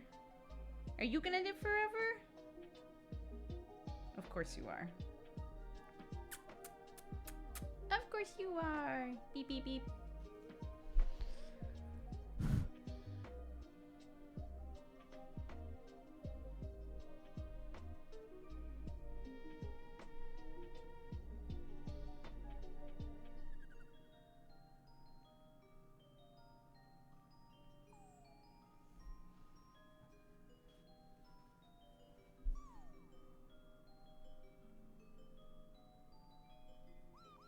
Her name is Tolly, and she likes to drink from the sink. This is off topic, but my kid names literally everything Tally. everything. If you need to name something, she'll say it's named Tally, or the beginning of the name will be Tally.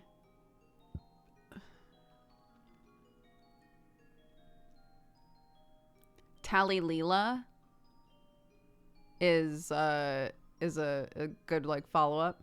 I know. I'm just saying what you said reminded me of this. And my kid names everything Tally, and I have no idea why. No clue.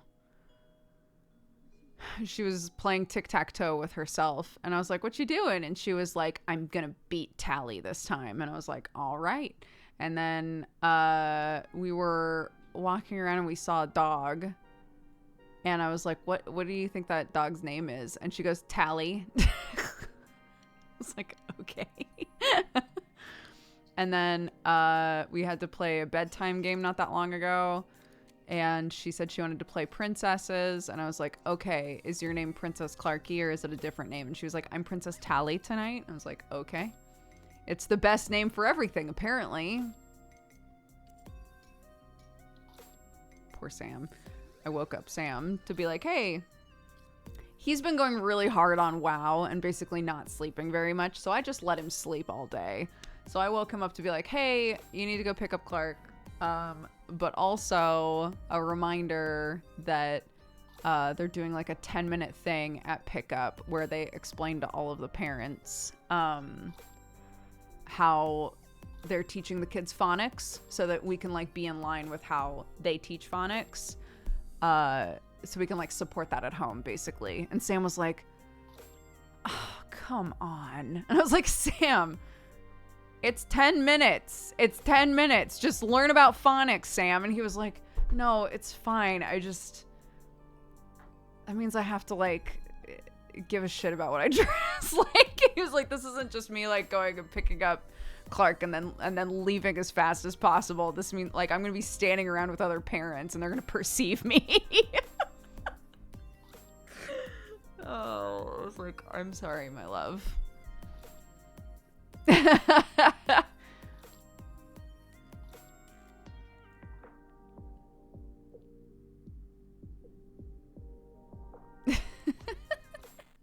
Super relatable, yeah.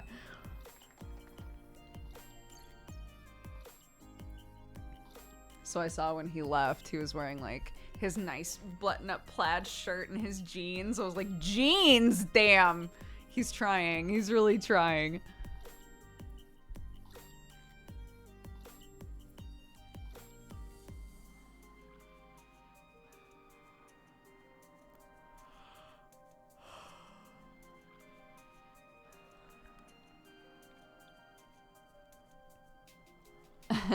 Jeans in 2022.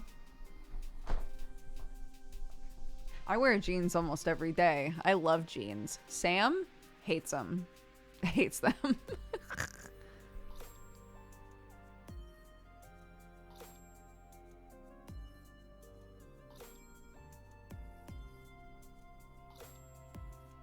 I love them. I could wear them every day. Every day, baby. I adore.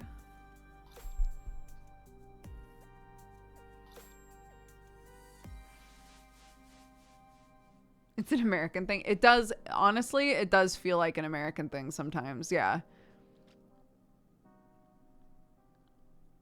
Everybody's either wearing like slack-ish, like khakis, or leggings, or like I so rarely see people in jeans, I feel like. At least where we are. So. Oh my god, I bought a skirt though today. Whomst? I bought a skirt today. I'm very excited. I know. It's wild. I know. There's a company. I retweeted them. Where are they? Where is it? It's called Vetiver Fox, and I retweeted it, but they've got pre-orders up for these skirts. Oh my god. I got one that has like this really pretty moth print all over it. My kid's gonna lose it. We're gonna see today, by the way. So, do you remember when I was like, oh, it turns out that they let kids put keychains on their backpacks at school? And somebody had been like, why wouldn't they let kids put keychains on their backpacks? And I was trying to explain, I don't come from a world where uniforms are a thing. So I don't know to what degree you're allowed to like adjust things or make things uniquely yours, right? But I noticed that like pretty much all of the kids have keychains on their backpacks. So I was like, Clark, we're going to get you a keychain, right? She, on her jean jacket that we put all of those patches on forever ago, also had 2 pins from Mortimer's shop, 2 bug pins that she loved. There's a bee and then a death's head moth. And so I was like, okay, they allow keychains. So would it really be too far of a step, too much of a stretch for us to put a cool pin on the bag as long as there were safety backs on it? So we put her bee pin on the bag with safety backs. So we're going to see whether or not, poor Sam, we're going to see whether or not Sam goes to pick her up and they're like, she's not allowed to have this on the bag.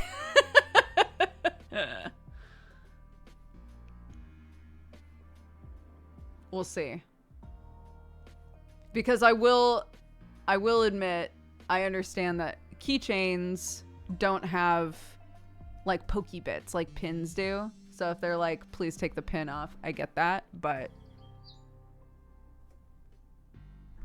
oh my god, I thought that was going to be like perfect timing with Sam texting me like, all right, all done with that. Hey, by the way, take the fucking pin off of the bag.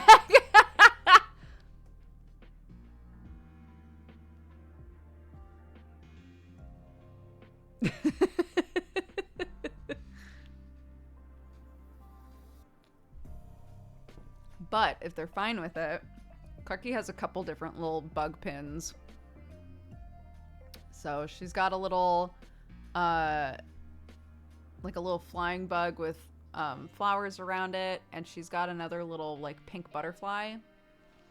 So when we put the bee on there, I was like, that's pretty cute, isn't it? And she was like, yeah, now everyone will know that I love bugs. I was like, yes, they will. That would be a, I would assume that.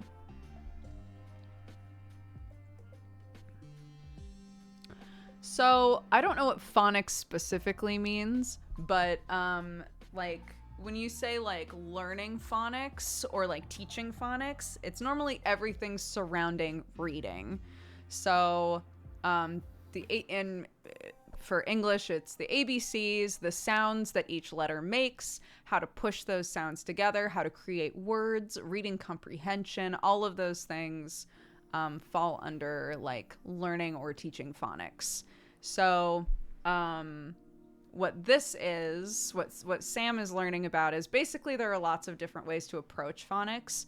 So they've asked that all of the parents who are free and interested to come in for a few minutes today right after school. And they said, you know, we'll keep the kids after, we'll let them play for a few extra minutes. But we want to, for anybody who's able, we want to explain to the parents how we're doing phonics here so that when you're reading to your kid or trying to help them with like the worksheets, they get worksheets. They don't have like homework really. They have worksheets that they can do at home if they want to. They don't have to do any of it. It's just stuff to like support what they're learning in school, you know? Or like, you know, anytime they're doing worksheets or you're reading with them or whatever, you can try to approach things the same way that we do. And that way everything is streamlined, you know?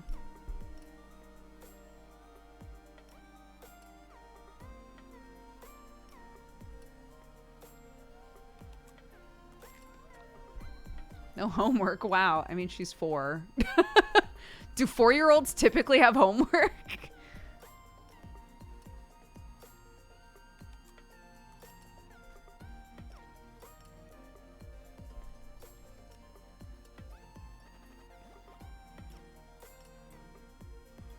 LMAO, you didn't have to go? Well, yeah, of course not. There are plenty of kids who have parents that are like, I have to get back to my job. I have to do X, Y, and Z. I have to grab my kid and just go, right? They can't like make it mandatory for parents to be there. But I had said to Sam, like, hey, there's this thing. I'll still be streaming. I think it would be nice if you went. And he was like, sure thing. And that was it.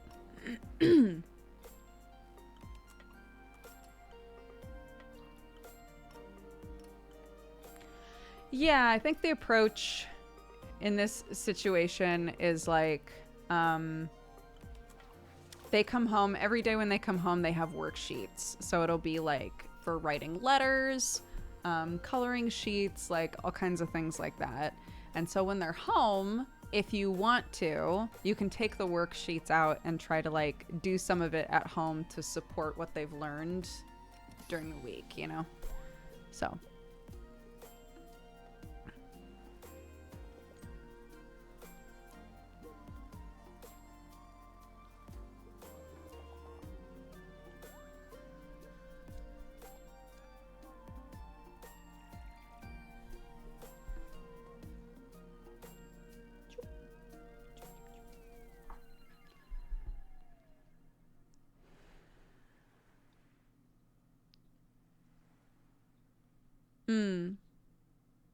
We're trying to figure out what to do about Thanksgiving because Thanksgiving doesn't happen at a normal break time for the kids.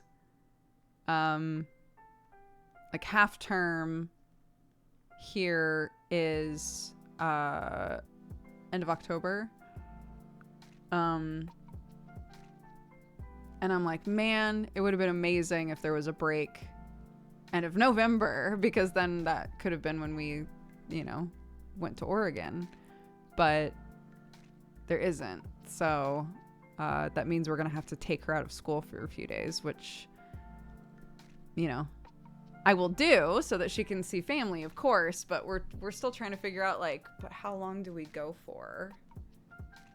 Because we don't want to take her out of school for that long.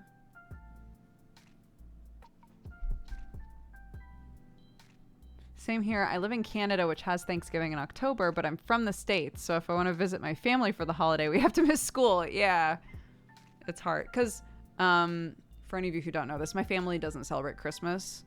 So it's been very easy for us to say, like, okay, Thanksgiving is when we see my family. Christmas, we always spend with Sam's family because my family doesn't celebrate it. It doesn't matter, you know? But yeah, unfortunately, you know, it's not a holiday here, which makes sense. So there's, you know, trying to figure out like how to get there and for what amount of time is difficult.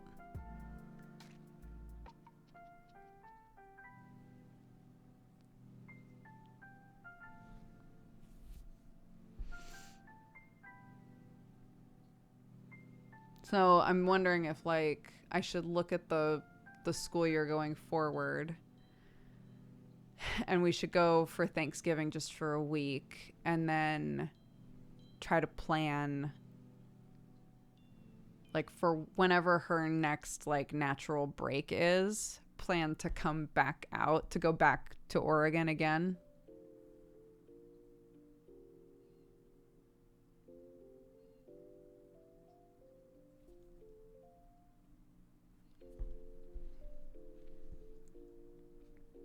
So yeah, it's weird trying to plan that sort of stuff.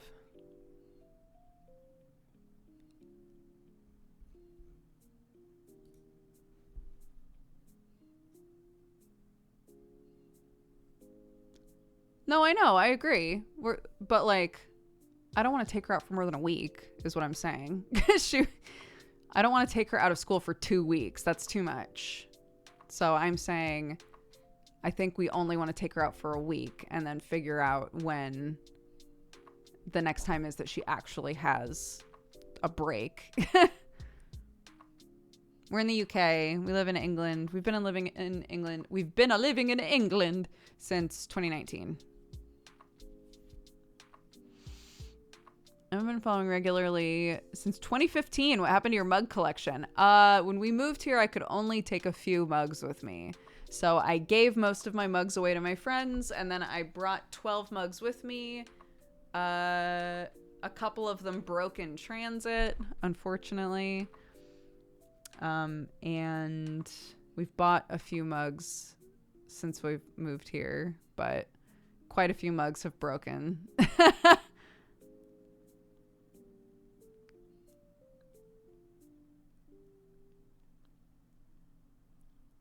Yeah, well, when you remember that I had like over 100 of them.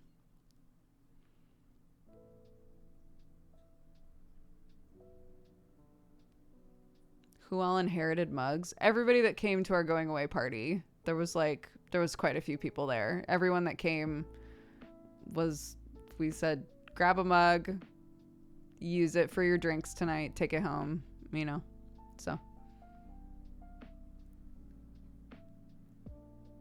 It is what it is.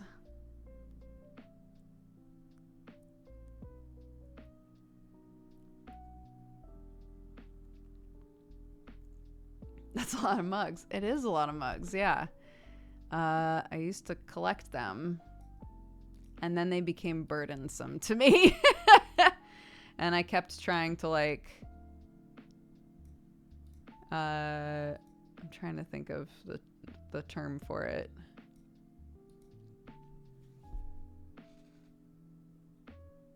Do you like my little flip today? I don't know where this came from.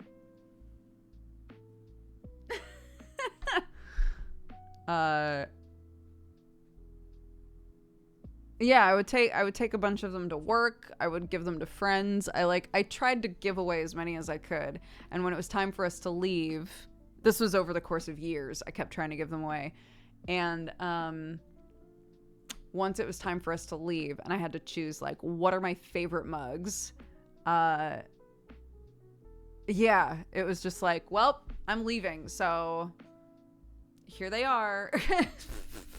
If people don't want them, there's nothing I can do.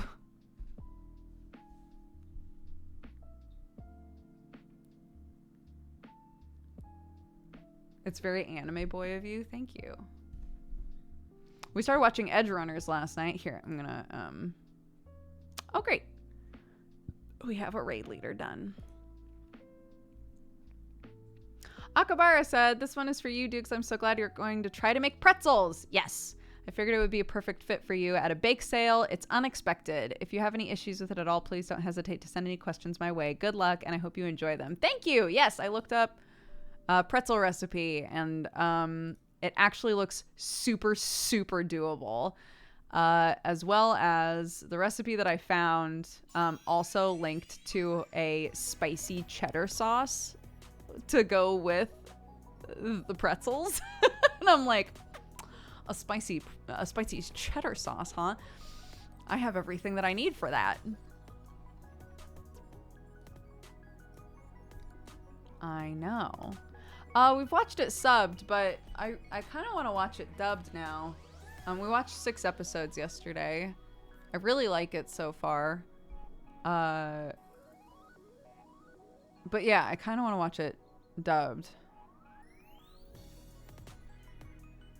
Okay, I'm gonna start reading off our activity feed, and then we've got a raid leader already snagged. I don't know if Deadbeats is happening tonight. I don't know. Because Brett is in Florida and has no power currently, so it might be getting canceled. If not, then we will have Deadbeats tonight. That's on Brett Ultimus's channel. It's a cop drama D&D game. So, fingies crossed. Hopefully we'll get to be good boys. But if not, then hopefully Brett and Massey are doing okay. They're safe. That's the most important thing, is that everybody's safe. Deadeye Knight, thank you for the 4 months. Hazrar for the 66. Jaeger Laser for the 38. Black Dragon for the 56. Zovis for the 63. Capgun for the 70. 92 Lucas for the 32. Local Opossum for subscribing. Welcome to the Cat Gang. Thank you very much. Leia Egg for the 40. Thundergrub for the 26. I Watch LPs for the 9. Happy Twitch baby. Lemmy EXE for the 85. Neldy for subscribing. Welcome to the Cat Gang. Thank you very much. Diddy Done Did It for the 47. Kilia for the 28. Boone, thank you again for the raid, bud. If you stuck around after Boone's raid, thank you so much. Tarnished Valor, thank you for the 18. Nelly G for the 71. Zarknor for the 4 years. Happy anniversary. 1, 2, 3, 4 dabs for you. Thank you very much. I hope that you're having a lovely day. I appreciate it. Crinkledorf, thank you for the 75. Adam for the 29. Sir Indubitable for the 69. Arnar for the 50 gifted subs. Thank you again, Arnar. I know if you're here, you're audio only because you're at sea, but I appreciate it very much. Unpaid Satyr, thank you for the 92. 25 Dinius, thank you for the raid. Arnar for the 82 months. Ditto Asher for the 10. Sir Buttwipe for the gifted subs as well. Welcome to the Cat Gang, everybody. Attitude Lolita for the 33. Amp Sand for the 91. Solid Spider Snake for the 9. Happy Twitch baby. Teox for the 42. And TFK for the 3 years. Happy anniversary. 1, 2, 3. Thanks, guys. I appreciate it. Honey?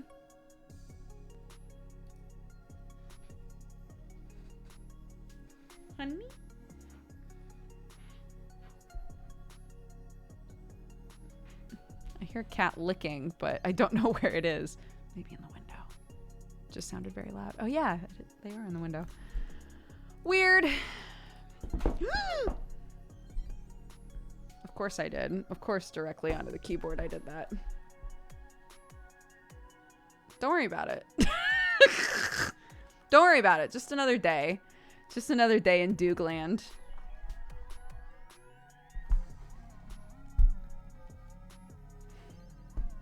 Soda too. That's gonna fucking suck. Sodies.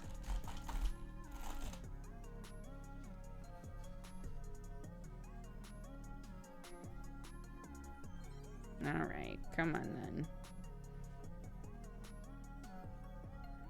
Woof. Okay, let's see. Content though? Not the kind of content I want. Okay. Twitch.tv/